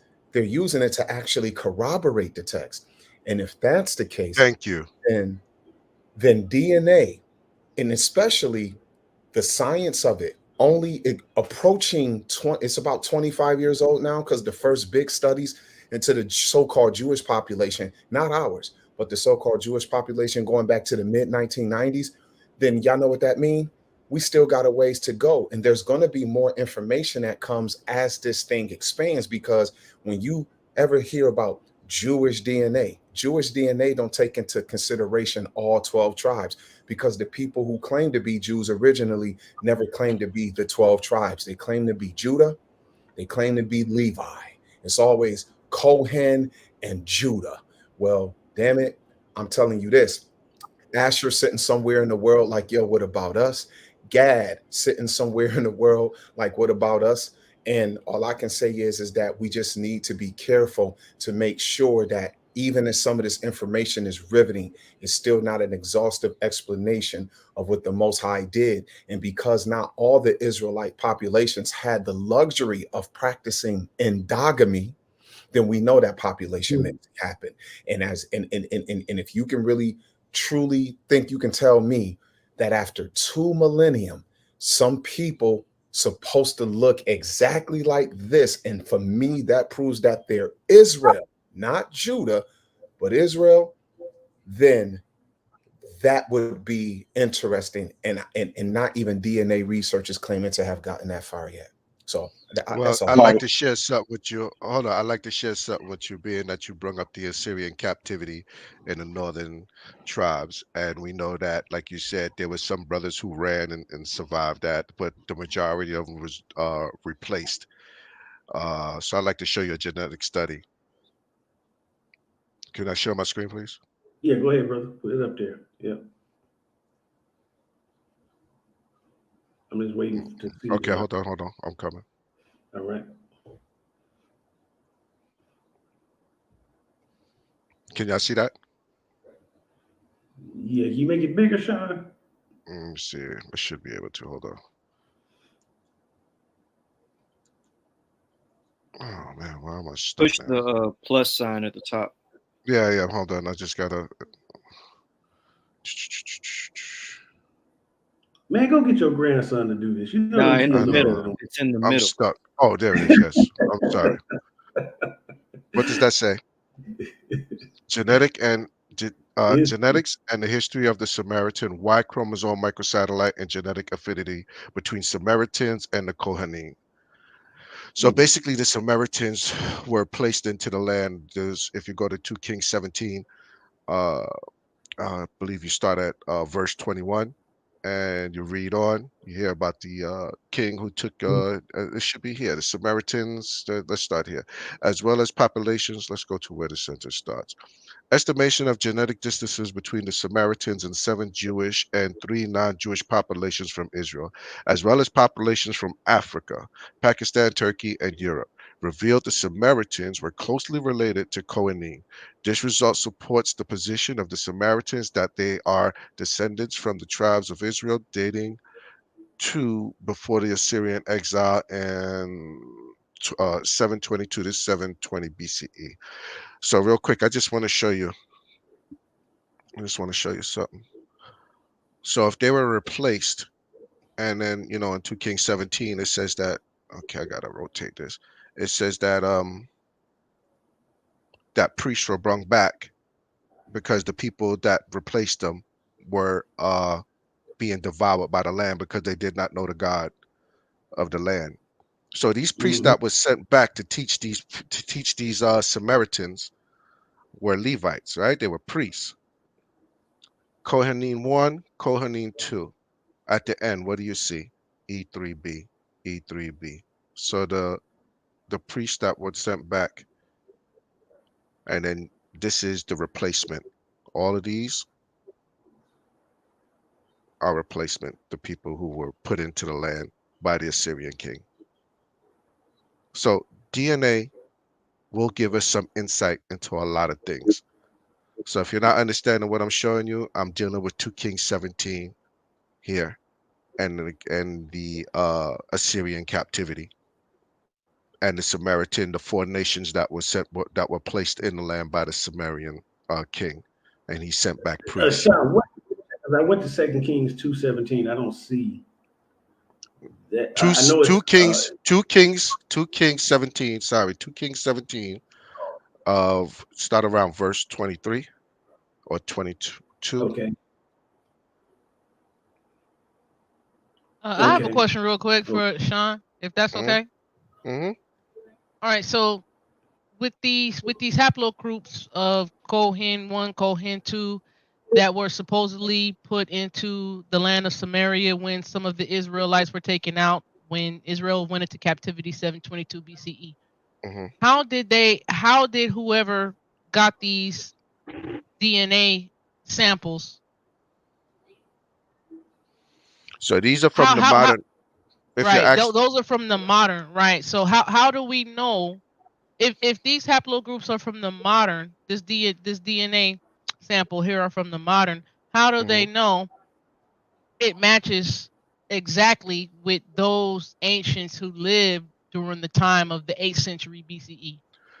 Okay, so that's a good question. So if you go through the whole study, I can't read through the whole study, but they're explaining to you.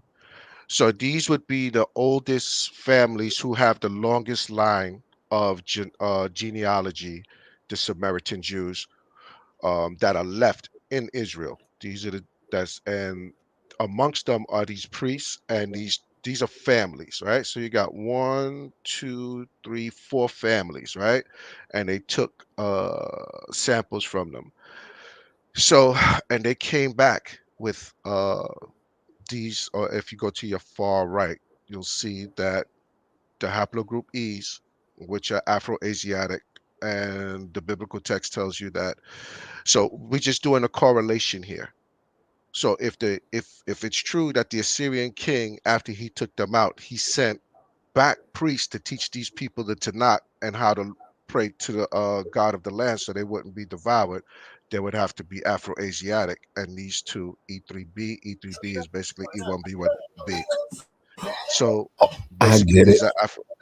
these are Afro-Asiatic people here, right? So These you're saying that those J markers these are J markers shared in that are common replacement, among the people, but they have a right? But priestly class among them who only carry this E3, this E marker as right, their Y no, chromosome group. right. So all of the Wow. Levites are E3B, carry E markers. Everybody else is J, which would be, if you look at the nations that were put in place, were basically Persian nations. And so they have J, which would be Mesopotamia area. So they have all the J's, these replacement nations. Mr. Blacktastic, can you share my screen really quick? I'm gonna back you up a little bit, Sean. Mhm. This really quick. So this is why we do this. We don't just do it just to be doing it. Like we really dig deep. So But go ahead, bro. Let me stop sharing. Hold on. yeah, this is my screen right here. Okay. Yeah, Sorry. so the priestly Kohen lineage from the tribe of Levi. However, the biggest and most important Samaritan family, the Kohen family tradition tribe of Levi, was found to belong to haplogroup E, which is the typical haplogroup of Afro-Asiatic peoples and African Americans, etc. But anyways, so it says this article predated the change of the classification of haplogroup E3B1-M78 to E3B1A-M78 and the further subdivision of E3B1A-M78 into 6 subclades based on the research of Cruciani. So the biggest and most important Samaritan family, the Kohen family, has haplogroup E. That's the main thing I want y'all to hear. And just to push this point even further, if you go to Family Tree, if you go to Jewish E Project, formerly Jewish E3B Project YDNA Classic Chart, I don't know if y'all see that. On the bottom, y'all should be seeing there's a blue bar. I don't know. Is there a way to I see something that says Avotenu. Yeah, Avotenu. All right, there we go. So just read this up here. It says for genealogy within the most recent 15 generations, STR markers help define paternal lineages. Why DNA STR markers change, mutate often enough that most men who share the same STR results also share a recent paternal lineage. This page displays Y chromosome, DNA, Y DNA, STR results for the project. It uses the classic format. The columns display each project member's kit number, paternal ancestry information, according to project settings, the paternal tree branch haplogroup, and actual STR marker results. So anyways, down here it says Israelite Samaritan of Levi, Aaron, Israel, the country, and this is the haplogroup, E-FT161981. So basically Right. the Samaritan Israelites from the tribe of Levi have E markers. Right. So this particular subclade is defined by E3B. Yeah, and so if you also go to jewishdna.net, it also has kits saying it says this. It says the owner of this kit reports himself as Kohen, tribe of Levi, Israelite Samaritan. It says this branch is the E1B-V22 group of Jewish branches. This branch is a member of the Samaritan branches. And this is another one. Others are 149532 from the Israelite Samaritan tribe of Levi. I don't speak Hebrew, but born Aaron Cohen. This branch, this is the branch E1B1-V22 group of Jewish branches. This branch is a member of the Sephardic branches too. So Sephardic Jews also have this branch. And here's the map distribution of EV22.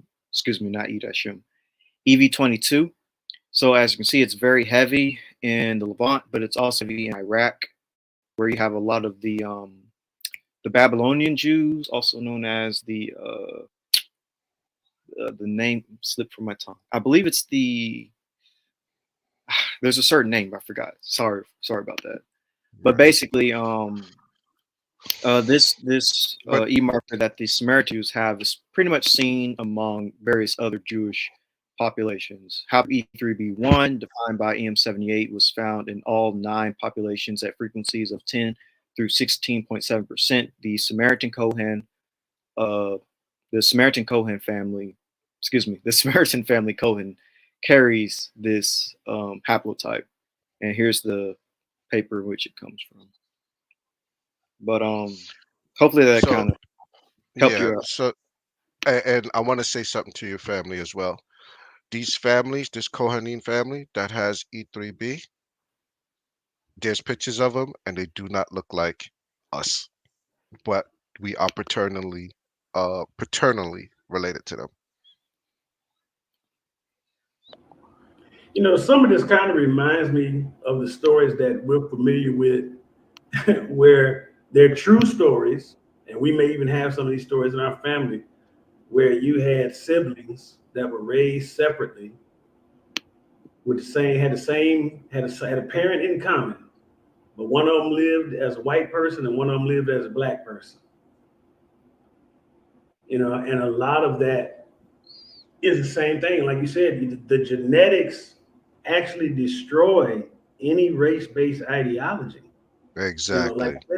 When I was talking to my geneticist, I guess either she's been doing it so long or it's just her view now. She just doesn't. She sees race as a construct completely, and because she deals with genetics so much, that's how she sees people. This is exactly how we see people. When we do, because we've been into this for so long that it changes your mental thinking on how to deal with population groups in the world, because you have no choice. So this won't make no sense to you. It'll keep blocking you, like the brother was doing when he kept saying, well, if they were, they have to be black, like basically what the brother was trying to say when he was speaking to us. Like, you can't get past, if you can't get past that, none of this is going to make sense to you. Right, and that's the product of being raised in a, again, racialized society. Is deeply embedded in us. Right, but we all had to do it. Even us up here, we all had to come out of this. We all had to come out of, trust me, when I got to this, when I started running with Yeshub and Ivry and all of them, and we started the Yap Gang, and I was running into these problems, that old monster kept coming up in my head. That old colorism monster. And it kept blocking, and they used to laugh at me. They would laugh at me like, bro, what are you doing? Stop it. Get that shit out your, excuse my language. Get that nonsense out your, sorry, excuse me, family. Get that nonsense out your head. You can't, this is not going to work with this. You gotta, this is what it is. This is. Right. Yeah, we got to be kingdom minded, or we're going to be earthly blinded. And I think that's a lot of what's happening. So, I mean, we can overcome it. I feel like it's really like a test for us. Mm-hmm. It's a test that we have to pass, because so many of us have failed it. But, as much as we talk about being liberated from this Eurocentric society and things of this sort, we're still carrying a lot of Eurocentric. A lot of that baggage, that damaged baggage, all of that damaged baggage we still carrying. Hey, yo, Talmud had a question. He's back. Talmud had a question. That's cool. But I want to ask Zadok how what he thought about what we just showed him about the Samaritans.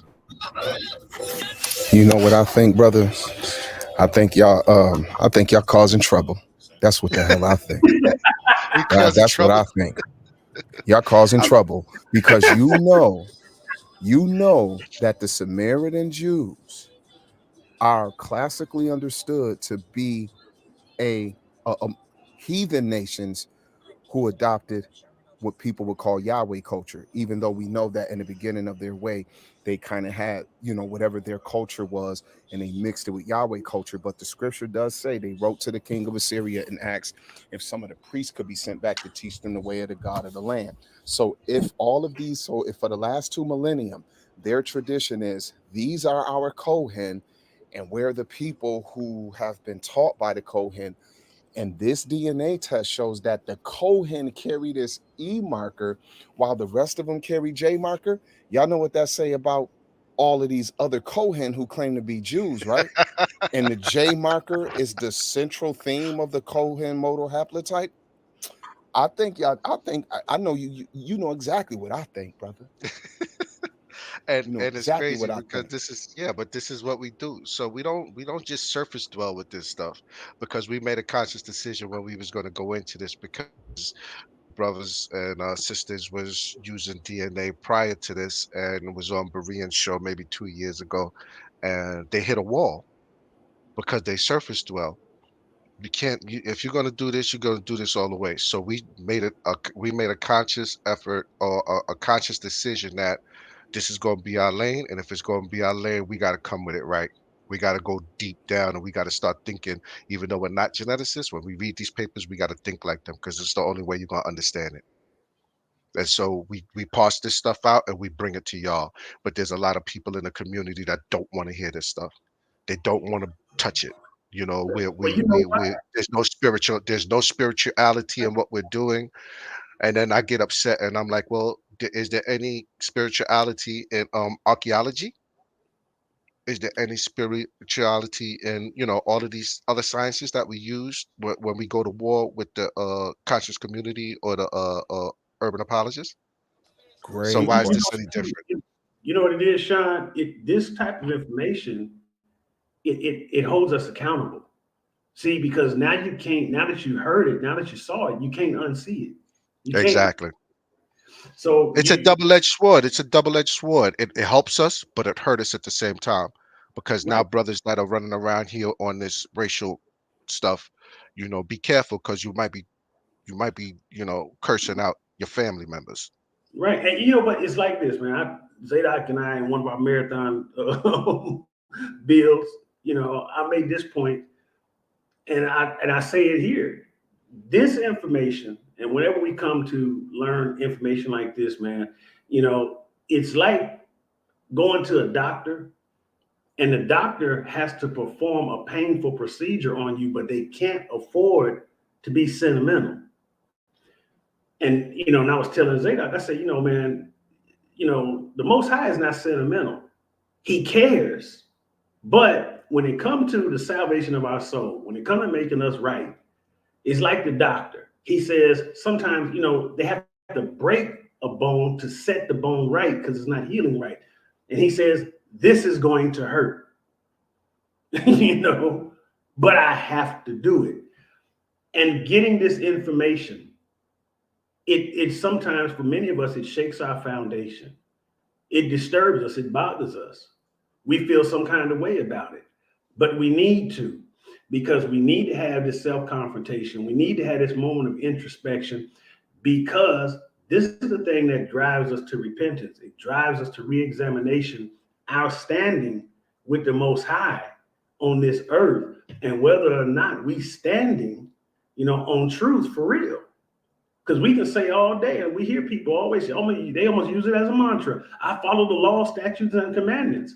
But their behavior many times is contrary to that. And then we hear it come out, and we see it come out when something don't go their way, or when somebody offends them.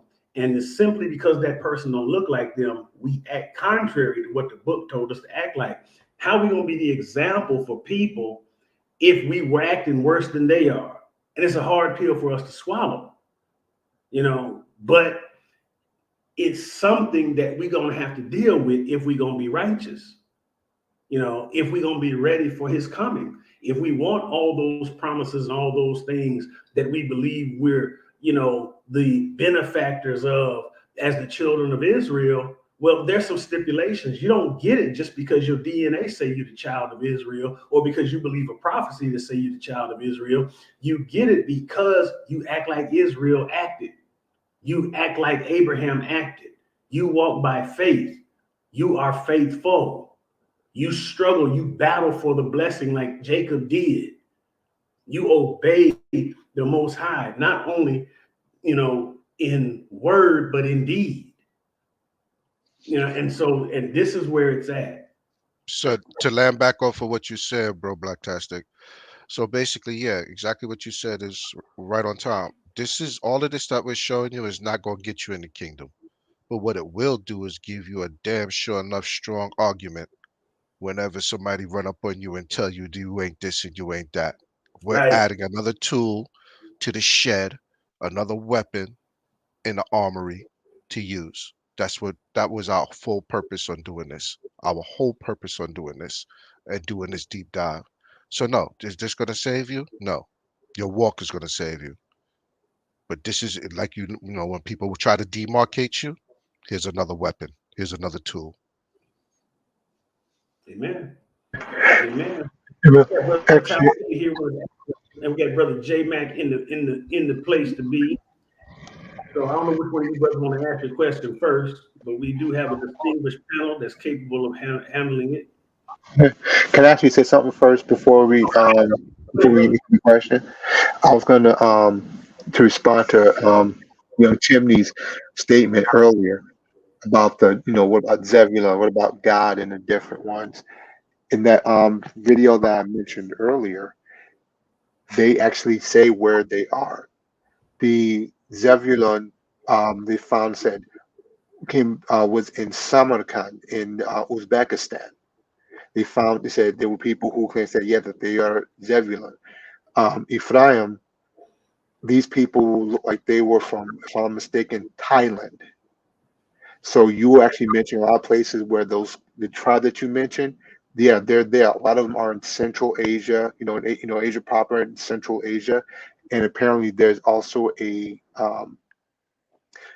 colony of what they call Cohenites, Cohen priests. They're in Tunisia.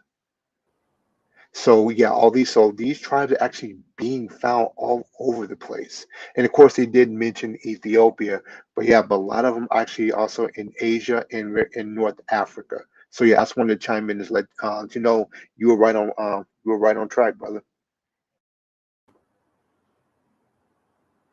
Yeah. Amen. Mm. Amen. Brother, tell me. That was good. Yes, sir. I know it was said earlier that according to you all's model that CT was Japheth.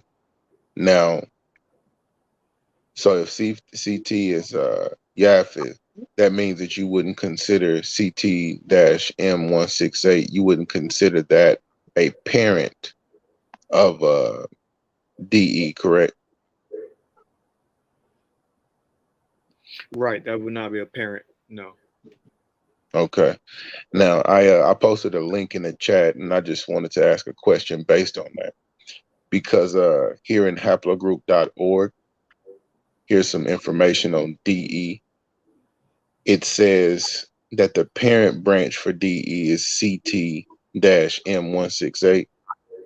And it says that this branch is defined by haplogroup tree as DE-M145.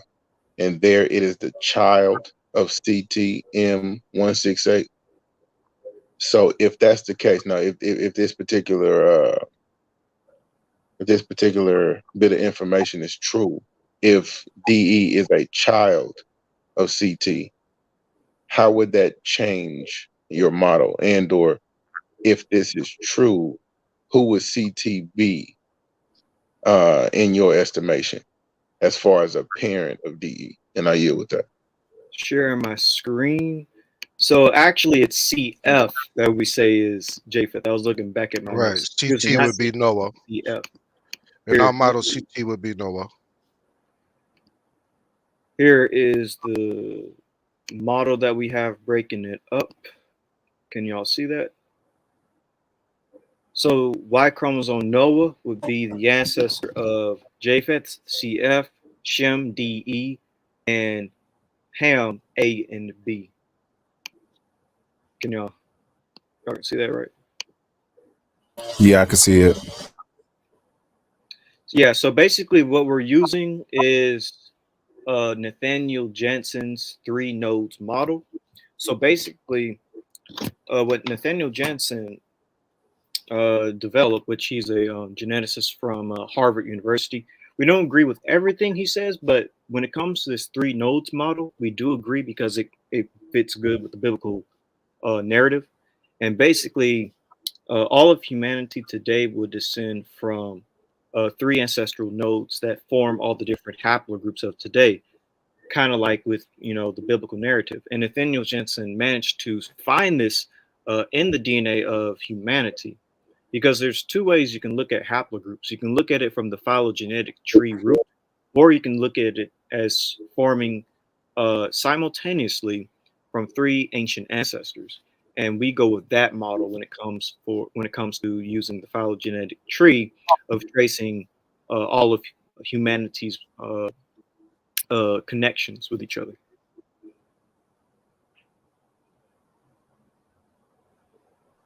I am the boy. Thank you. All right. No problem. I have a video on this if you want to check it out. I believe it's called Shem, Ham, and Japheth, if you want to check out that video. But it kind of breaks it down. Now, I did want to go back to an earlier question, and that the question was just some, I don't know, someone said that about the Haratine. What haplogroup are they? Can you repeat that one more time and speak a little louder? It's the mic, or maybe I need to turn this up. Yeah, the Haratine people, maybe more knows. I know he's looked at these, he studied them. What's their haplogroup? They're going to be a mixture of E1B1B and E1B1A, and there's some J amongst them as well. Like, so there are, well, there's J amongst the Torah, which leads me to believe that I'm going to find J amongst the heart and whatnot. You know what I'm saying? But you see a lot of E1B1B and E1B1A, but mostly E1B1B. So basically, wherever in ancient times, basically wherever you find J, you're going to find E. Wherever you find E, you're going to find J. Okay. So the heart definitely have markers that show them to be Israel. Yeah, 100%. Oh yeah, Okay. you find a couple different E1B and B's amongst them, and you also even find like the EM33 that I got or whatever. But yeah, you find the E and the J amongst them, etc. But you find the Natufi Indian. Again, amongst them, you're going to find a high admixture of Levantine DNA. That's what I'm saying. When you go to the northwestern part of the Sahel, the northwestern part is like of Western Africa, right? Not Northern Africa. When you go to West Africa, go to the northwestern part of it, again, that Natufian DNA is rocking at like 30-40%, fam. Like, it's super high. Right. Wow. So let me share something with y'all real quick. I want y'all to hear what a geneticist has to say about haplogroup E. All right. Share my screen. All right.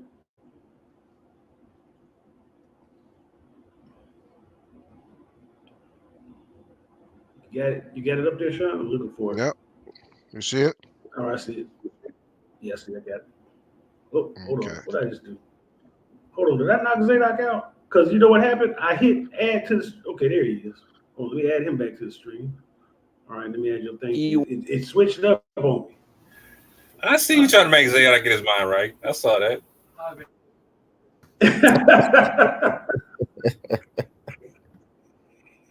All right, y'all ready?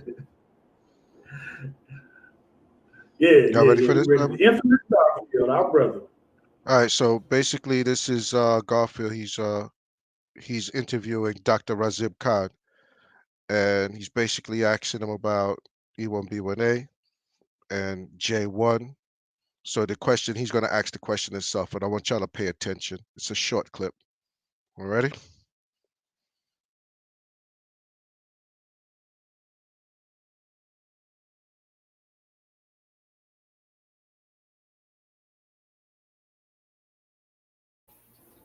It's not playing, Sean.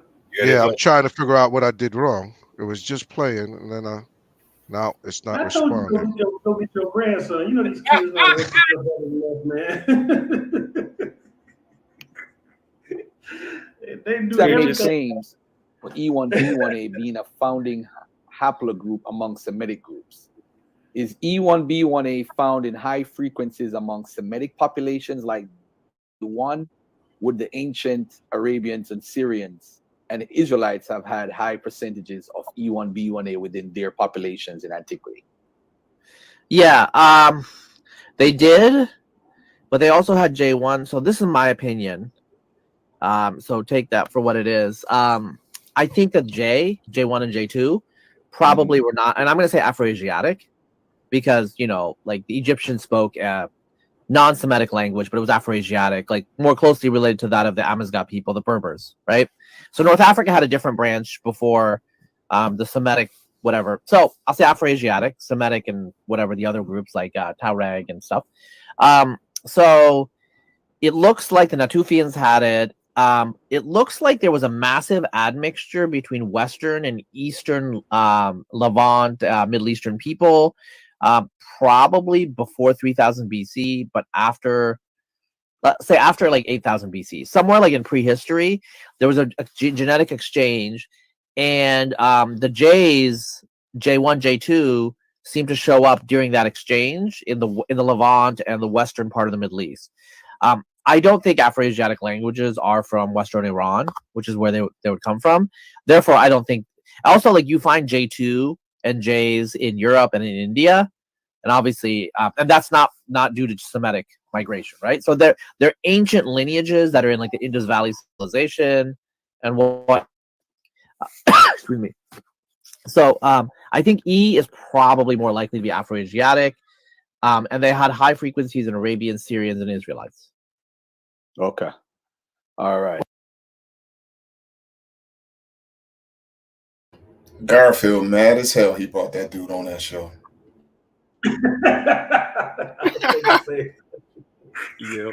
All right, so our model, and this is, I can tell you that question was geared directly for the Yap Gang. I can tell you that right now. That question to that geneticist was geared specifically for us. I mean, there's other people that claim, E is Semitic, but the way he posed the question is just how our model shows it. You know, other people do make arguments for E1B1A, but they don't go back to, we don't just stop at the Bronze Age. We have to prove out, because during the Bronze Age, you're going to have J1, you're going to have R, all of these haplogroups in the Levant going down into the Israelite age, into the Iron Age. So how do you prove out who would be the original Shemites? Well, you got to go back to the Neolithic and see what populations was in the Levant first. Who was there? Who was in the land of Shem first? And who the geneticists call Afro-Asiatic. And as you just heard, the good doctor confirmed our and we did a whole live on that particular video. That particular video, we did a live on Genesis 49ers and broke it down and listened to it. So our model pretty much fits. And Razib Khan is I believe he's an atheist, or he's secular. He's a secular person. So I'm hearing that he's an atheist. I'm not sure, but I know he's secular. So and he just confirmed, what most other geneticists are saying, that haplogroup E as well as D, which is the power group DE, split. D went one way, E stayed in the Levant region, and they're both Afro-Asiatic and progenitors of the Semitic language. So we're right on point over what we do. So Sean, can I ask this? So the point of this seems to be that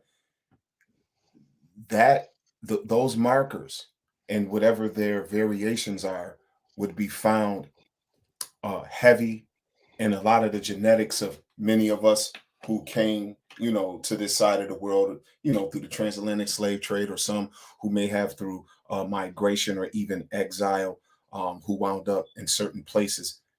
If we share that marker and a guy like this can say that, then it gets into a big genetic powwow between sides on who can claim to be Shemitic. So if it's claiming Shemitic, then it's claiming that, hey, okay, maybe I don't know, maybe I'm a damn Elamite or something, but whatever it could be. You still go back to the populations, right? You go back to the original populations. And so now that's when we go to scripture and we start seeing the transatlantic slave trade and all of these things, this stuff start adding up. That's the best I'll give you. Y'all can work it out for yourselves with the prophecies and the history but I just gave you some work. And most of the people that got caught up in the transatlantic slave trade, we already know is haplogroup E. By the way, I got to follow up with one more video. What Sean posted was pretty good. I'm going to show y'all this as well because it's another person basically confirming that video. If y'all don't mind, I'm going to go ahead. hold this up. Yeah, Sister Shanti said she wasn't gonna go to the club, and so she was gonna stick around. So we can do it, you know. The only club I would go to this time of night is Club Bed. You know what I mean? I don't know. We seem to be still holding the sister's attention because she said a while ago she got to dip. She was ready to go to bed, but somehow we still got the sister's ear. Hey, I'm probably be up to like 1 or 2 o'clock in the morning. You know, I done caught my third win right now. Yeah, I caught my third win too, but I gotta be to work in the morning, 6 a.m. So the whole family, I'm going to bed already. I'm the only one up. She's about to watch this on the replay. We got to catch all this live. She's a nerd.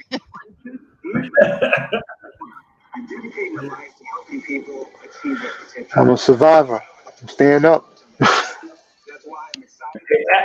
After this, we're gonna let J-Mac, he want to ask a question. He's been waiting patiently. He calling it from the Jew joint. So all right. All right, I think I got it.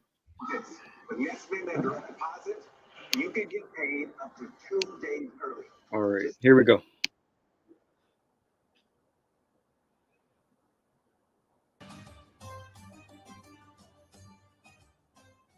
There's also the E haplogroup. There are Arabs who belong to the EM2, identified with the Bantu expansion of sub-Saharan Africa. So originally, when some Arabs discovered that they were from EM2, but they weren't black looking, they were confused. They thought, oh, maybe my ancestor was originally enslaved from Africa, and that's where my haplogroup comes from. But some of these people started working online, combining their ancestries, mainly on familytreedna.com, and discovered that these guys shared ancestry with other people at least 2,000 years old that was in the Arabian Peninsula. So 2,000 years ago, you know, the E haplogroup somehow has been in the Arabian Peninsula. So the E haplogroup has been in the Arabian Peninsula for a very long time. In fact, there began to be a theory that the E haplogroup arrived in the Arabian Peninsula even before the J haplogroup returned, I'll talk about this later, from around Albania. But anyway, the point is, there's an ancient E haplogroup among the Arabs. And these people share absolutely no genetic similarities except for that haplogroup with Africans. So for example, if they go on 23andMe, it'll say 0.0% African DNA, but they'll belong to E. So this is a very ancient haplogroup among the Arabs. So they're clearly... So yeah, just like the man said, you know, there's an ancient haplogroup E presence in the Arabian Peninsula, and even our marker E-M2, because E-M2 is another way of saying E1B1A. Even that is found in the Arabs, and it goes back 2,000 years ago. So even that is evidence of our haplogroup E1B1A being in places like the Arabian Peninsula in the Middle East 2,000 years ago. And these Arabs have 0%, again, African DNA. And again, like you said, there's an ancient presence of either, and it's there even before the J marker gets there. So real quick. So Sean and Avery keep saying that our haplogroup, our DNA went up. The vast majority of people, like maybe 65%, 60% of males that came through the slave trade have haplogroup E1B1A. Not everyone does. For instance, not everyone in the YAP gang is E1B1A. For instance, I'm not E1B1A. I'm EM33. We got people in YAP that are R. We got people in YAP that are other letters, etc. Right. So just to be clear, if you hear us talk about our haplogroup, because even I'll do it, right, and I'm not E1B1A, right. We're talking about in the general concept of like that being the most populated or most populous most average haplogroup amongst the men in our population and whatnot. So don't feel like we're trying to cut you out or slide you in the lane. We're just talking about in generalities. Correct. That is correct. I concur with 60% that. of African Americans are E1B1A. Yeah. All right, so I concur with that. So basically, what we did, Zadok, we came to your crib, Yap Gang came to your house, and you let us in, and we dropped some arms on your table, and said, do as you will, and walked out. Man, look, I'm protecting these. I'm about to be running around. I just got to jump down a couple rabbit holes, so don't be surprised if I reach out, because somebody like me just having a little bit of this in my hand with some stuff I already have, I think it'll just be helpful if and when I have to get into them conversations or possibly make a presentation. So I just greatly appreciate it. I'm glad that, I had the time to actually listen live and ask questions. This is good stuff. I appreciate it. No problem. No problem.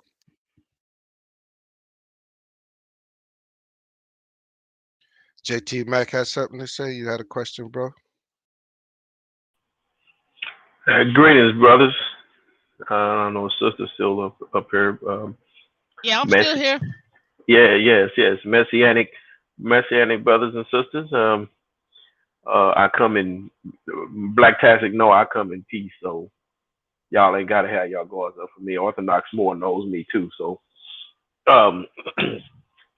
this is a great show y'all did. I caught like the first hour, and then I had some other stuff going on, so I kind of missed when you guys started diving deep into the DNA stuff. But I'm glad you covered the basics, of bloodlines, quote unquote, versus converts, and how Scripture, how the Bible and the Torah views them as one person, and it's a sin to try to separate them and treat them any different, whoever we think are converts, and the things that we've been seeing going on, excuse me, a lot lately. And so I do have a question, but I just wanted to lay the foundation of what my thoughts were, the whole Kyrie and Kanye thing, and the dust storm that they created.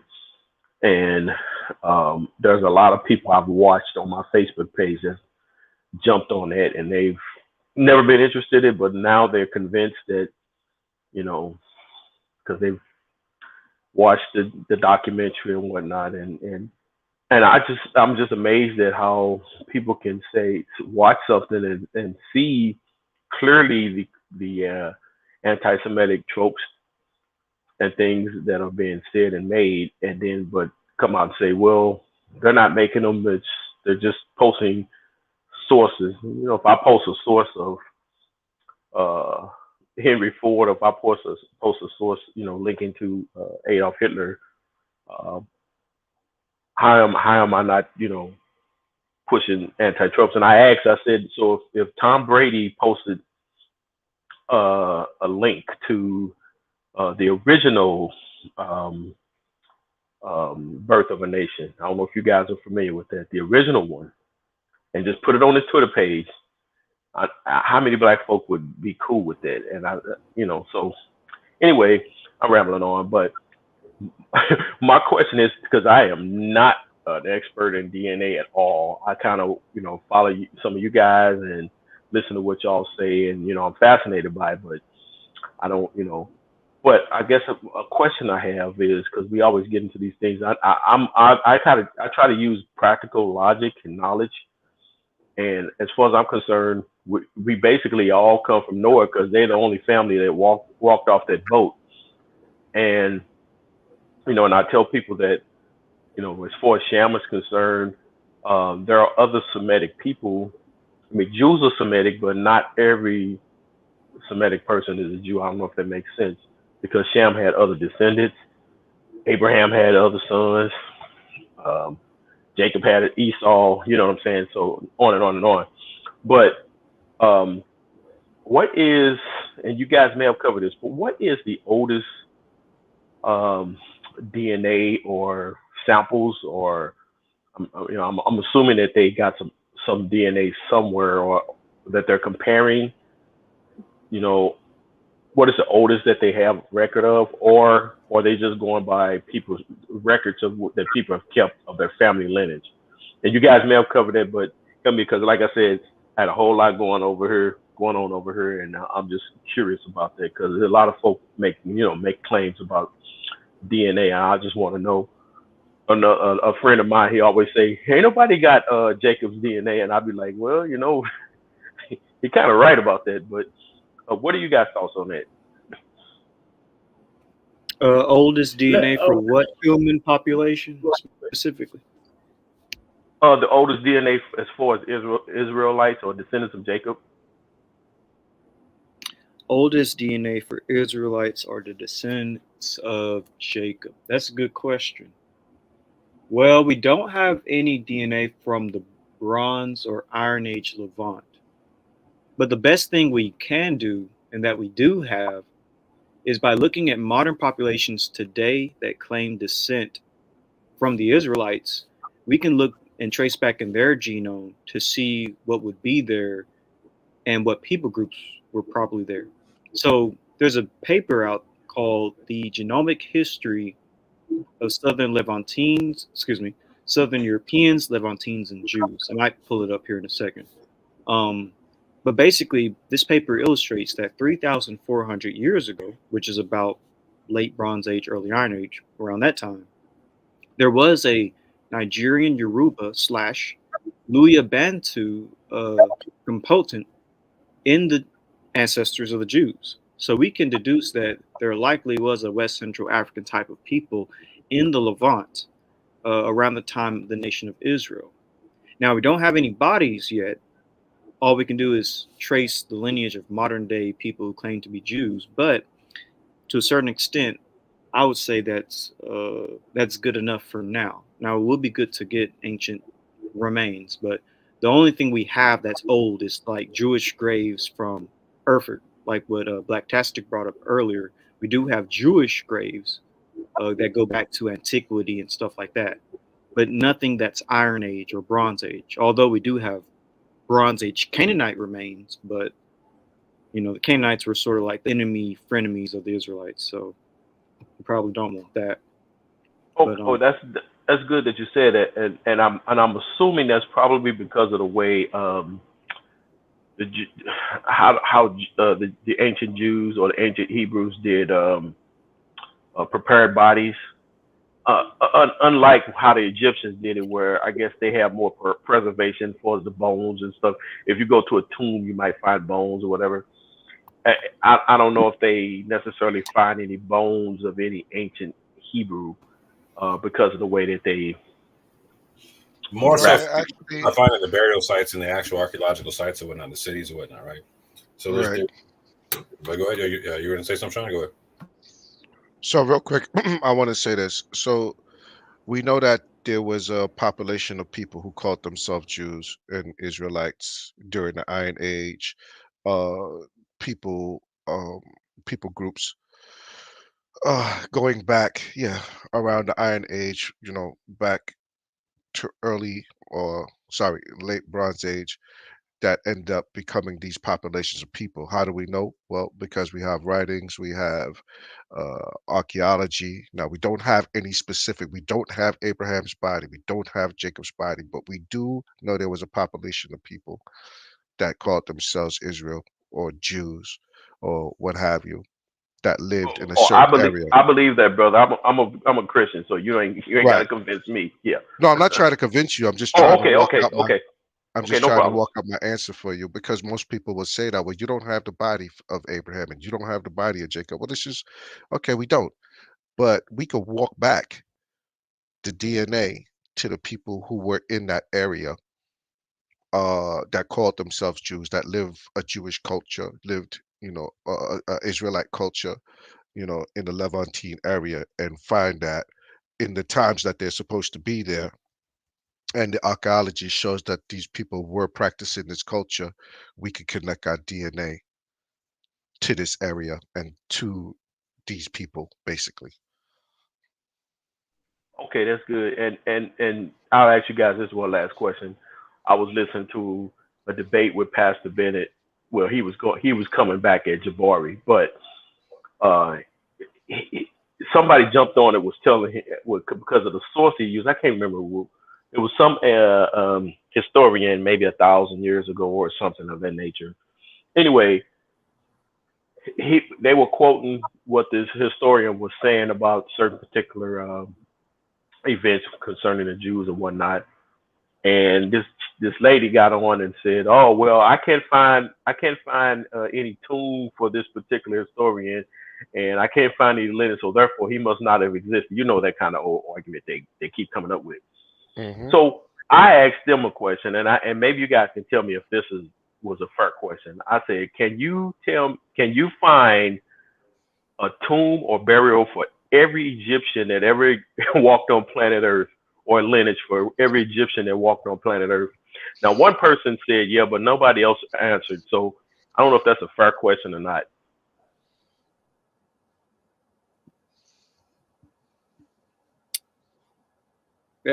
That's a good question. I'll give you that. That's a good question. I think it'll be impossible to find every single pharaoh, because a lot of stuff just buried under the sand in Egypt. Same thing in the Levant as well. Same thing with the land of Canaan, because everything out there is also buried. It takes a long. Not just the pharaohs, but the citizens, the laymen, all of them. I mean, they talk like they have a record of every person that ever lived in Egypt, is what I'm getting at. Because and so therefore, the Israelite or the Hebrew nation should have a record of everybody that lived, especially all the patriarchs, all the kings and whatnot. And I made a point about how and you guys can correct me if I'm wrong on how the Israelites did burial ceremonies and whatnot versus how the Egyptians did it. So that to me is the big difference, So, but if they can't produce a record of every Egyptian that ever lived, now how can they tell the Christians or Israelites, well, you guys are believing in people that never existed because you don't have all the graves and whatnot? I just think that's an unfair argument. Yeah, I understand. I definitely feel you. Yeah, I guess you're talking about the Hoteps. They kind of do go a little bit overboard on their, but they're just anti-Bible though. So of course they're going to, try to do that type of stuff. And so the issue isn't that records weren't kept. The issue is we haven't found the records yet. So the scrolls talk about we kept chronicles, etc., whatnot, right? And the scrolls talk about so for instance, there's stuff where we're inscribing stuff on stones and all kind of monuments and all kind of stuff, right? Well, like people are saying, a lot of the stuff is under the sand, right? And a lot of the stuff is getting it's not easy to excavate in the areas and whatnot. So excavating in the desert is not easy in any way, shape, or form. You know what I'm saying? Like go dig in a sandbox, fam. It ain't fun. You know what I'm saying? But two, there's a lot of religious red tape to cut through when it comes to that area. Like when you're talking about like Arabia, you're talking about Egypt, you're talking about the Levant or whatnot. There's a lot of religious red tape amongst the Muslims and the Jews, etc., whatnot, to where like it's a lot of politics involved or whatnot. You know what I'm saying? So for instance, like in Avaris or whatnot, in Egypt or whatnot, to where we know the Bible's talking about where the like is the Goshen or whatnot. The way the way you have to go study stuff out there is like you have to go like, instead of like making your archaeological dig as big as possible and keeping it open or whatnot, you make your dig and then you're forced to fill in the dig that you just did at the end of the year when you're done. And then when you come back, when you want to go deeper, you have to go dig up what you just dug and then go deeper after that, right? So like there's a lot, like it's not the environment's not always conducive for actually getting the archaeological information and whatnot, right? And sometimes when they actually find bodies and they do tests and whatnot, it takes years for the test to come out because there's a lot of politics involved and whatnot, right? So it just is what it is right now. But we do got to recognize this, like when we're going to be finding a lot of stuff at the same time that corroborates the Bible. We'll be finding the physical artifacts like the stelae, etc., and we'll be finding the burial ground at the same time because we'll be finding the cities that the people are in.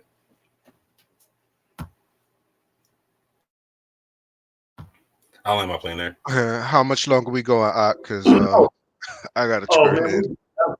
Yeah, we getting ready to shut it down. I want to just answer a couple questions real quick, or respond to a couple to a statement that my brother J Mac made, and also to a conversation that we having in the chat about Ron Dalton's movie. Now, first of all, I don't think Kyrie was wrong for posting the video. I don't think that meant he's anti-Semitic at all. There's a lot of things. I mean, if I post a video about pimping, it doesn't mean I want to go out and get hoes. You know, it's a documentary style video that he thought had some interesting information. Now, I'll say this. Kyrie's famous. He's a basketball star, but that don't mean we should trust his judgment or discernment. People can make mistakes or can present something innocently that others may find offensive or harmful. But this is America. He has a right to do it. If Tom Brady put up Birth of a Nation with no caption like Kyrie did, and we assume now because he did that he's racist, we be just as wrong doing it to him as people have been for doing it to Kyrie. Some of these things, again, documentary formats offer information. Sometimes we can review something we may not agree with for the purpose of critique and observation. That's why we put the fair use warnings up, because we use these things for education purposes. It doesn't mean that we believe in it or that we agree with it. And I do think that people blew it out of proportion, and that's largely in part because the blow up was politically motivated. Kyrie's also a cash cow. The dude's getting paid $40 million this year by the Brooklyn Nets. He's been a spark for minor controversies and things that he said. And because he does have a large following, he gave a video that people didn't like by a person they don't like, too much publicity. And that's what caused the firestorm, really. But nobody went after Amazon and Jeff Bezos. The video's been on their platform for 4 years. They've been making money off of it and making even more now. They still haven't taken it down. The books have been selling. They're #1 bestsellers now. It drove Ron's profile, higher than it has been in the past, and gave him more attention than he's had since he's been doing this. Now, as far as what's in the video and what's in the books that's considered tropes, a trope based on the definition of what a trope is anything such as an idea, phrase, or image that can be used in somebody's work or art or media that communicates a particular message against someone, that could be considered derogatory, slanderous, or offensive. All right. And so this is what the trope is. And the thing that he's getting dinged for is the fact that he has quotes from Hitler or that are attributed to Hitler that Hitler didn't actually say. But even if Hitler said them, the thing about this is you don't want to be quoting Hitler.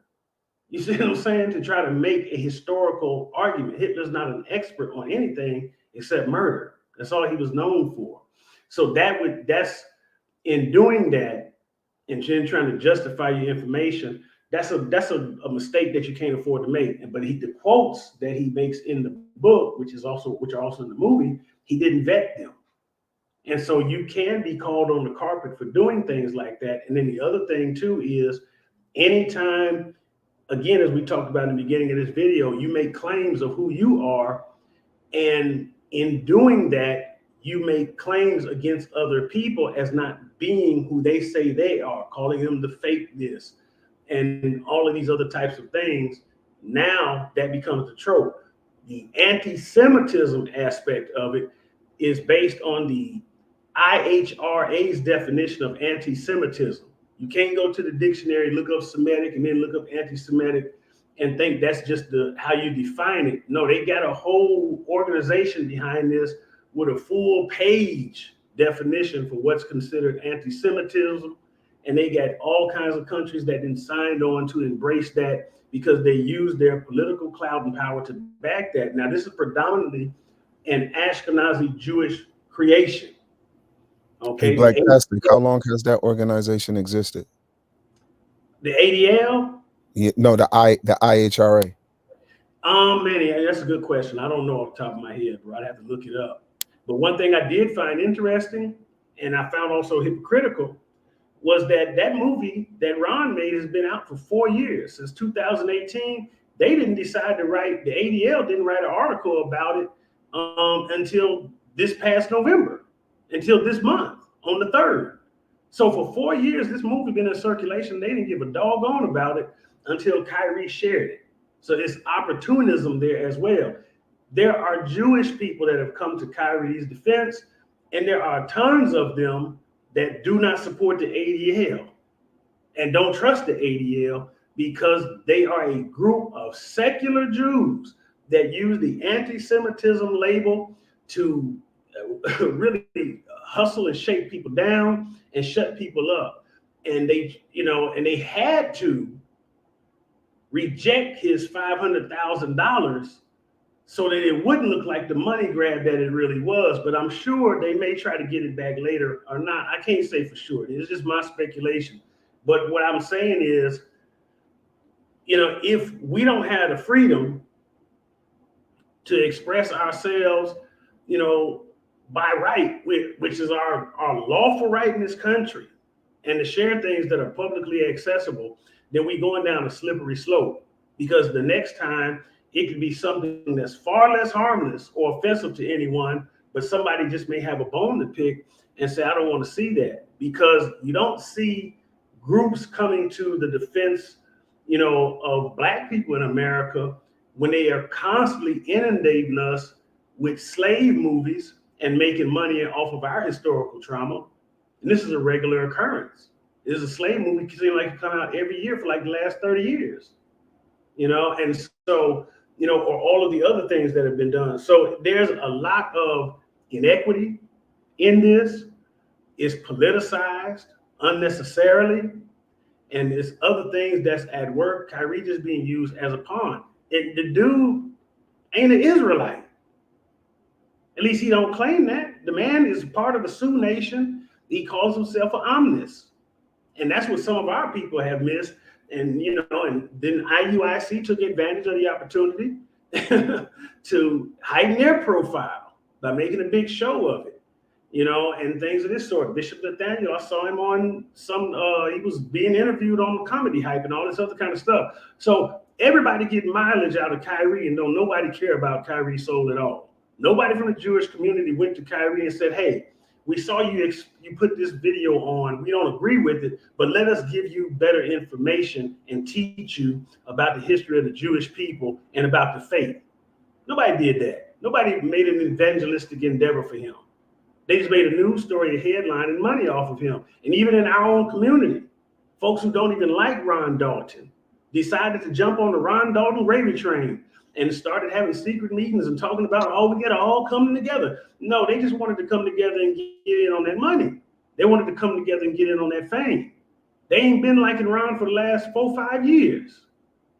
But now all of a sudden, he our brother. He wasn't your brother yesterday. Well, he wasn't your brother before Kyrie made that post. And you start seeing him getting all that attention, and his books went to number 1, and his videos started selling out. People started renting it. So there's a lot of faking and phonyism going on in Israel, going on in the white Jewish community, going on in political circles, and definitely going on in the NBA. Because Joseph Tsai, the owner of the Brooklyn Nets, has supported the cultural genocide of Chinese Muslims. And yet he gonna condemn Kyrie for a video, and this man is actually getting people's way of living destroyed.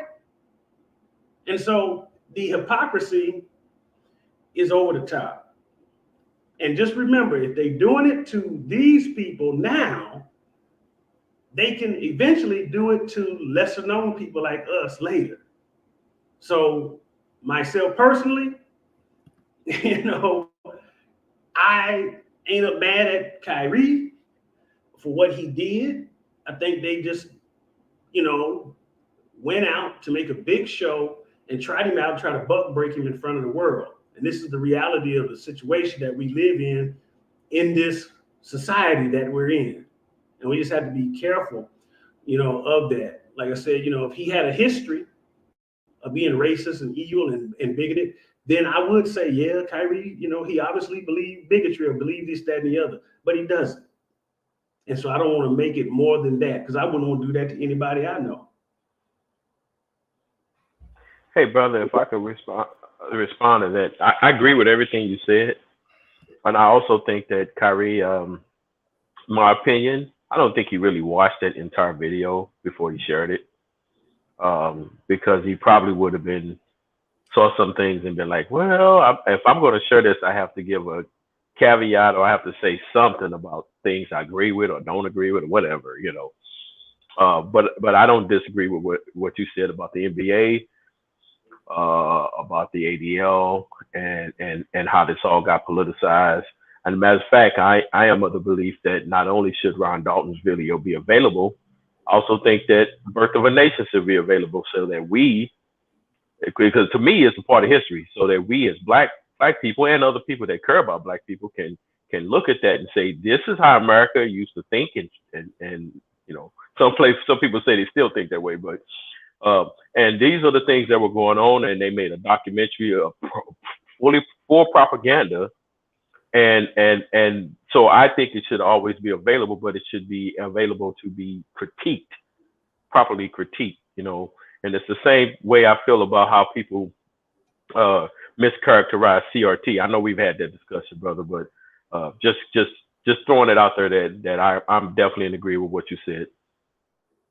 Hey, I'd like to say something as probably the only person in here who's actually in the documentary, quoted in the documentary, and then also took a trip to Jacksonville and sat down and was interviewed by Michael Israel himself in his own living room for an hour and a half. Let's be honest. As an Israelite, I know there is other Israelites in that documentary, many of them, not all of them. And let's be honest, within our own community before Ron Dalton made this documentary, some of us didn't agree with other Israelites on their racism, all right? Cats walking around talking about Esau as the white man. That's false. Calling white people the synagogue of Satan is false, because they don't phenotypic. Everything we talked about tonight with the pseudo scholarship that has plagued this community, because the Abba Bivens version of doctrine has permeated and is now the stereotypical sign of what it is to be an Hebrew Israelite.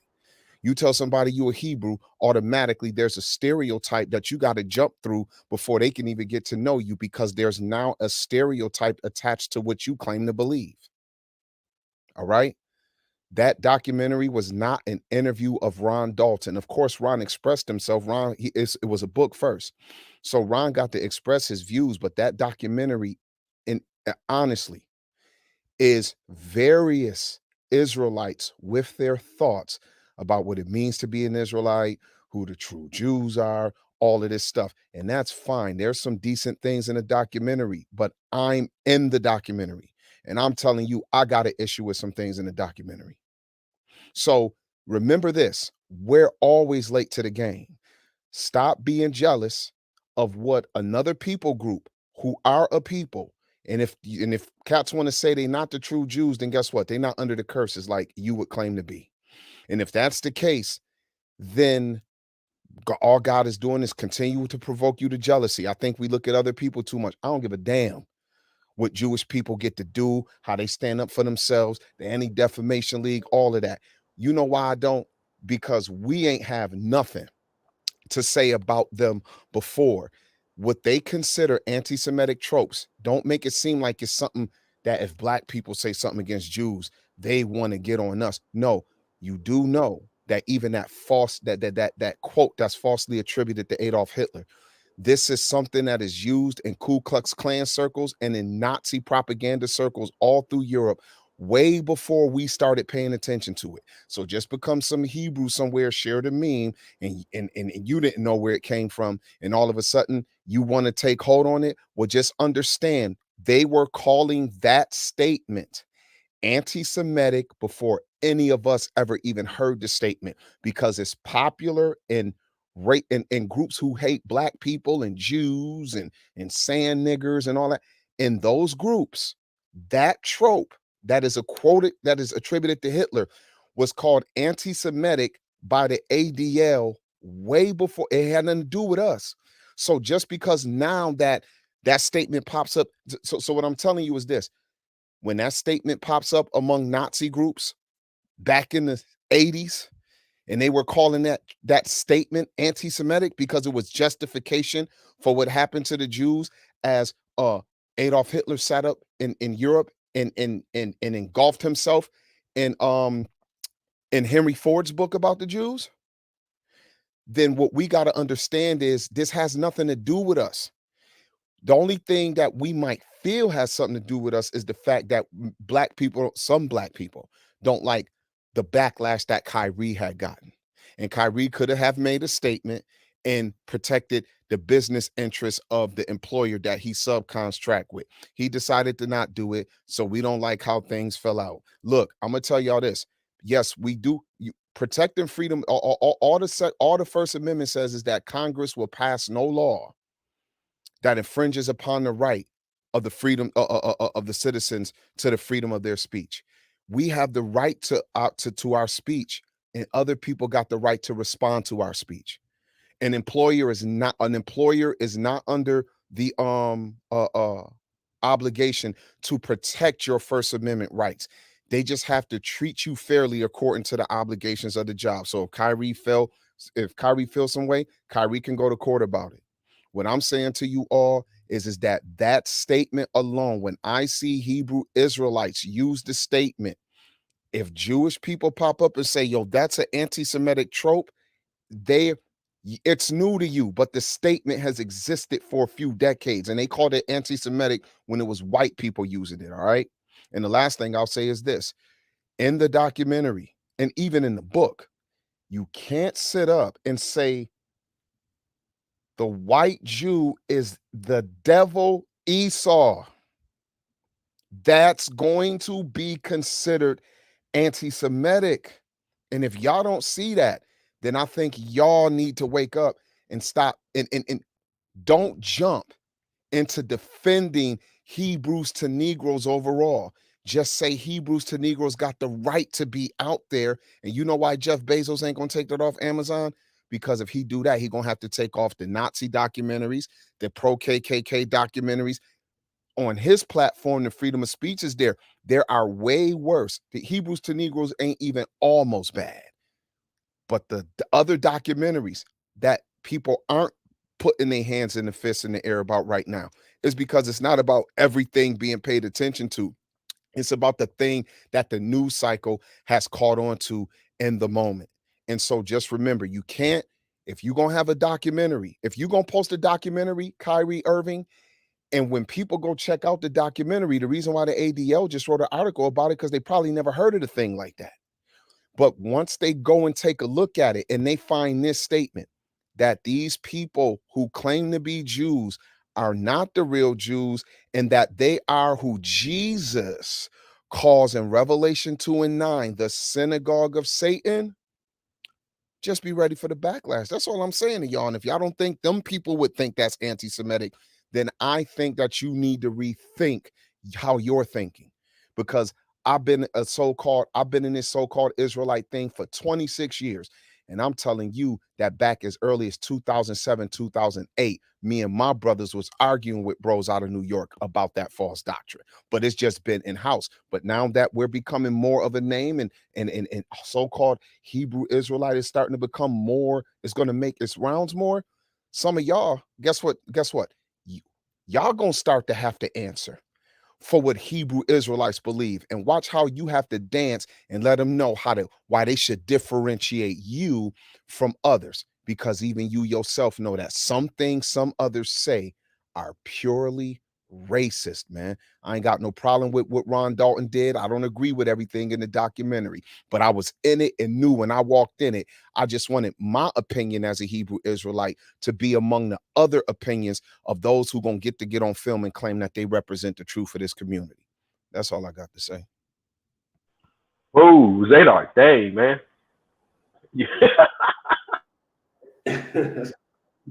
Smoky one, that's the smoky one, man. And I don't speak to be agreed with, I speak to be heard. Y'all know how it goes. Agreement is subjective to every person. And that's for real, and that's probably, I have to agree, that's the biggest mistake that Kyrie made. Hey man, you work for an employer, like he said, your freedom of speech is protected by the Constitution. but your employer don't have to protect your freedom to speak freely. You know, these kind of things. So we do have to be wise as serpent and harmless as doves, you know, because these kind of things can bring the wrong kind of heat and the wrong kind of attention on us. And this is why you can't be so reckless. You know, like Kanye, who was just reckless without thinking about the consequences. I mean, he actually said, I can be anti-Semitic. I mean, Kanye, he made a post before he went to bed. He said, when I wake up, I'm going DEFCON 3 on the Jews. And then he did. Right. Yeah, You know, wow, and then he said, I can be anti-Semitic and Adidas can't drop me. They dropped him like a bad habit. And so, I mean, we do have to be wise, you know. And then he turned around and went right back to some Jews at Skechers to try to get the deal that Adidas took. So again, like I said, that type of hypocrisy, you know, we can't support every dog in a race. You know, we can't, you know, just because, you know, they look like us and things of this sort. Foolishness is foolishness. I want to be on the side of what's right, you know, and like I said, you know, so all these things that are, you know, that are there, this is the country that we're in, and, you know, and this is the way that it is. And then also, too, one last thing before we close out. All Jews are not Semitic, by the way. I had covered this in earlier teaching. Why are you causing trouble, bro? Come on, man. Oh my God. I'm just You about to tell the truth. I gotta tell it. All Jews are not Semitic. There's several ethnic Jews or ethnicities in the Jewish community that clearly are converts that have no Semitic DNA, and some of those would be your Anglos and your Slavic people and things of these sort who came in by conversion. However, because they are part of the Jewish community as converts, they still get to claim the protection and benefits of anti-Semitism. And really, the IHRA, the International Holocaust Remembrance Alliance, the way they define anti-Semitism, it's really just anti-Jewishness. Because all Semitic people aren't covered under that. They're not going to defend the Arabs. That's why they never said anything when they were stopping them in airports and stuff when they were getting checked for terrorism. They're not going to defend the Shemitic Africans. All right. You know, they're not going to defend you. All right. With your Shemitic ancestry. So it's really anti-Jewish, but the anti-Semitic label goes back to a phrase being coined a long time ago. And that's just how they use it. So we just have to educate ourselves on these things so we know how to navigate, you know, around these things. You know, like what's the old commercial? The more you know. So there you have that. All right. So last words. Mr. Black Taxi. Let me clear that up real quick. I was speaking of the ancient Israelites, the ancient Hebrews, when I said that you know, as far as them being Semitic, some are not Jews, but they're Semitic because they came from you know, Shem's other lineage, or they came from. I wasn't speaking of converts. You know. Okay. So, Okay. Yeah. No problem. All right, y'all. So we done a good piece, man. I really appreciate everyone who joined and hollered at your boy and came and helped me out. You know, because I was for sure that they was gonna be trolling and rolling. But you know what? Actually, everybody was really cool. You know, in the chat. You know, I mean, you know, I'm one for the business, but nobody really gave the business. People gave their opinion. Whether you agree with it or not, it is what it is. And so I'm not gonna hold us hostage because I know some of y'all got to still go to work in the morning, and others of us gonna just do what we do and enjoy the Shabbat. And I hope we do whatever we do safely. And last words, everybody. I'm gonna go around. I'm gonna start with my brother Orthodox Moore, then to my sister Shanti, then to Sean, the Hebrew of Israel, Aerospike, J-Mac, and we're gonna let Zadok close us out. So last words, everybody. I want to say peace and blessings to the panel and to the chat. Appreciate the brother Black Task for having us on here. I want to reiterate that genotype trumps phenotype when it comes to this thing. That there is no haplogroup of righteousness in this whole thing. And that when you do a deep dive in the scrolls, there is nothing that stipulates that there is a color spectrum that you have to to satisfy in order to be a citizen or a convert in the nation of Israel in any way, shape, or form. So with that, I appreciate you all for your time. Amen. Amen. Sister Shanti, Doc, where you at? I'm right here. I just want to say, I have a Torah titles of the text. Maybe you should call your stuff "He That Troubleth Israel." That's what you be calling me sometimes. Nah, this took the cake right here, especially Yat Gang. You know what I mean? Hey, well, They you know, that troubleth Israel. right. Well, you know, you she that troubleth Israel. I call Zadok he that troubleth Israel. I'm gonna start calling Yap they that troubleth Israel. Yeah. That's what we're gonna do. Yeah. I want to say Shalom uvracha lecholam. Peace and blessings to everyone. Mishpacha Wahabarim, family and friends. Lila Tov, thank you again, Blacktastic, for having me on. Thank each and every last one of the panel for their contributions. Yevarechacha Adonai ve'yishmerecha. May Yahweh bless you and keep you for real.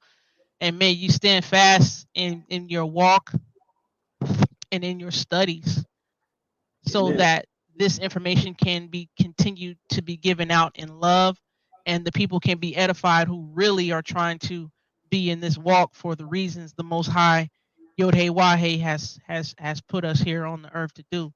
So thank you again, Blacktastic, and Lila Tov Yisrael. Amen. Amen. And Brother to Sean. the rest of the Jews. And to the rest of the Jews, you know what I mean? That's right. That's right. That's right. Brother Sean. Yes, sir.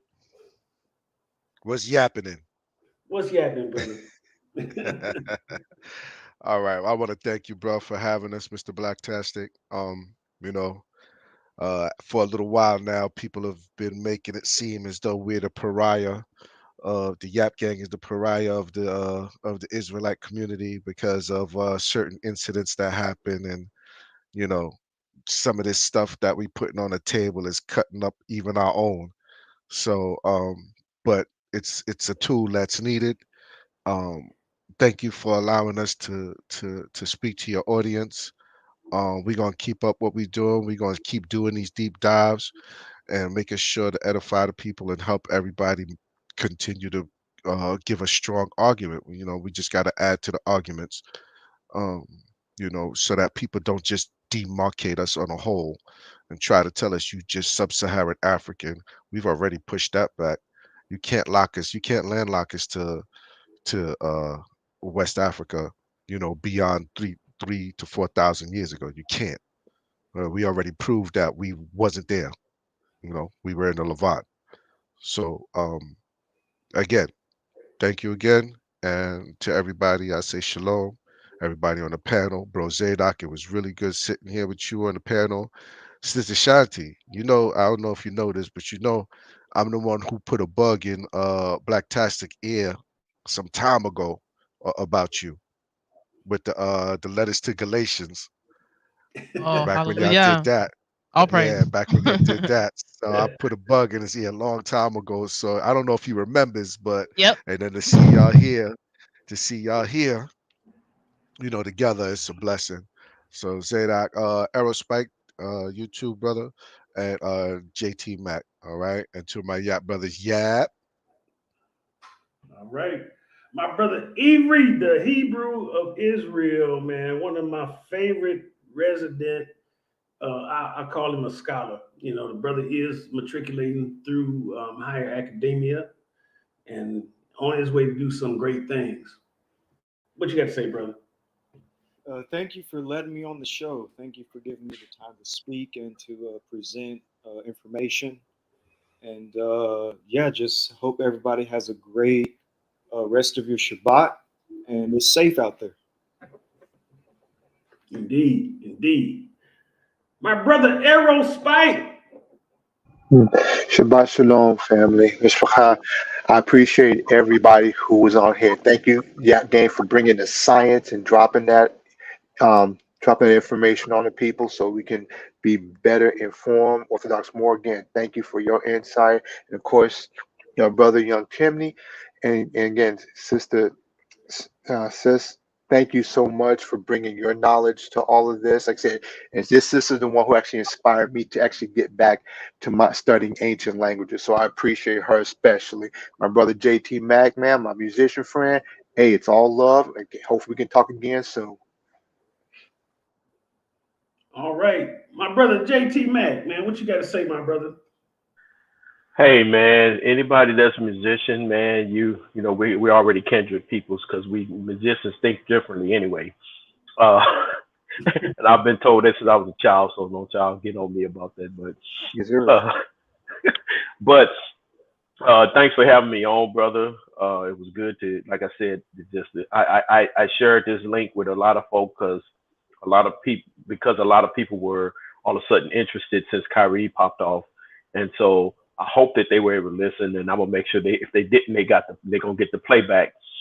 and Zadok brought up an interesting point, and I hope in the future show this brought out again. But I think it's good that you guys are people like you all are making setting the table for what you believe and the distinction between some of the other stuff that's out there, because some of these folk have gotten the wrong attention. To Zadok's point, they got some folk looking at them now, and so it's good that people like you guys are putting out there say, hey, we don't believe all that stuff. So, not all Israelites believe the same thing. We don't believe in all that crazy stuff. So you guys keep doing that, man. It's going to be important because I think a lot of heat is getting ready to come down on some folk, and it's good to have you all out here standing up for truth. God bless. Amen, my brother. And live and direct from Harpo's Juke Joint, the world's greatest hambone and washboard player, Ben Ketor, the son of smoke, the king of steam, the master blaster, the walking disaster, the man so mean and slick he make medicine sick. He jumped in the ocean, swallowed a whale, handcuffed thunder and throw lightning in jail. Zadok! I was born in a barrel of butcher knives. But look, hey man, hey, I appreciate being here tonight. I was quiet for the most part because I was really getting some education on some things, and it's good to not be an expert, to not be dedicated to try to master everything, because what it does is overall it causes a need for others to be a part of the discussion, to bring their mastery and the thing that they're dedicated to the stage. And so I greatly appreciate that. And all I'm gonna say is, one, work it, JT, work it, right? And and number two, I'm gonna say this: Ashkenaz was a black man. I like the chart them brothers showed with their breakdown of Noah, I believe, having CT, and then all others progeniting off of that. So all haplogroups really are branches off of a particular Y chromosome. And in that regard, like Paul said to the Stoics and Epicureans in Acts 17, all nations of the earth are of one blood.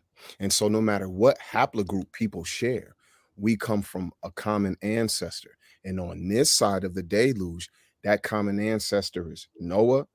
And so the haplogroup patterns that would have been given to his sons and then their immediate generation following them, it's very well that if we don't mind Ham and our thought narrative being a man of color, Shem being a man of color, then we would assume Noah was a man of color because they come from him. So are we walking around and in our mind we got a black father, two black sons, and one white boy? Is that what we thinking? I know that ain't what we thinking. So the reality that many of the early Japhethites, just like Hamites and Shemites, were more dark complected people, or probably even had a variety of shade among them, that has to be taken into consideration. And because of that, I'm gonna go out on a limb and say I believe it's every right to think that Ashkenaz was possibly a black man. As far as when you seen him phenotypically, he may have been a caramel complected brother. And I ain't got no problem with that.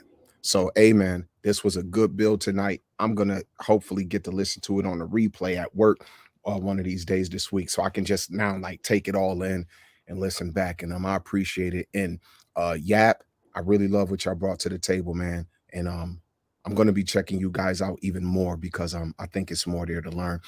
And the reason I say that is because these brothers put a dagger out there they ain't even used tonight about close to 3,000 to 8,000 years ago about who populated West Africa originally, them pygmy people, and the DNA they have versus what, the Y groups, the Y chromosome they have versus what we have, showing that you can't really put E going back 3,000 years is in any way dominating what we call West Africa today. There was another Y group that dominated that.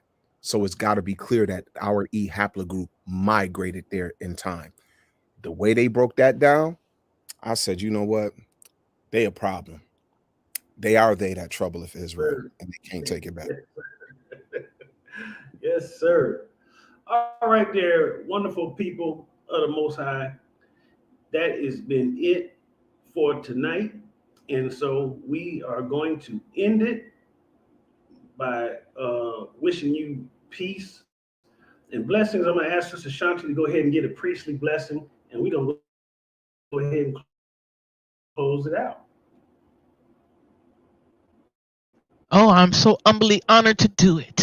All right. You got it. You got that priestly blessing. Hold on. Yevarechacha Yahweh v'yishmerecha. Ya'er Yahweh panav elecha v'chunecha. Yisa Yahweh panav elecha v'yasem lecha shalom. May Yahweh bless you and keep you. May Yahweh make his face shine on you and show you favor. May Yahweh lift up his face towards you and grant you shalom, peace, wellness, wholeness.